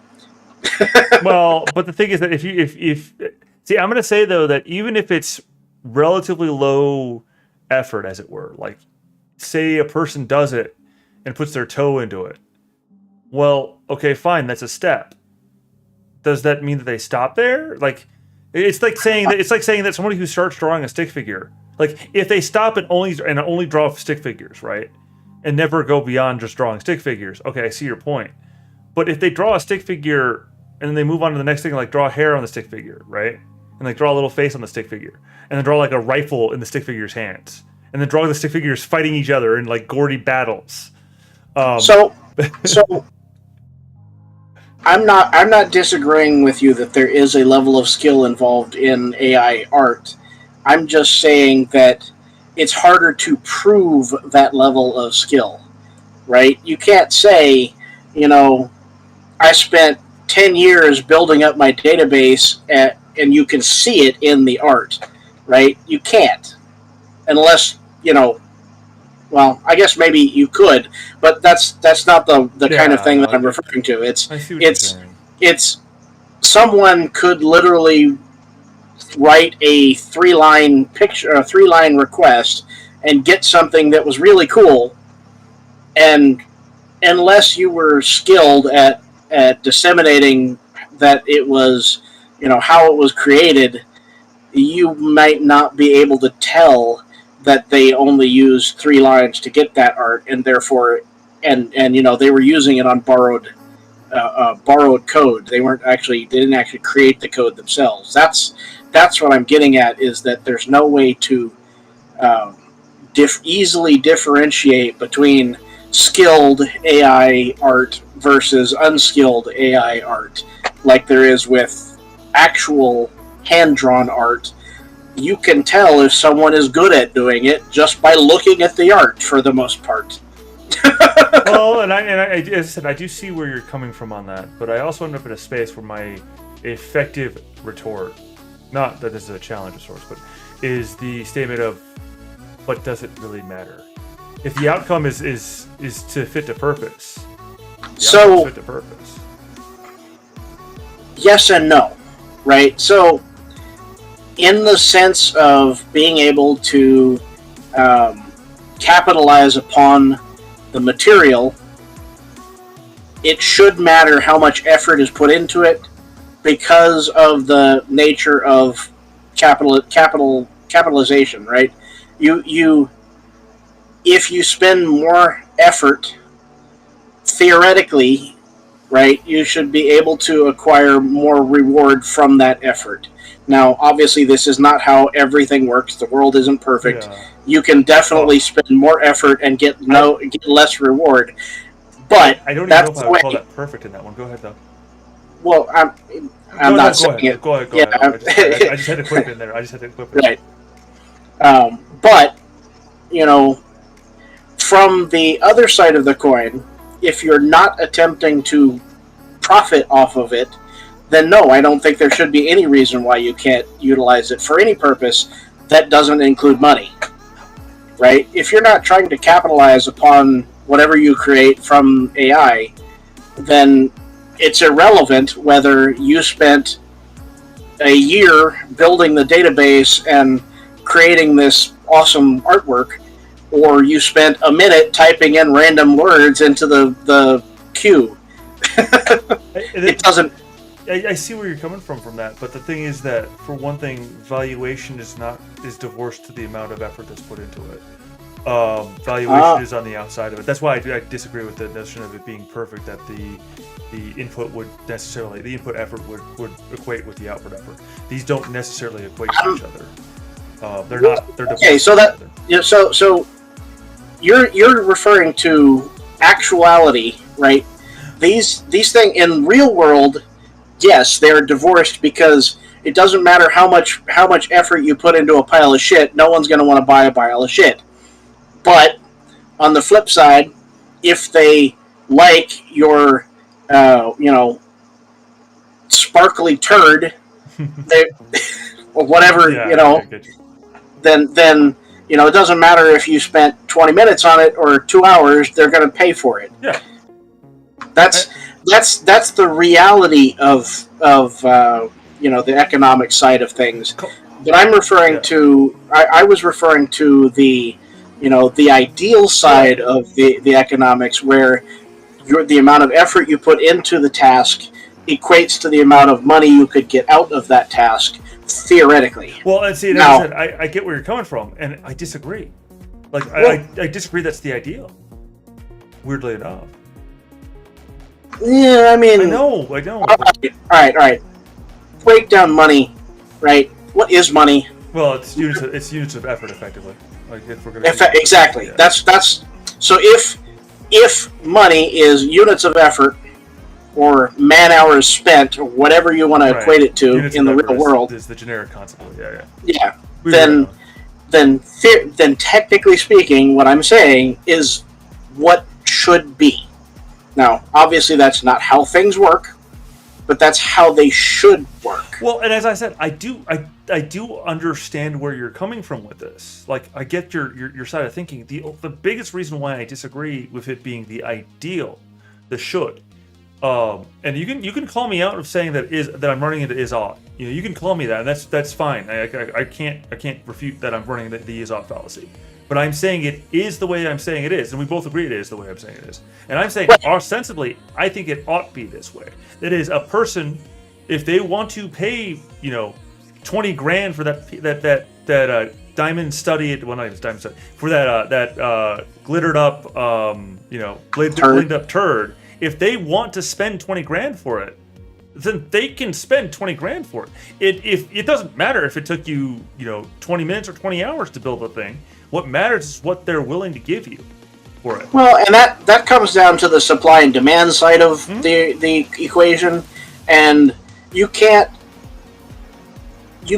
put a logical argument upon demand. People want what they want, and what they want isn't always logical. So you can, you know, I mean, and that's the truth. You can see, you can look at any art gallery in the world, and you will find something in that art gallery that you would look at and say, this is absolutely worthless. Why would anyone pay money for it? And someone else will look at it and say, I want to put $20,000 on it. This is $1.5 million. Like, well, and that's what I'm saying is that the way I'm looking at it is that the ideal, and this is why I say you can call me out for is-ought, and I can't refute the is-ought problem that I'm running into, because it is this way, and I'm going to say that it ought be this way. And the reason why I'm saying it ought be this way is because it allows for individual activities ultimately at scale, which don't make sense. They're not logic, and the thing is that lack of logic is a good thing. And I'm not saying it isn't. I'm not saying that. Okay, so when I say that this is how it should be, I mean in the purely theoretical side of the universe. You know, this is how the mechanic is designed to function, not in I believe this is how things should be in reality. I know they shouldn't be this way, because if they are this way, then you have a much more... Yeah, you wouldn't be able to win the lottery, because it would literally be, you know, you would have to put in the effort to win the lottery. That makes no sense.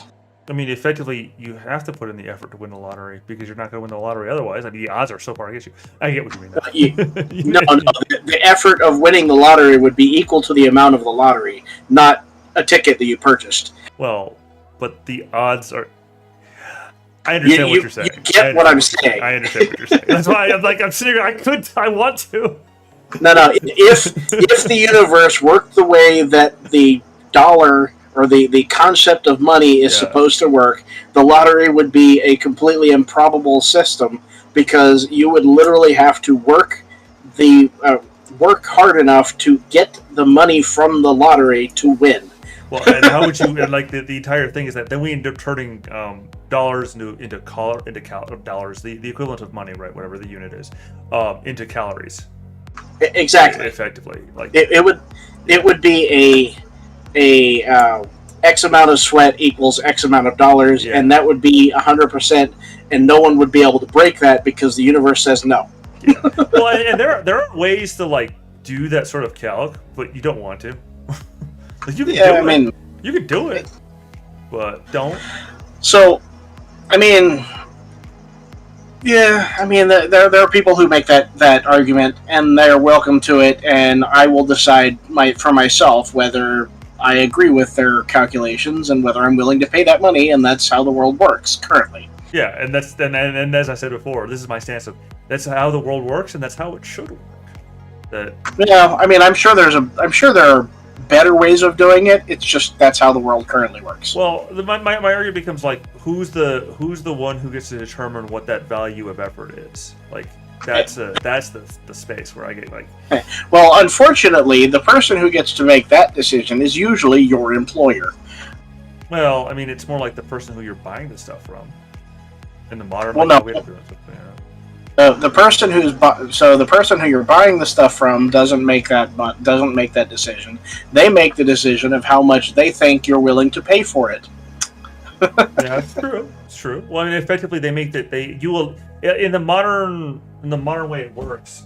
You are allowing them to say it more correctly. You are allowing them to make that decision. Is more what I mean to say.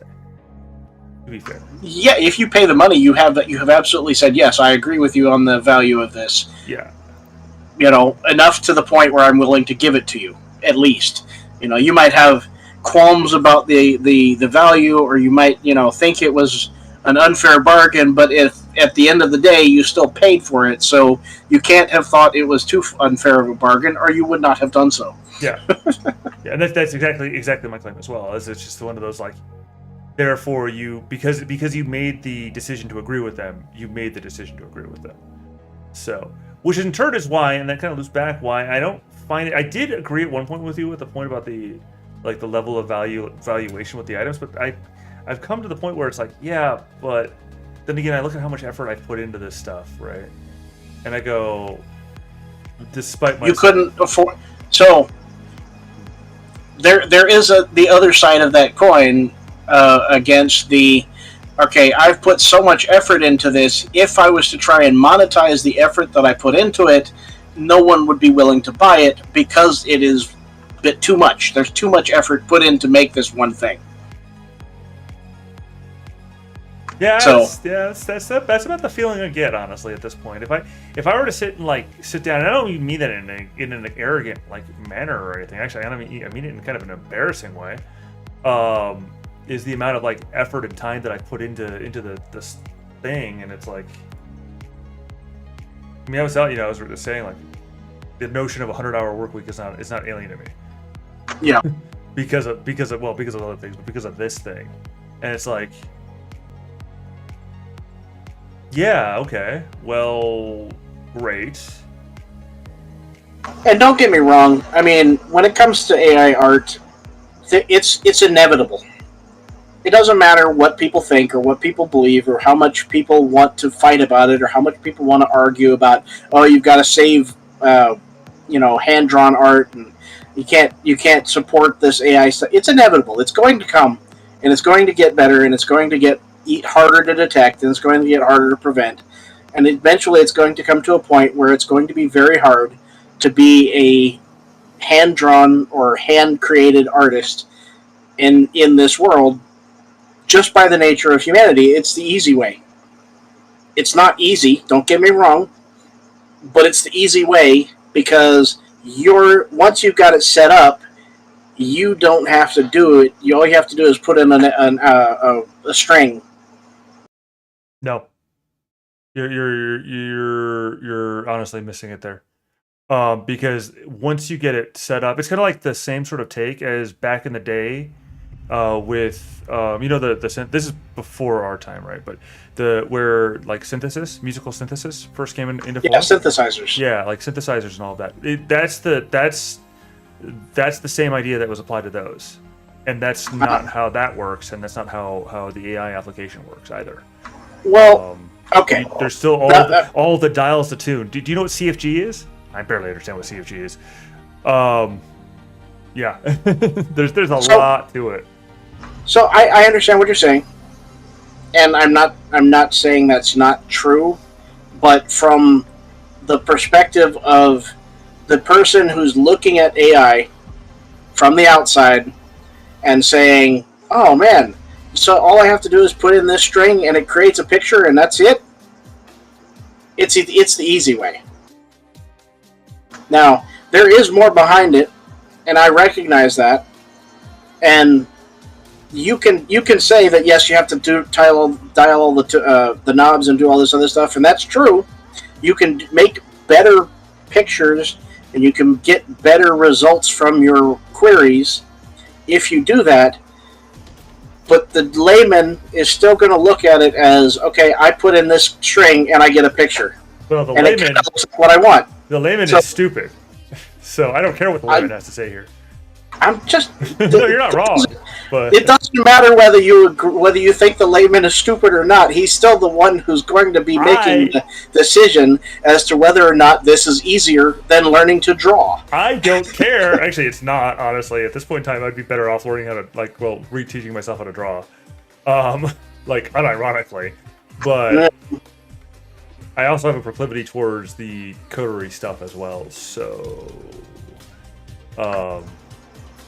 Yeah, and honestly, that's why I'm not digging into it, is because I don't have a proclivity towards the code. I have a proclivity towards editing code that's already been put together. well, and see, that's the fun part about the GPT stuff, like using GPT stuff, is you end up in that space as editor. That skill set becomes even higher in demand. So, Yeah, same thing with I don't think I'm that good at it. well, no. Like the editing, you're given the mess, right? And you gotta make it do the thing, or better do the thing. You know what I'm trying to say? But it ends up being an editorial position for how to deal with all the stuff. So rather than doing the drawing itself, or rather than doing the coding itself, like the actual into it, you have to understand what all the pieces do, and understand what you're trying to go for, and then understand how to fit that together within the framework of what the system is able to comprehend in effect, and then bottle it up in an appropriate level of instructions. It's basically making pseudocode execute is what it comes down to. And that itself, it turns out that from the coder's perspective, and there's equivalencies in drawing and equivalencies in writing and copywriting as well. But from the coder's perspective, you're looking at it going, well, that's pretty simple from what I had to learn to do my thing. But then you realize that pseudocode and the abstraction layer that's above it isn't necessarily simpler. It's just a different way of expressing the same thing, and more organic in effect. Which is to say, it's easier insofar as it tends towards more natural language capabilities in expression. And so that's misinterpreted oftentimes as being merely easier, but rather there's a different type of mastery that's involved, a different type of skill that's involved. And for one thing, as you were saying, skill-wise, on the ubiquitous, it's a future needed skill. Learning how to do the prompt stuff, learning how to do, manipulate the stuff effectively, quickly, to get your desired outcomes is the skill that will set apart. So regardless of if you're looking for, employing yourself or starting something crazy, or getting ahead of the game, as it were, and be in employable skills, having a workable understanding of how prompts,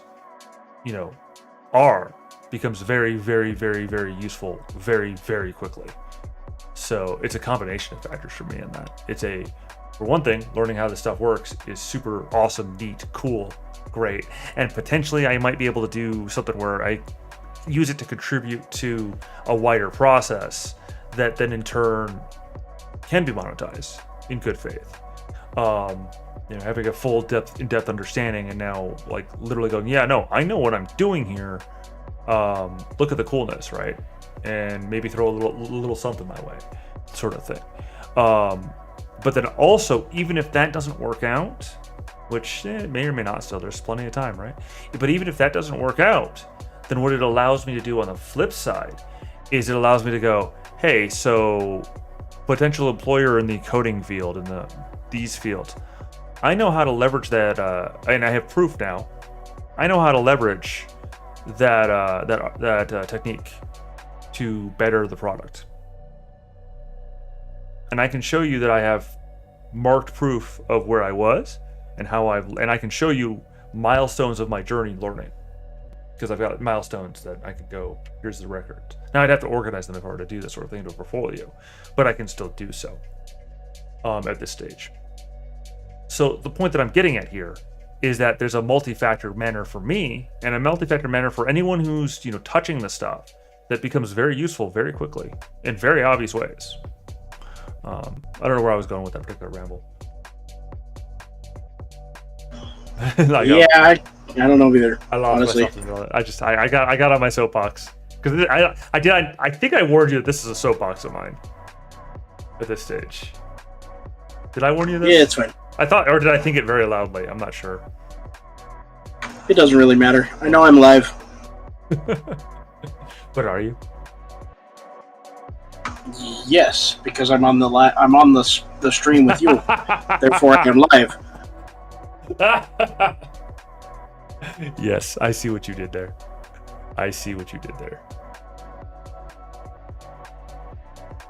But yeah, so I'm in that space with it where it's just like the inevitability of it does not escape, and all of this attempt to like push furtively against this, it's like trying to stand against a tidal wave of fire.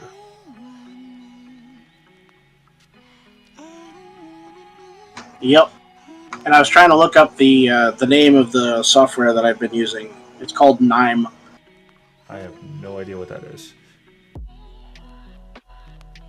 Nime, you said? Yeah, Knime. K-N.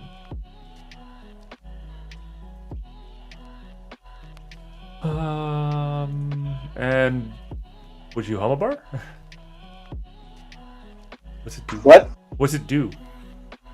Nime is basically a programming language that takes other programming languages and converts them into bubbles of programming that you can then build into a visual string of programming and edit and do things that you want to do. Visual workflow builder. Yep. Huh. So they give you a series of pre-built programming bubbles, and then you can take those bubbles and put them together and make them do whatever you want them to do. Basically, it's just taken a lot of the code that you use frequently and made them into reusable modules. And using visual calling. Yep. I see. Yep. That's cheating. That is so cheating. I'm 100% for cheating. That is so cheating. Back in my day. Uh-huh. What is this? No, I started with Python. I tried to fuck around with Python, and then I'm like, you know what? This is just too much for me. And they introduced us to Nime, and I'm like, yeah, this is more my level, more my speed.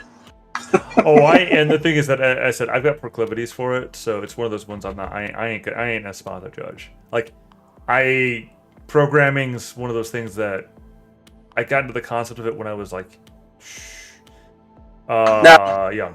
One of the neat things about Nime is that you can, if you do have the proclivities, you can actually make your own modules in Python.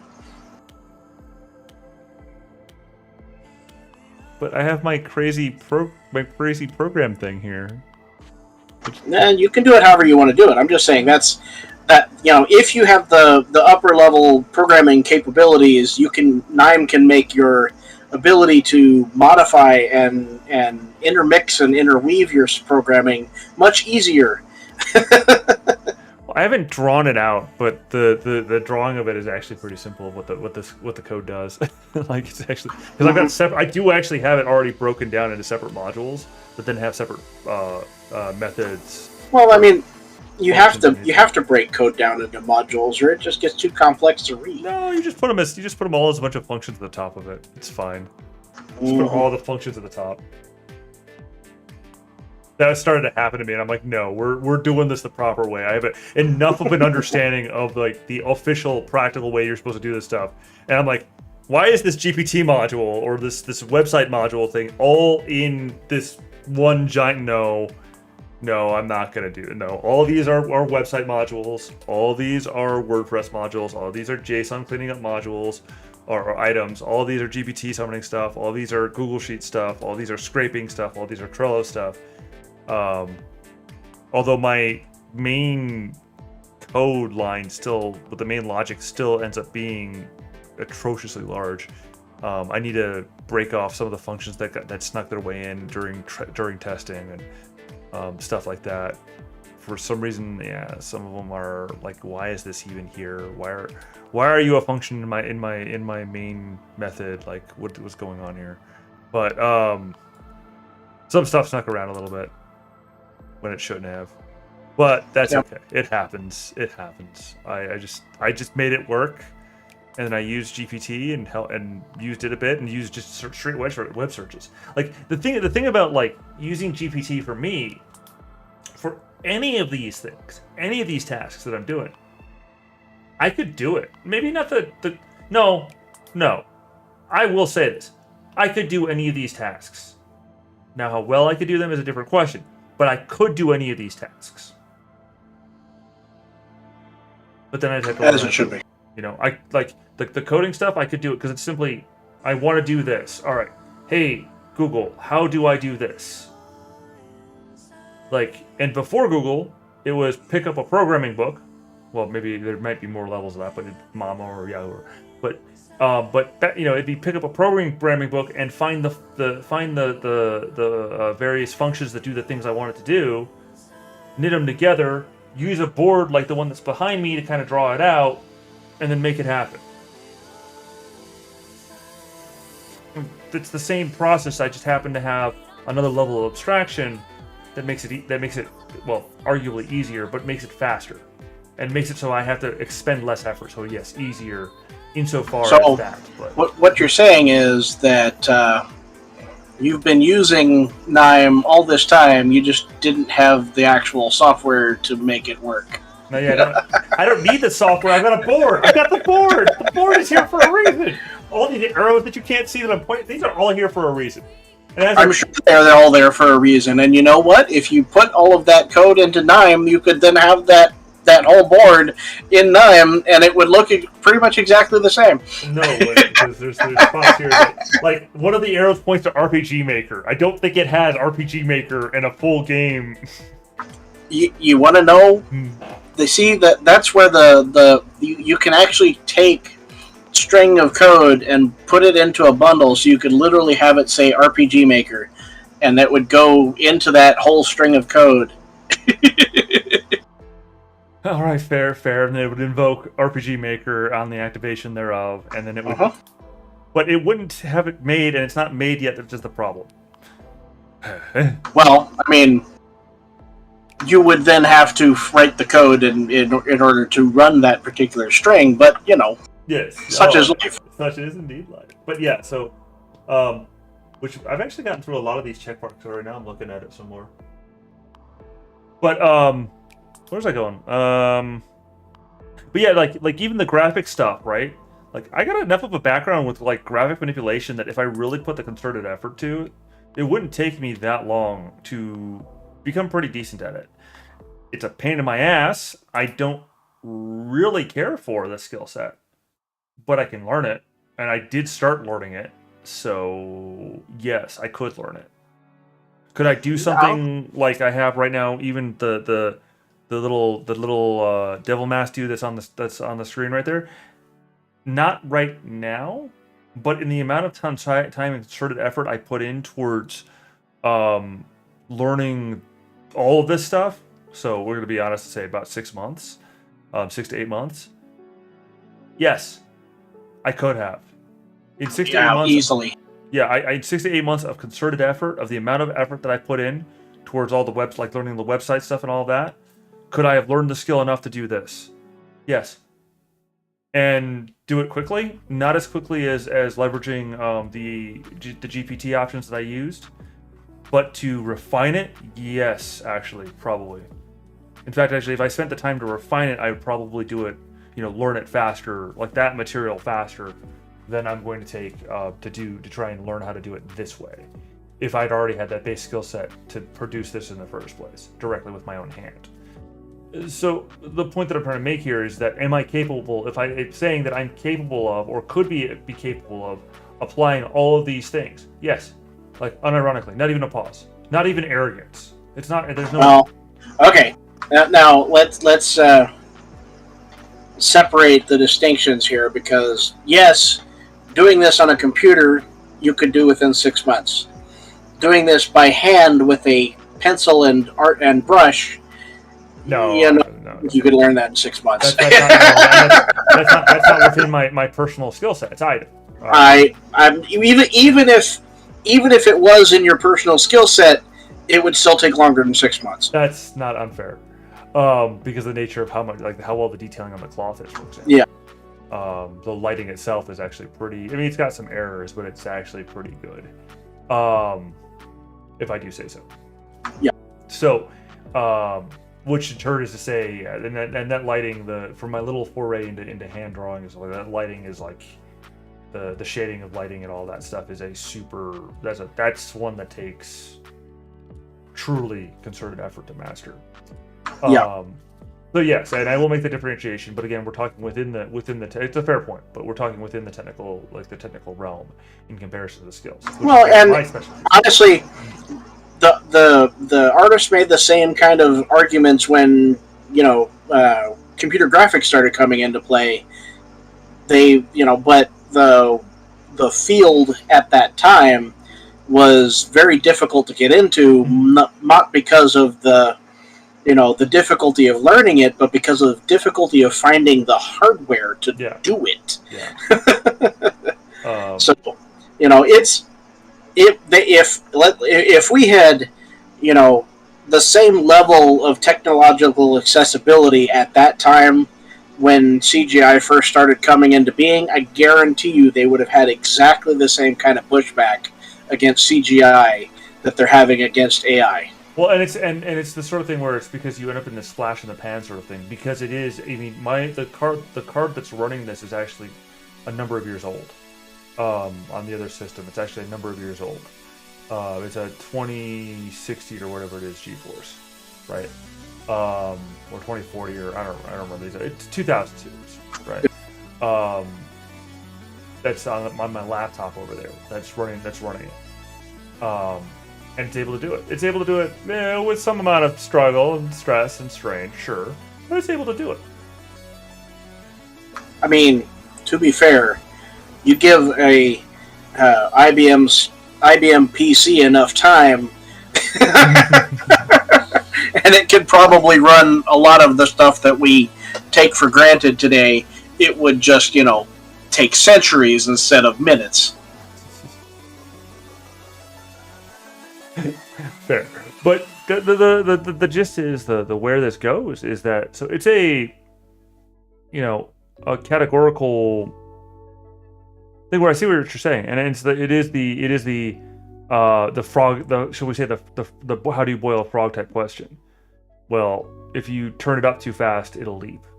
Well, the heat got turned up real fast, like real fast. Mm-hmm. And so you get this space where the immediate reaction gets overblown, because the immediate reaction is, though this new stuff is evil, because it's new stuff. Well, it's like, wait, but I talked to more, shall we say, level-headed artist types, and their general response is more like, yeah, at first I was afraid of it, kind of, but then I'm like, well, why don't I just use it?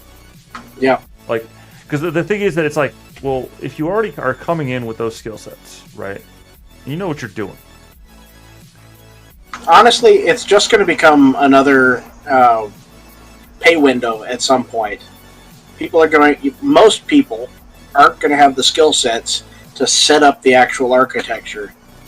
It's already starting. People are offering AIs for pay.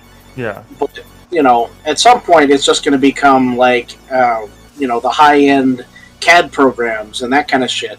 You're going to end up paying $1,000 to get a professional grade AI to do your work with no restrictions or whatever the case may be, and most people are going to work off of the free CAD level stuff, and it's going to be pretty generic, but it's going to still be able to do cool shit. It's just not going to be at the level of the professional stuff.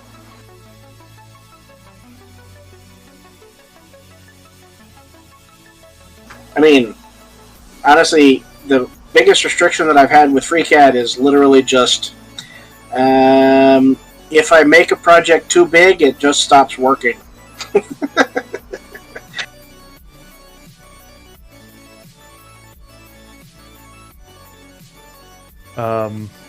Whoops.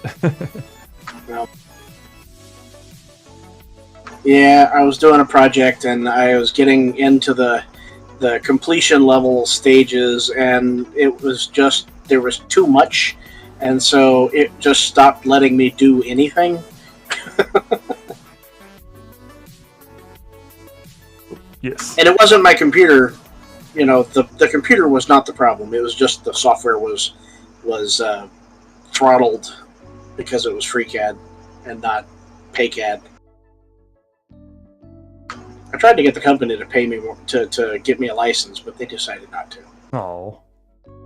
Wait, but were you using it for your job? Yes. Well, they should pay for it.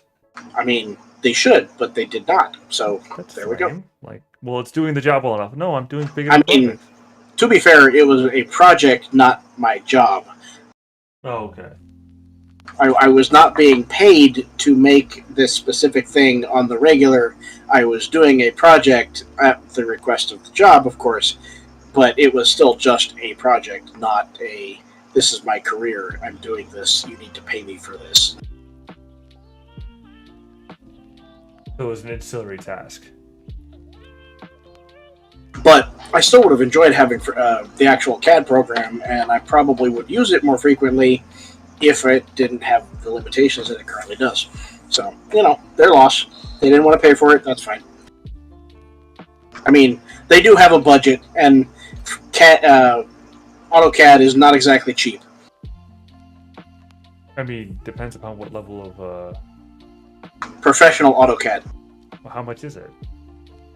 You can look it up. You know the number offhand. No, actually, I don't. This was like 2 years ago. Oh, you should remember perfectly from 2 years ago. What are you talking about? Obviously, I am kidding. Or am Yes, I know. I might not be kidding. Yeah. You are. At least I hope I am. Here you go. Buy AutoCAD. A 3-year subscription is $6,090. A 1-year subscription is $2,030. And a 1-month subscription is $255. Yeah, no. Yep. And that's what my company said. For one license, this is what you... No. Yeah. No, Damien, we're not doing that. We're not doing that. But it'd be fun! Yep. Silence is the answer to that one. I mean, I didn't expect them to. I asked because, they were asking me to do this project, and I'm like, I'm trying to do the project, but I'm running into limitations in the software that I have available to me. This is the next step. Make your decision. They did. To your chagrin, they did. I mean, honestly, they made the decision I was expecting them to make. We as a department don't get that much money for each quarter to, throw away $3,000 for one person. That does not mean that we could not have done it. We just, don't usually do that kind of thing.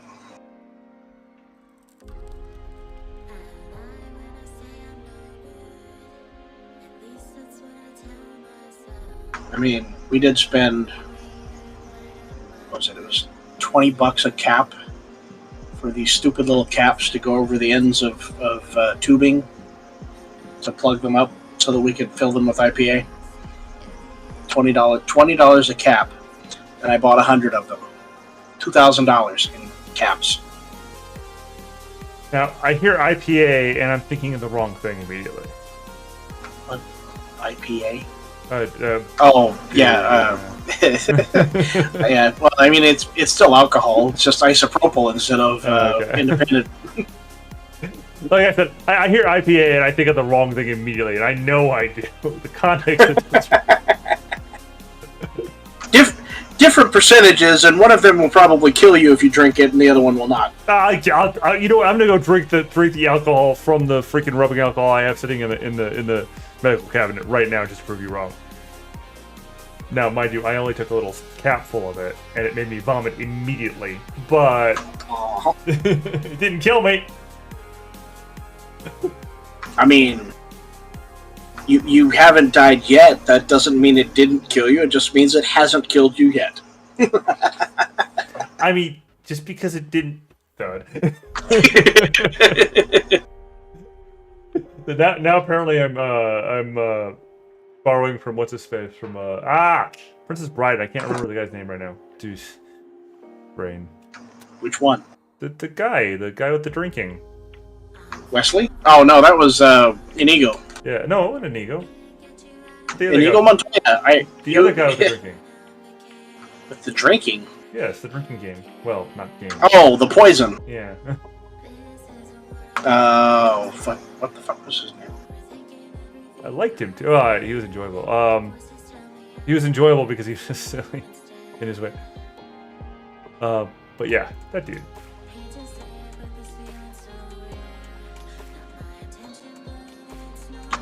I love the reference about the Princess Bride from Darths and Droids.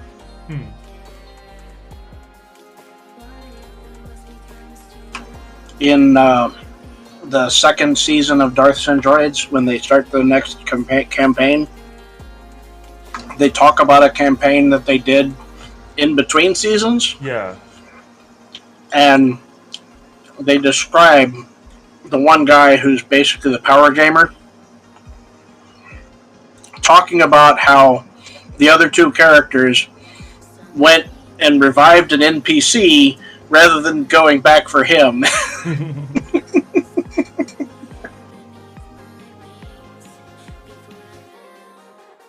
Whoops.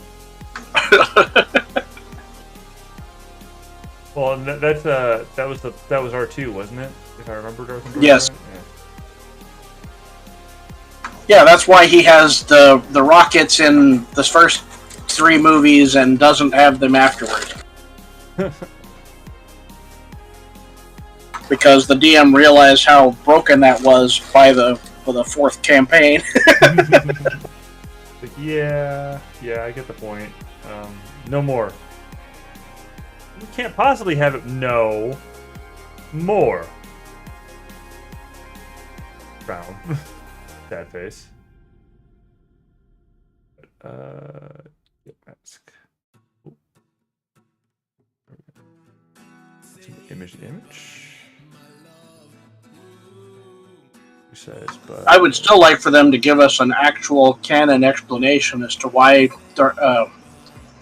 R2-D2 does not have rockets in the original trilogy. he didn't see a reason to use them. There were plenty of circumstances where he could have used those. Short-term permanent memory loss? Except they make a point in stating the fact that they've never wiped his memory. Well, that doesn't stop him from having memory loss, though. Right. I mean, you could have memory loss. But if you have memory loss as a robot, odds are you're not getting that memory back. He never remembers that he has rockets.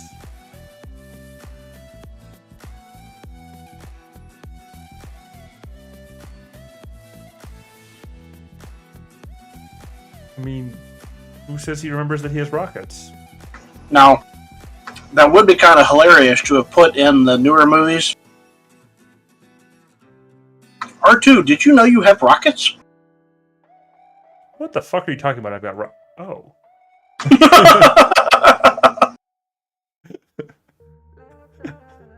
I still love the fact that the beeping, it's literally because R2 is the most foul-mouthed ever. And it's like, that's actual, well, it's, you know, quasi-canon. It was the tongue-in-cheek joke. It's like, yeah, the reason why R2 beeps isn't because that's how they communicate, because it's via the binary. No. It's because he'd be a foul-mouthed bastard, all said. And it wouldn't be very child-friendly now, would it? Mm-hmm. Why is this plan not working for me? Well, that's kind of looking cool. But it's still doing me out of focus. Well, it's not done yet. I can't judge yet. I mean, to be completely fair, being a droid in that universe would suck. It would, yeah. Like, there's a need for regular memory wipes. Like, it's an actual need. Like, it's not a oh yeah, they're horrible people for doing the memory wipes. Like it's the automatic take. No. It's in order for the droid to stay sane because of how horribly it's treated. Memory wipe. Well, that's miserable. It's horrible. He can't remember the fact of just how horrible his life is. Like, don't even, right?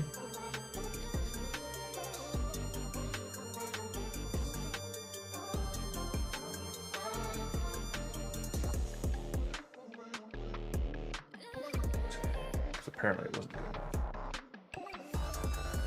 Although, it's kind of depressing how dumb the people in the universe are that they never take droids seriously. Like, ever. Yeah. Even after they do things that, you know, they should take seriously. They're like, nope, it's a droid. It can't do anything. Yes.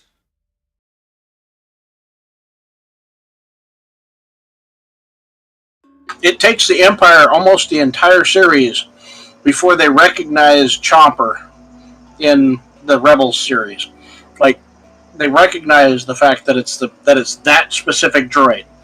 Like, he's not hard to recognize most of the time. Even when they paint him, he's a completely different model than the other Imperial droids.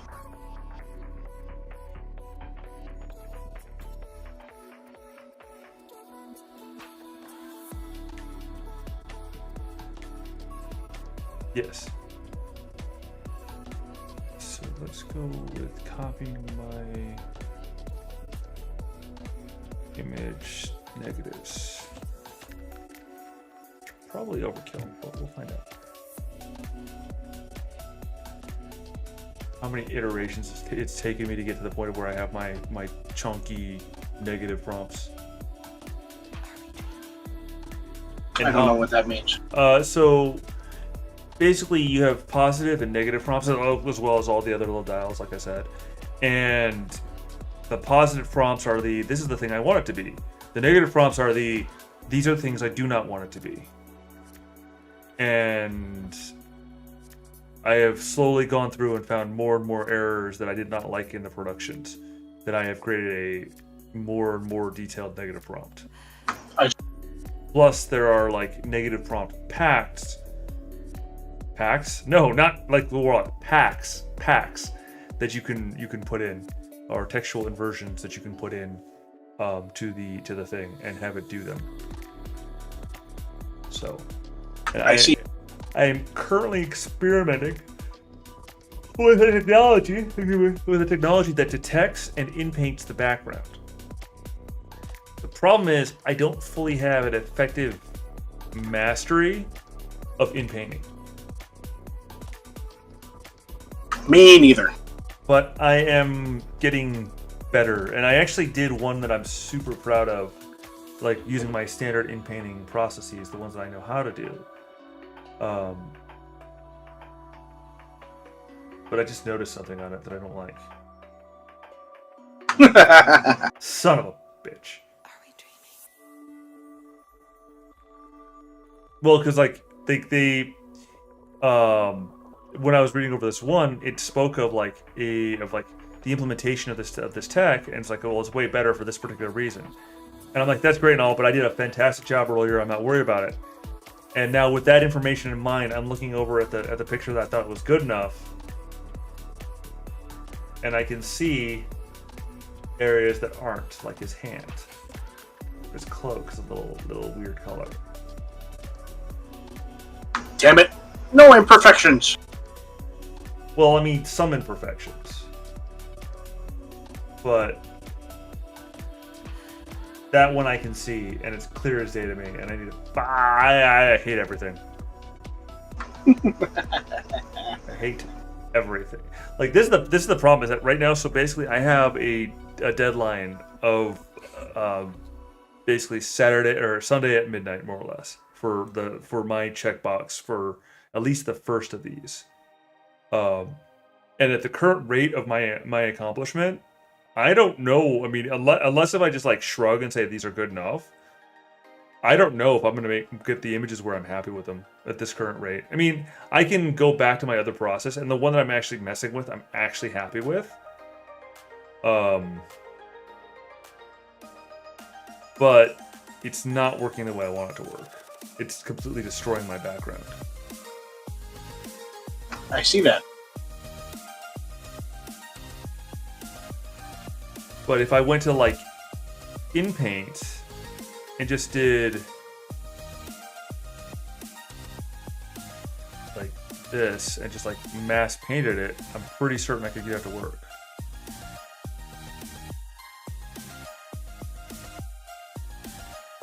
I'm going to test my theory now.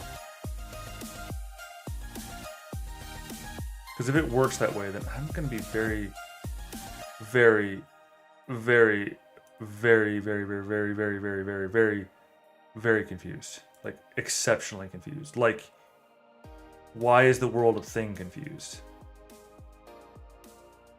Nope. Like, questioning what existence is sort of confused. Existence is a potato. I mean, at that point in time, I would only be able to agree with you.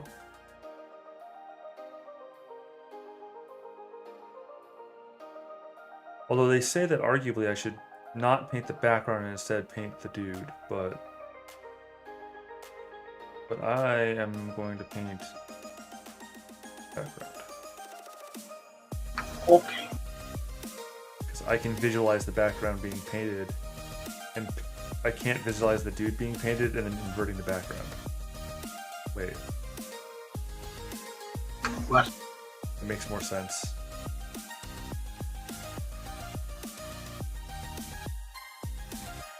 Well, the argument is that you should paint the dude, and then the background would be easier to do, more or less. Uh-huh. Like, because if you paint the dude, you paint your positive part of the image, and then you therefore, I mean, since you know where the dude is, right, you can now invert the mask, paint the dude. Mm-hmm. I mean, it's, you know, the invert tool, like graphically, to invert the selection. Don't you already have a negative image of the dude? I do, but it's not working the way I want it to, so I'm going to do it manually. I'm confused. Because I want to see if it's the process I'm using that's breaking it, or if it's the, you know, what other details. I don't trust the process I'm using, or have been using. Okay. So since I don't trust the output of the process I have been using, well, I need to try a process I do trust the output of, which is the one that I know, you see. So you're correct in saying it doesn't really make sense, but I also know one process works, at least in another use case, in a manner that I'm comfortable with and that I understand. I see. Whereas in this case, I'm trying to experiment with something that I don't fully understand. So if I remove the part that I don't fully understand and return to the part that I do understand, then I have at least a fighting chance of understanding what I'm looking at. And then, Agreed. I can apply that information to the thing that I do not understand. Thus, I might gain a better understanding of the thing that I do not understand. In theory. Hypothetically, indeed. Nonetheless, I don't really have a better option at hand. So, I don't know if it's going to work that way. But I don't know. well, first I know nothing. First thing I know is I do not know anything. However, I did just screw up this process. Way.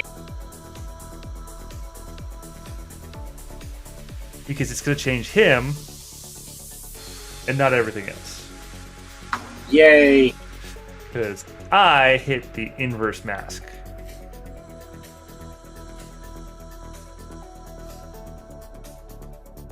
Well, as long as you save the master, you can always just reverse it.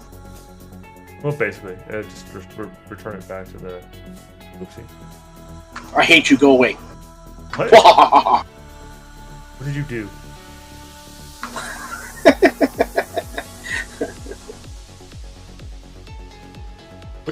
What did you do? I didn't do nothing. I don't know what you're talking about.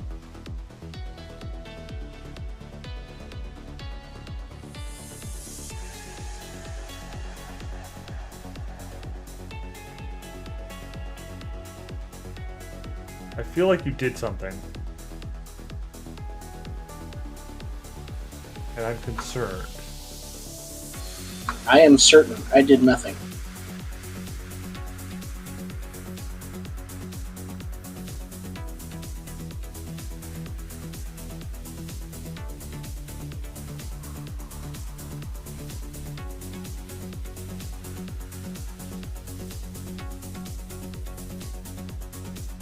I am doubtful. The very model. No, not again. I don't really know that song, but it's stuck in my head now. Thanks. You're welcome. All right, I'm gonna let this thing run because I'm curious what it'll come up with my screwed up mask that I did. Because I inverted it. Because it'll be interesting. It'll be interesting. I don't know what's gonna come up with. It's not what I'm looking for. It's not the information that I'm looking for. It's not what I'm actually asking for. But it is what I asked for. So let's see what it does. Let's see what it does. Computer explodes. Son of a... Of all the impossibilities, located directly in my kitchen. And no, you may not see. Your kitchen? Why would I want to see that? The tongue-in-cheek reference to the Aurora Borealis in Skinner's kitchen of The Simpsons. I did not see that. But you've seen the meme. Have I? Probably. I have not. What? You must have. No, I mustn't. It's all over the internet. There are many things all over the internet that I have had no exposure to. But this is like Colonel Meme. There are a lot of memes, and I simply have not been exposed to that one. Well, now you have. No, I haven't. Okay. Well, I mentioned it, so therefore you have. I mean, technically you have been exposed to it. Now, technically I've been exposed to the mention of it. I have not actually seen the meme, so I have not been exposed. But the notion of the meme is actually the idea inherent to the meme. Is it, though? Yes, because that's what a meme is. It's the idea. it's a little bit of information. It's it's a chunk of information. Ow. That's my operational terminology when I speak about memes. So I stick with that one. Okie dokie. It's how it works. Memes are operational ideas. Ow, the screen is super bright. The light, it burns. Blind light! Blind light! This is why I have dark mode.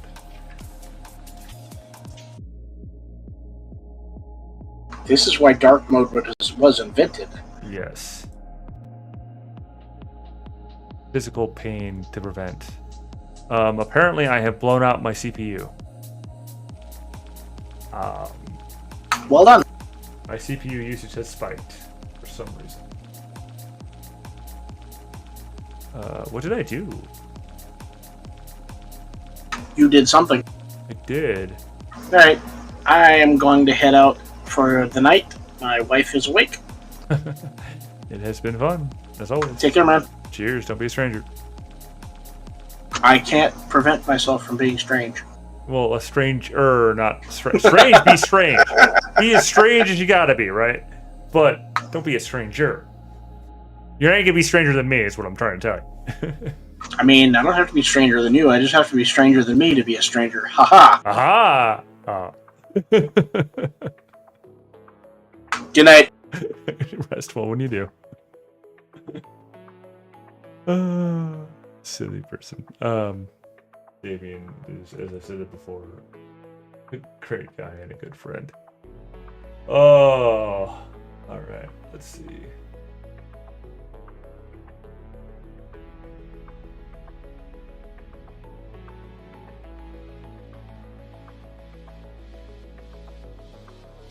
Now, why do I think it's a good idea to have like 10 million tabs open?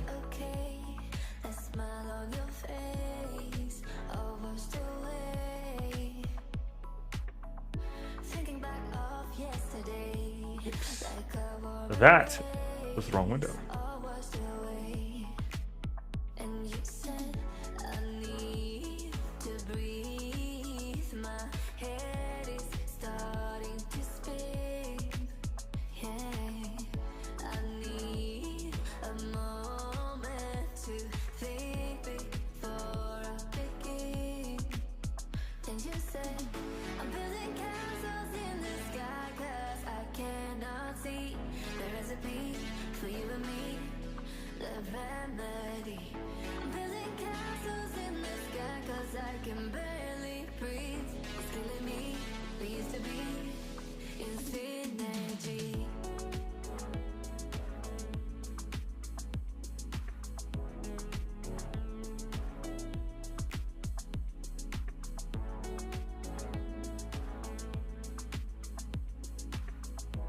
I have to do it for about 4 hours.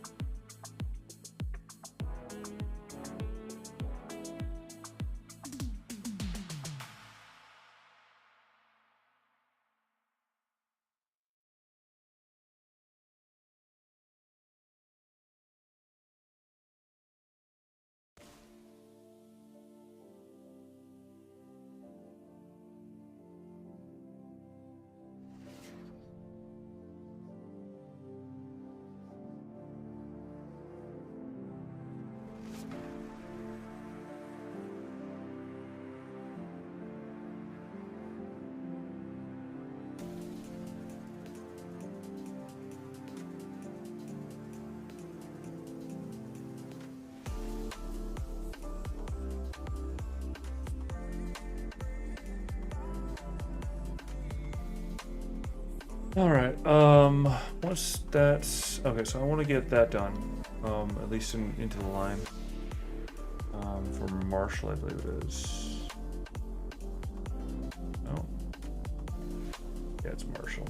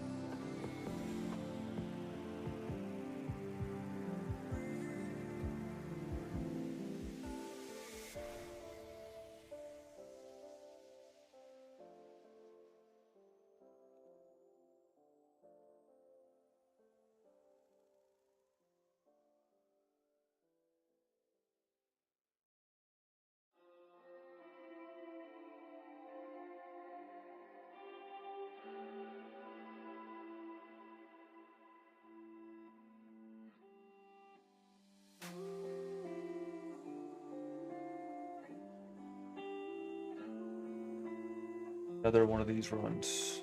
So yeah, I think what I'll do is I'll aim at getting like try and get one of these done tonight, sort of thing, and then move on to something else, because or at least one of them in queue somewhere. Like, because the thing is, the way that it's broken up is that once we get to doing the articles, I can't like super queue them because they're not. It's not built around that. I mean, I guess I can.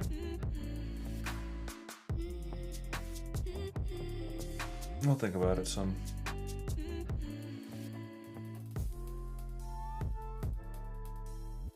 Although honestly, I'm probably a bit burnt out from the reading the articles. Like, not that they're not that it's hard. It's just it takes an effort, a certain part of the brain sort of effort.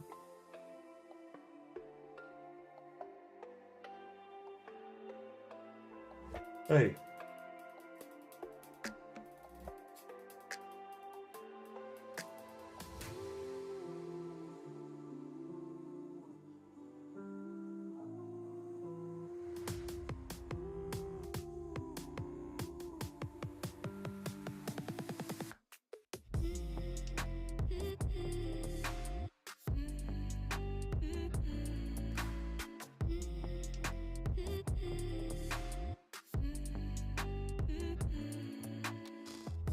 All right.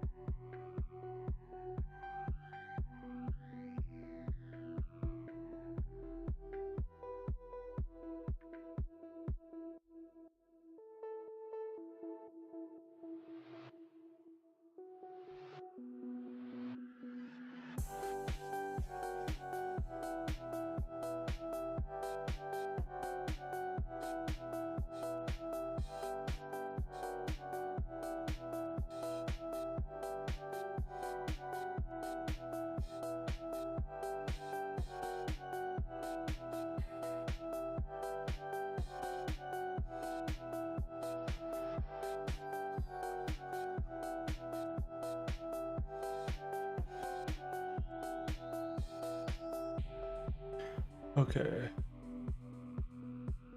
Just get focused on something. My apologies.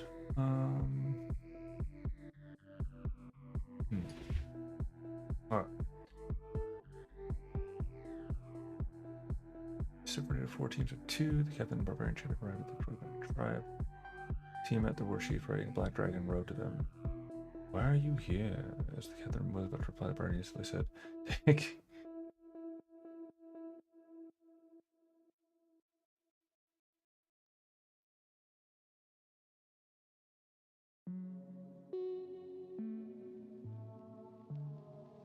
Make sure your tribe won't be a problem again.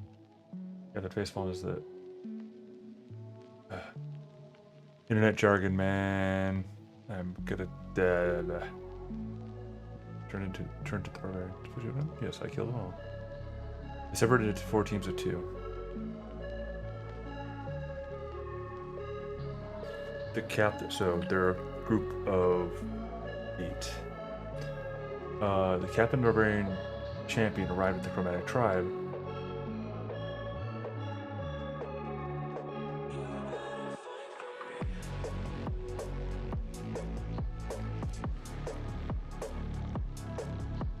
These were barbarians devoted to Tiamat.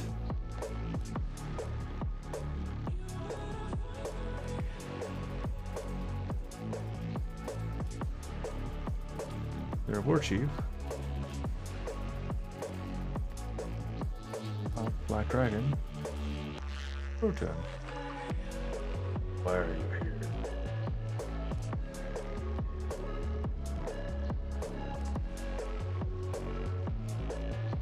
The captain was about to reply, the barbarian simply said,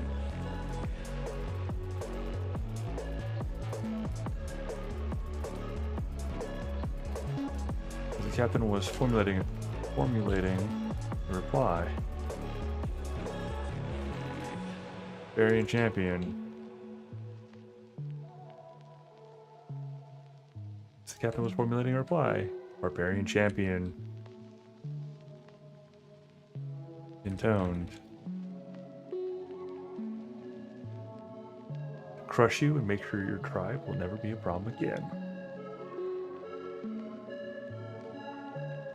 Captain.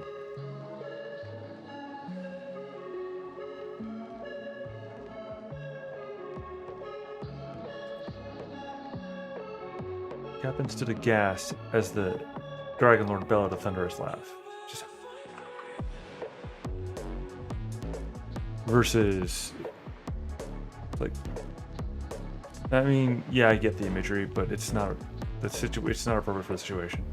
Anyway, Captain stood aghast at the Dragon Lord bellowed a thunderous laugh. Very well, human. You shall be today's meal. Captain.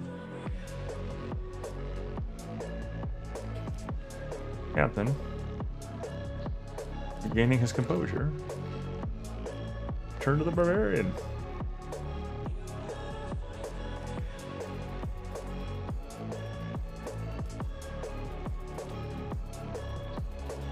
Turned to the barbarian champion. I suppose you have a plan?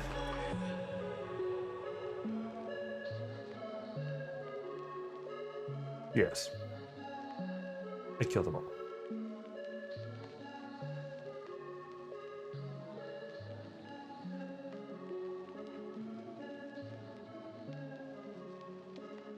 Yes.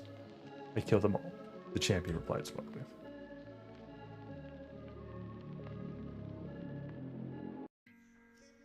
Captain, regaining his composure, turned to the barbarian champion. I suppose you have a plan. Yes. I killed them all. Barbarian replied smugly. Half Dragon, Silverbrow Human. Martial 8, Dragon Lord 10, Dragon Rider 2, 3, level ability buyback. Or level, whatever. Can't think. Words, things, stuff. Control Shift, Control Shift C? Yes. Okay. Control V. Alright. Yep, you ride a dragon battle like an absolute Giga Chad.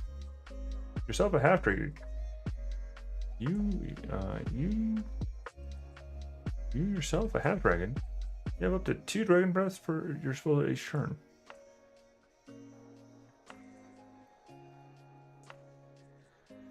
Additionally, you're still able to you're able to buff all your allies with your various auras, which include draconic auras. Attack. Very good. All right, moving along.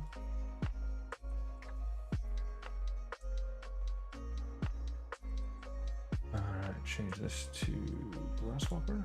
Yeah.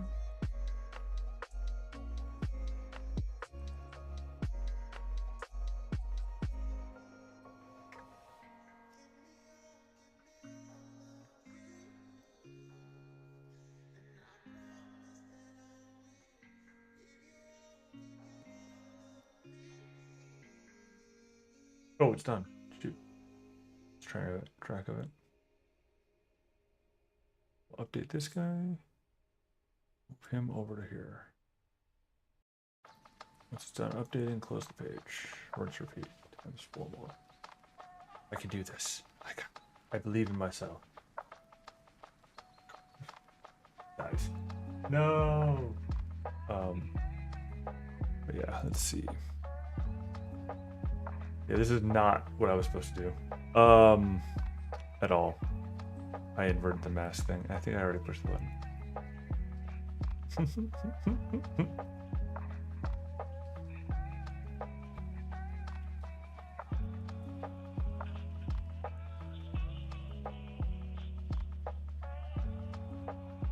It really wanted to draw a face. And it did, surprisingly enough. Alright, so it's in paint masked. Because I got used to doing the inverted. I left the inverted on. See, the thing is that notice how long it took. It took like 10 minutes even, 10-15 minutes even.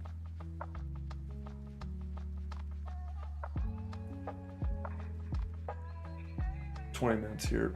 So yeah, so it's not taking more time than it should. At least based on what I'm seeing. But is it producing better results is the question. It did well with a person, right? But all right. To the capital's walls, they were ready to attack under the cover of night.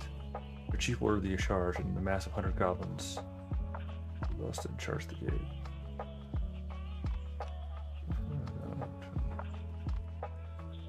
Evil spell builds. So like 2 figures up his orders. Or he screamed, "What? Is this possible?" Let's try to for the rapid totems of past peace. Alright. The goblin tribe had managed to creep close to the capital's walls. They were ready to attack under the cover of night. Cool. Their chief ordered the charge, and the massive 100 goblins charged the gate.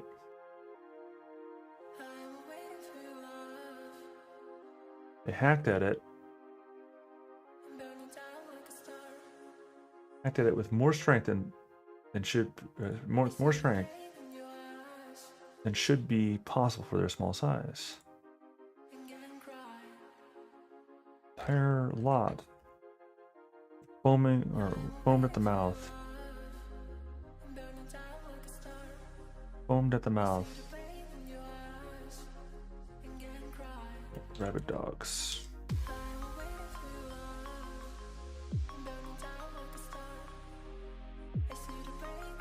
Perhaps they were.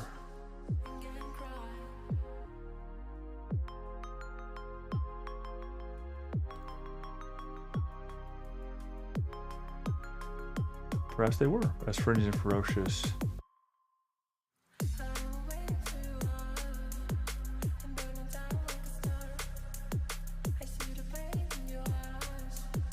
Perhaps they were, as frenzied and ferocious the intense assault was. As frenzied and ferocious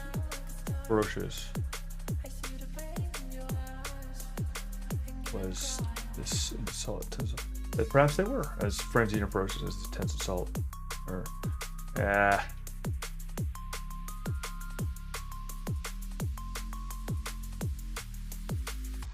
Yeah, never mind. This didn't work out.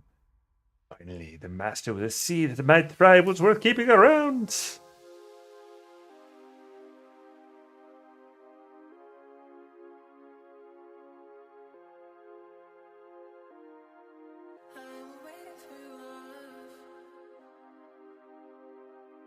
Intoned the goblin chief with the capital G's and C with an evil, crooked smile full of bloodlust.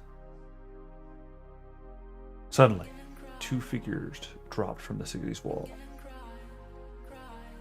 and slaughtered his goblin army like butter, and began to slaughter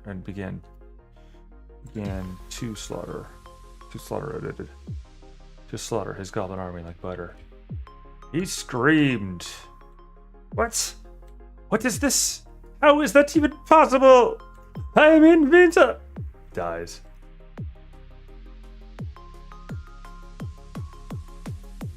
What is this? How is that even possible? He drew closer.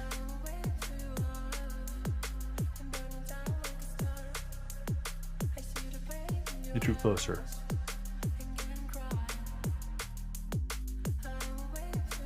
So he only saw a massive wolf rampaging through his troops.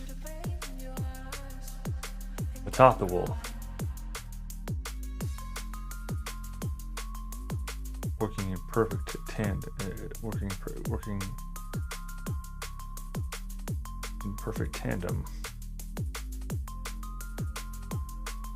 a female clad in fur armor.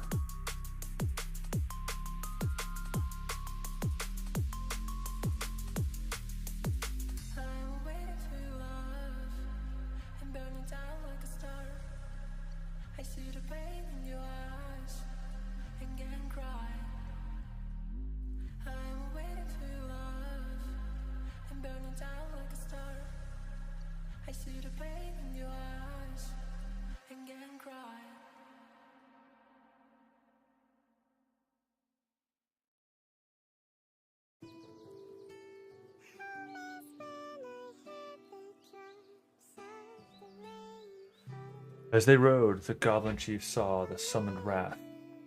As they rode and rampaged,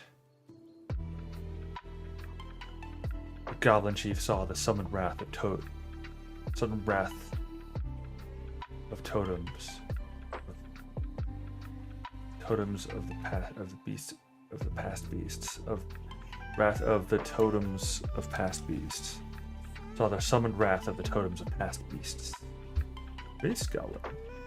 Flaws, inattentive, vulnerable. Yeah, well, fair enough. I mean, they're a goblin, right? Goblins are hilarious creatures. Depends on who you ask. Yet they can be surprisingly effective in large enough number.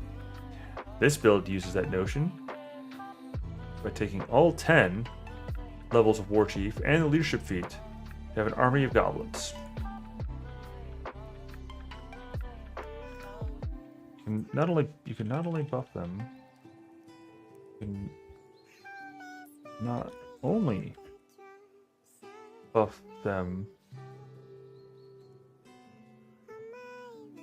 buff them with very good bonuses, but make them frenzy at will for +10 strength.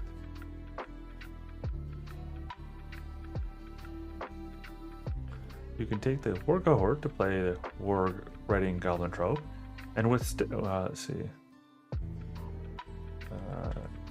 Deathstone Assassin, you become extremely effective as yourself as a mounted skirmisher. And then there's stuff. Alright, Martial Goblin Chief. I need to think about sleep. Alright, check my title. Goblin Chief. Check my thingy. Check my other thingy.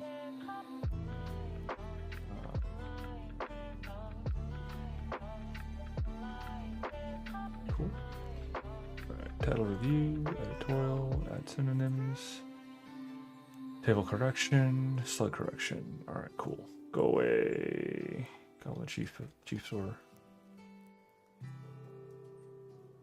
Alright, Marshal, Diplomatic Enforcer. Let's go. this time I'm going to start on the side because, and this one is going to need partial monoclass, but diplomatic enforcer.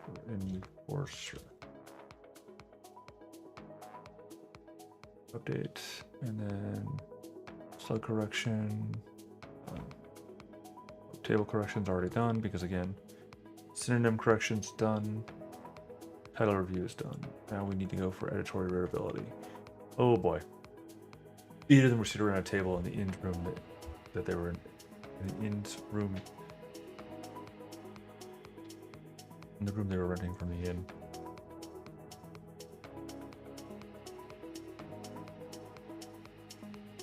Eight of them were seated around a table in the room they were renting from the inn.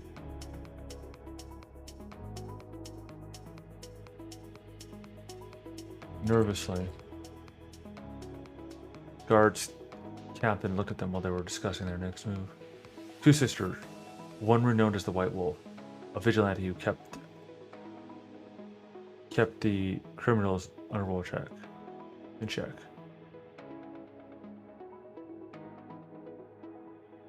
The other, a ranger of great reputation who fought toe-to-toe with the legendary monster tamer. 2 noble brothers, one a knight and a secret agent for His Majesty the King. The other, an investigator and powerful spellcaster. Then a barbarian champion.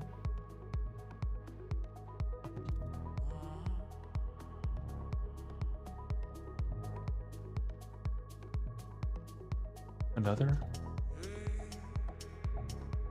barbarian champion, covered in scars, and his daughter.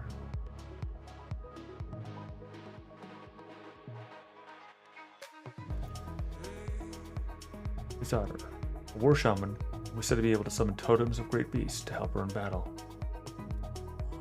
Finally, the Lady of South Caer, a dedicated warlord and one of the best warriors in the entire world. And he was tasked to herd these cats?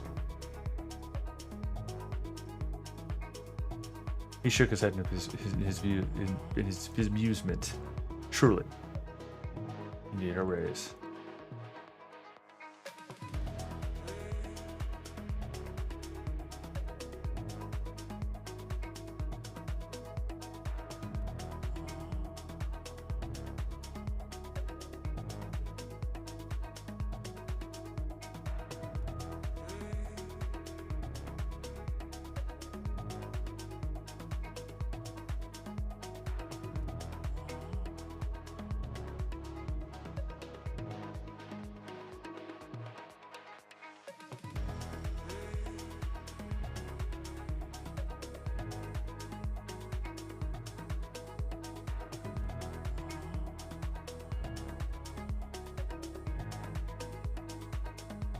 You see it, so I need a telescope to see it.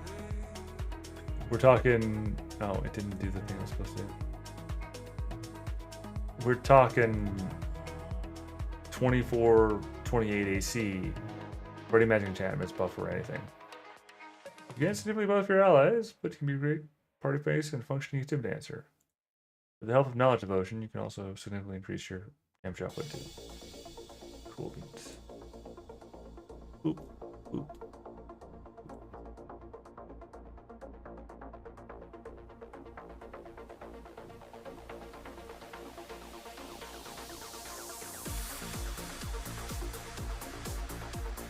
Corsair was caressing his beard while listening to the young old man and the woman in plate and the woman.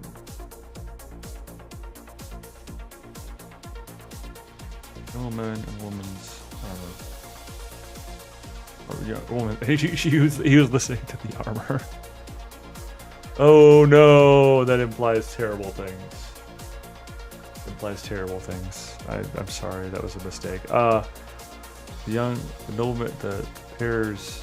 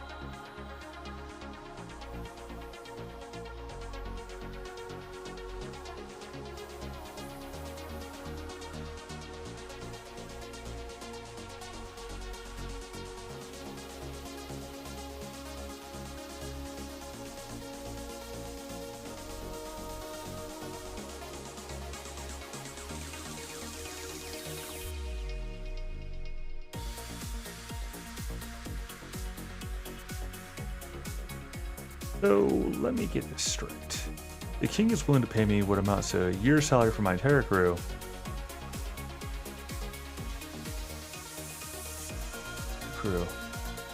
If I bring you both in to go destroy the Infernal Drake.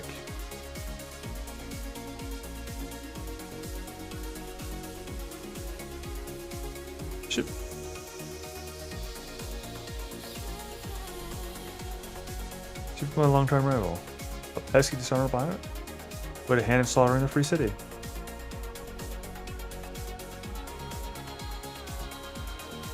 My favorite port. Sounds too good to be true. There must be a catch. Let me get this straight. The king is willing to pay me what amounts to a year's salary for my entire crew if I bring both.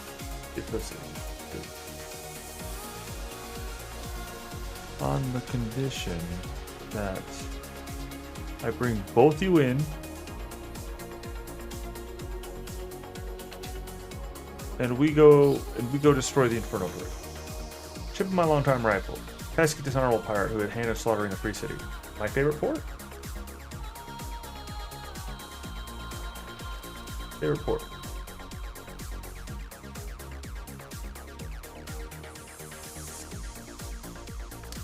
This sounds good to be good to be true. There must be a catch.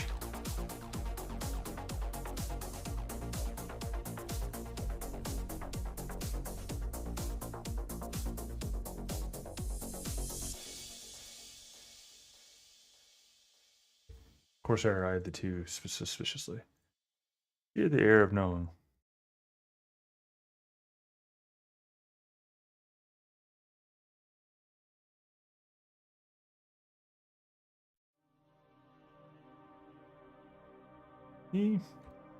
Not so much.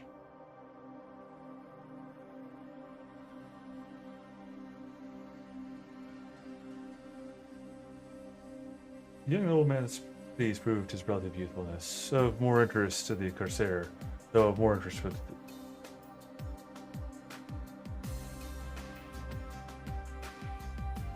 though more interesting to the woman played on. She had the air of knowing, someone who had seen a few scraps. Young man, not so much. So let me get this straight. The king is willing to pay me what amounts to a year's salary for my entire crew. That is on the condition. It is on the condition that I bring you both in and we go destroy the Infernal Drake. Chip my longtime rival. Pesky, dishonorable pirate, who had a hand in slaughtering the free city.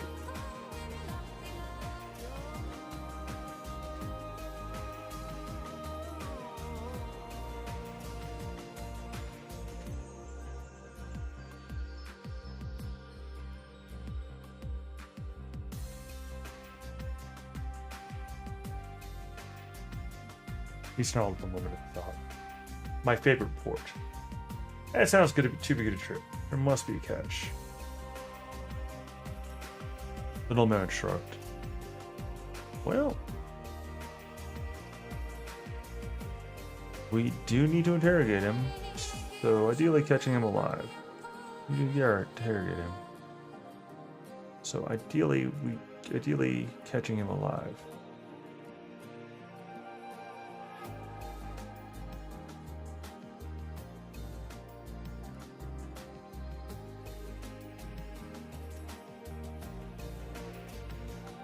The woman intoned. The sailor smiled. Ah, there it is. There it is. Ah, there it is. There it is. Indeed. There it is. Ah, there it is. There it is. That man will never let himself be caught alive. So that's a no. Asked the woman, a smirk on her face. The Corsair laughed. Ma'am, of course I'm in. You crazy?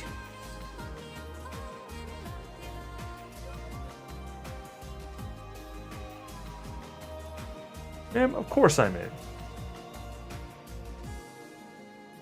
Crazy?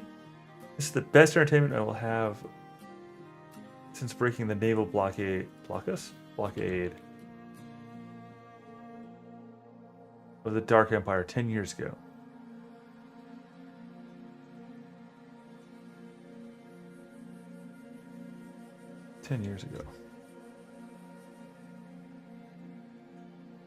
Ma'am, poor Simon. You crazy? This is the best entertainment I will have had. Ma'am, of course I'm in. You crazy? This is the best entertainment I will have had since breaking the naval blockade of the Dark Empire 10 years ago. You got yourself a ship. Human pirate. What else is there to say? Human pirate. Because everything is better with pirates. Dread Pirate enhances your buffing ability while granting excellent mobility via acrobatic charge. This makes you a strong skirmisher build that can buff allies by your mere presence. Eventually, it'll allow you to add your charisma bonus to your team's AC, charge damage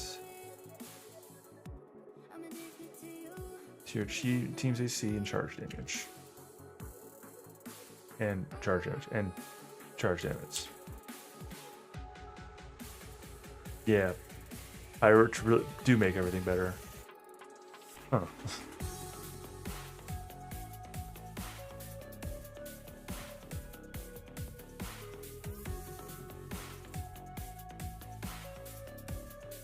Oh, it's done. Jeez. Why is there a star? Alrighty.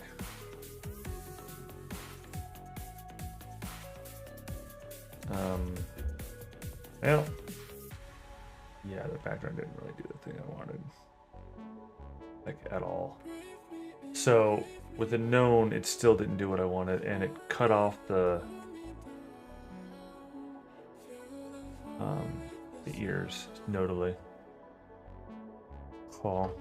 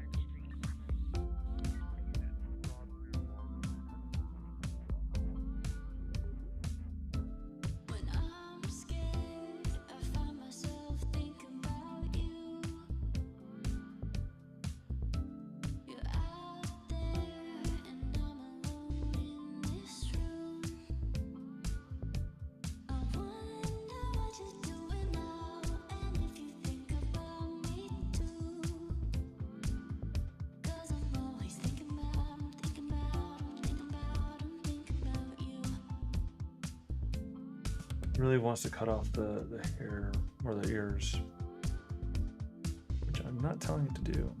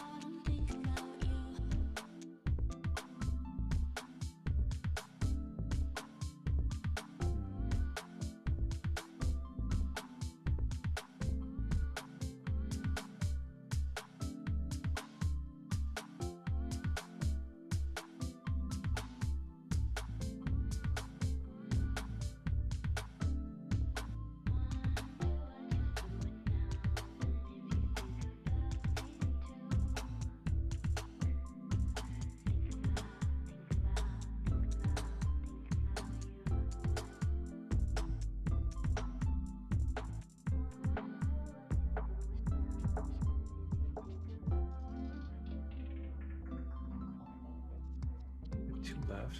No. Pirate cabin is done. Alright, so now we are in the Marshall with 2 L's.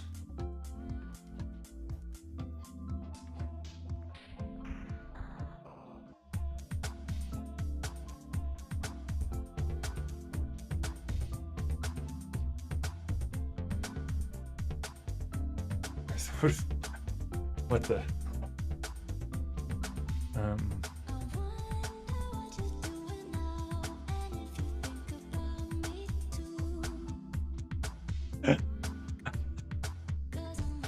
The nobleman and the woman in her white coat had managed to through the minicap via invisibility.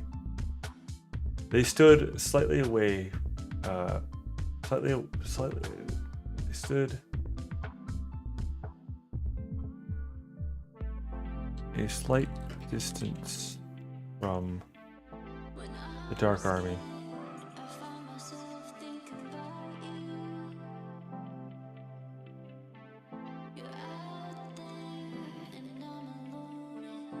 Army that would have been defeated. Army that should have been defeated. It's still numbered in thousands. An army that should have been defeated, yet still numbered in thousands.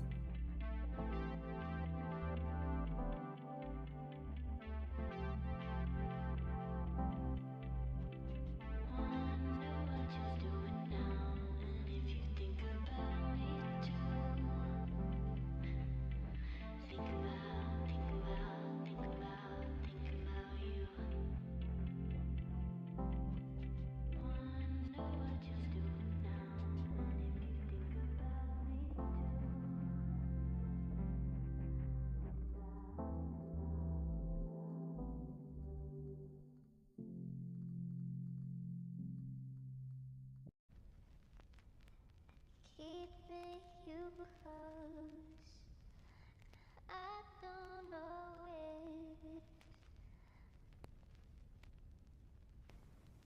Every time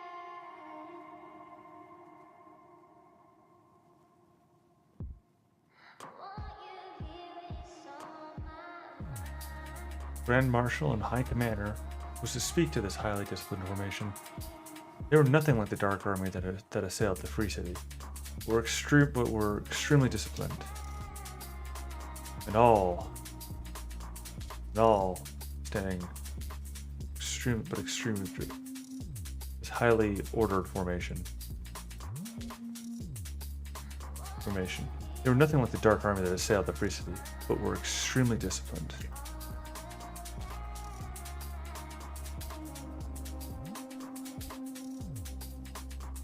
Slightest.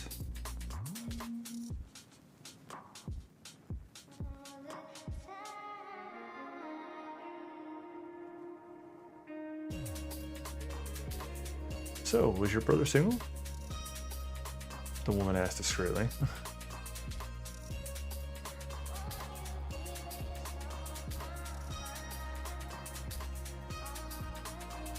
Discreetly.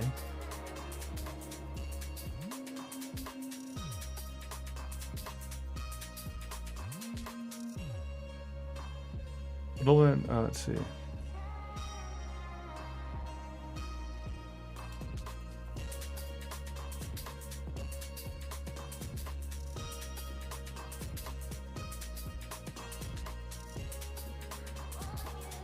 Let's take notes together.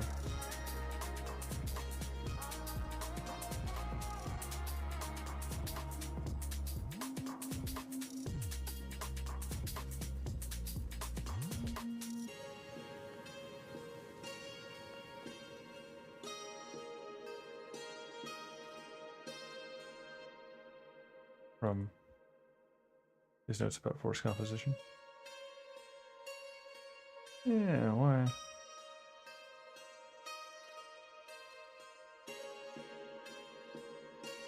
Just asking.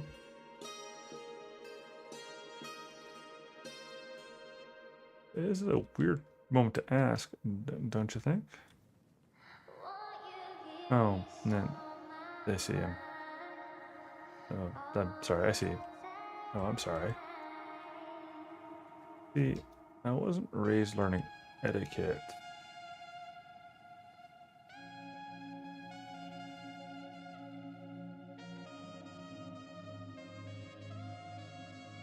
She replied in a teasing manner. Shh. They're starting. He replied.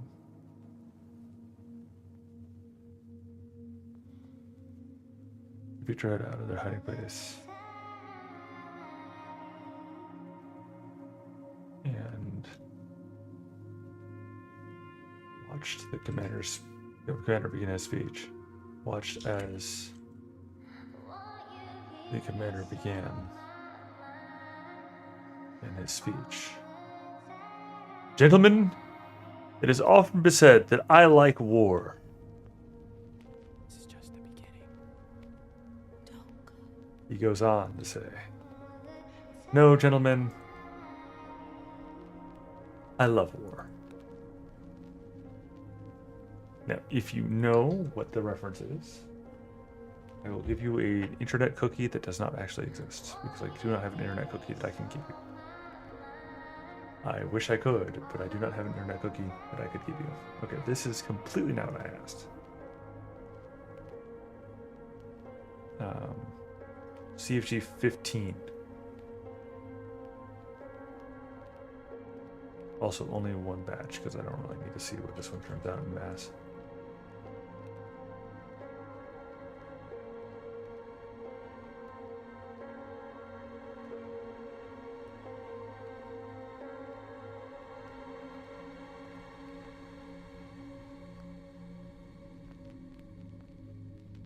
You will never be alone. Do you love me? Broken hearted, you've been honest all the time.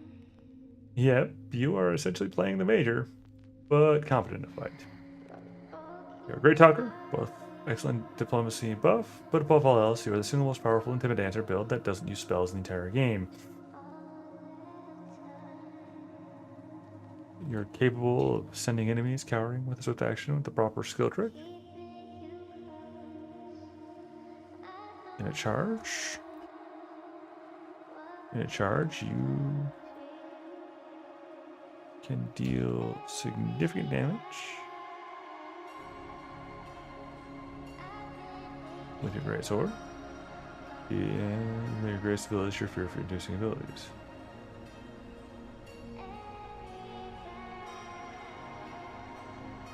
Yeah, no, that's not actually a relevant note. You can also buff your allies with crazy good buffs with the character and your ability to hell and back.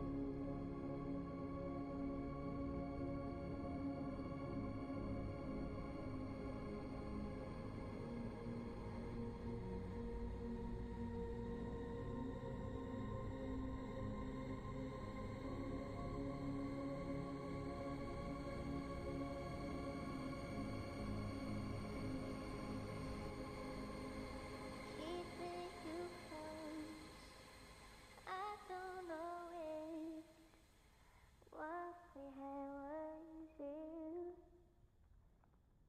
Every time.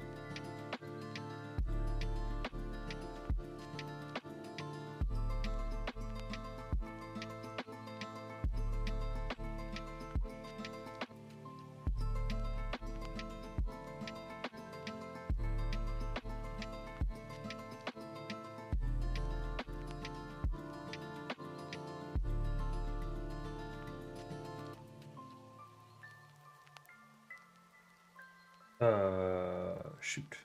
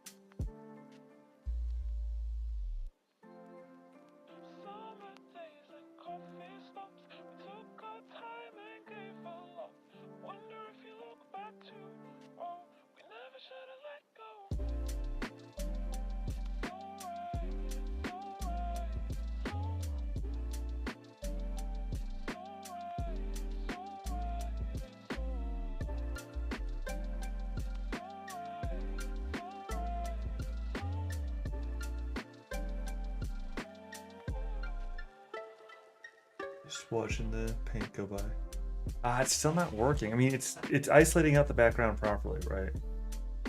But it's not like why it's not doing it.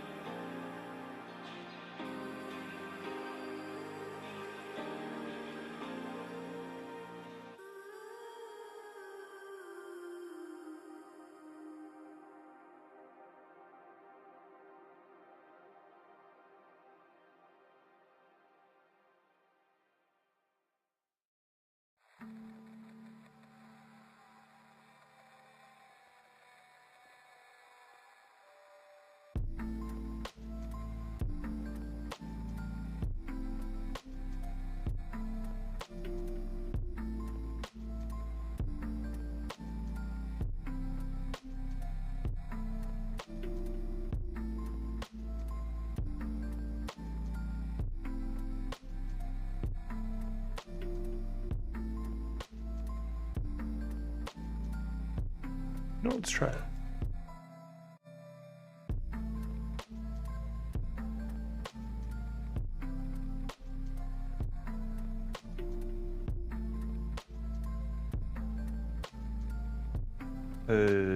Models, right?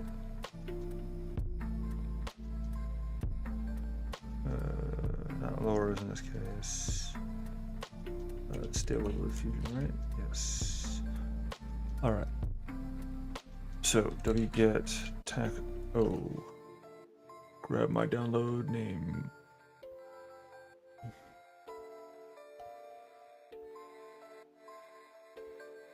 The funny thing is that when we talk about like D&D and stuff like that, a lot of what ends up happening with like the way that everything is kind of set up is it being where it's, you know, based on European style. So it's one of those like this map, I'm downloading a satellite image generator, right? Maybe to help this? That didn't help.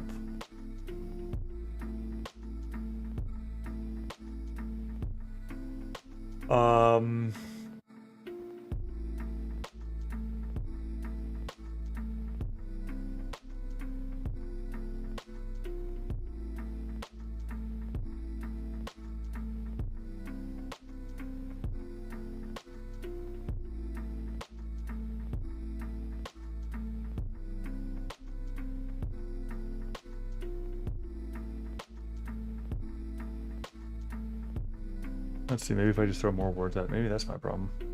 They don't have enough words in there. Also, CFG scale is set way too high.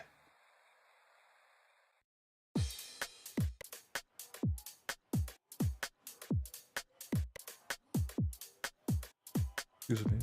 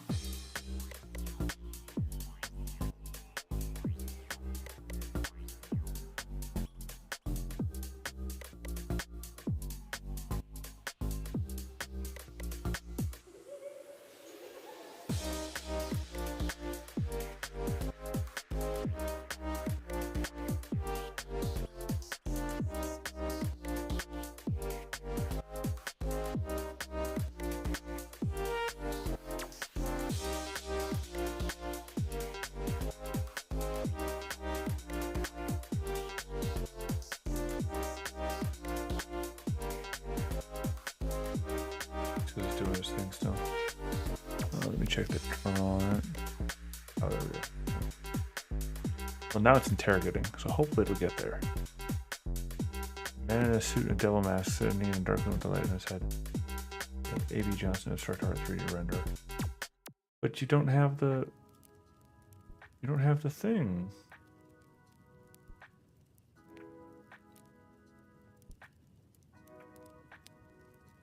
And a flashlight in his hand. He doesn't have a flashlight in his hand.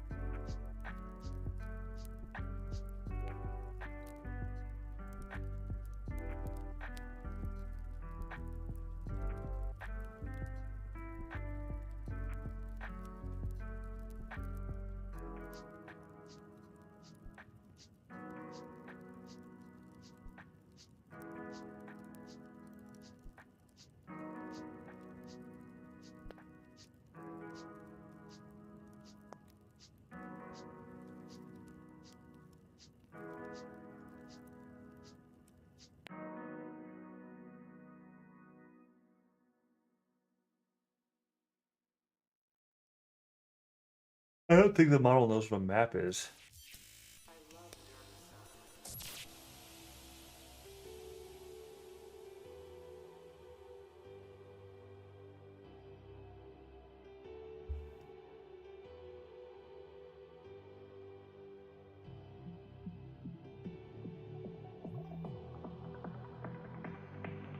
Like, I don't think it knows what a map is at all.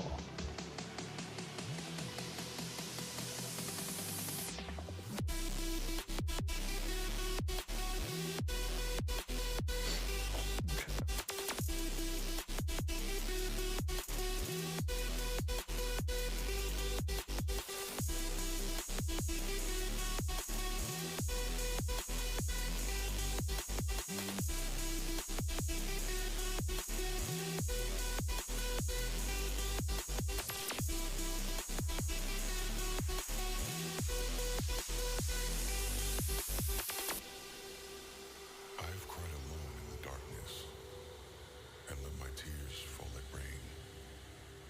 I've faced my fears and confronted the unknown.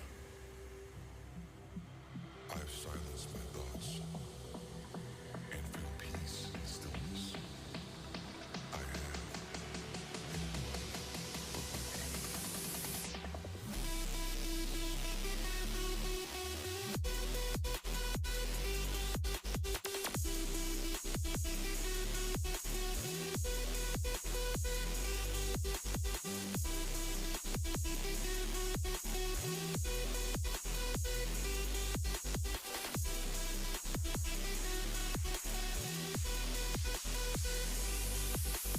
I've cried alone in the darkness and let my tears fall like rain.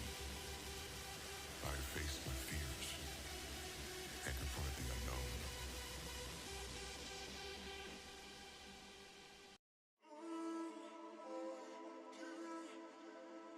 Right.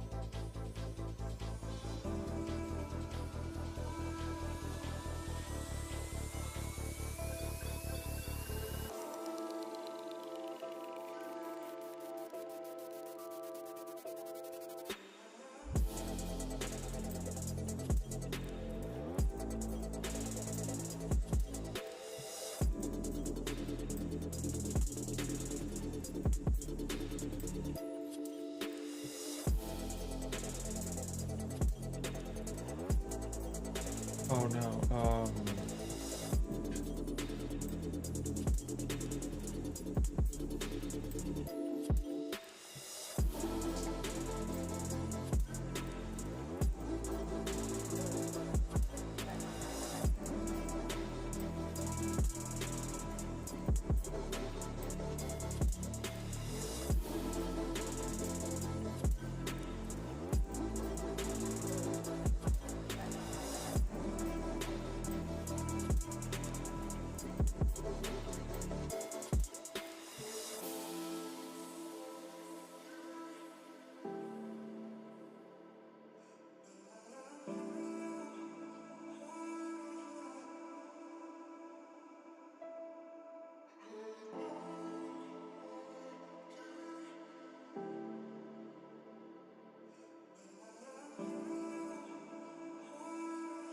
All right. Well, for anyone out there, I appreciate you for showing up, and anyone come back and watch it. I appreciate you for doing so to this point.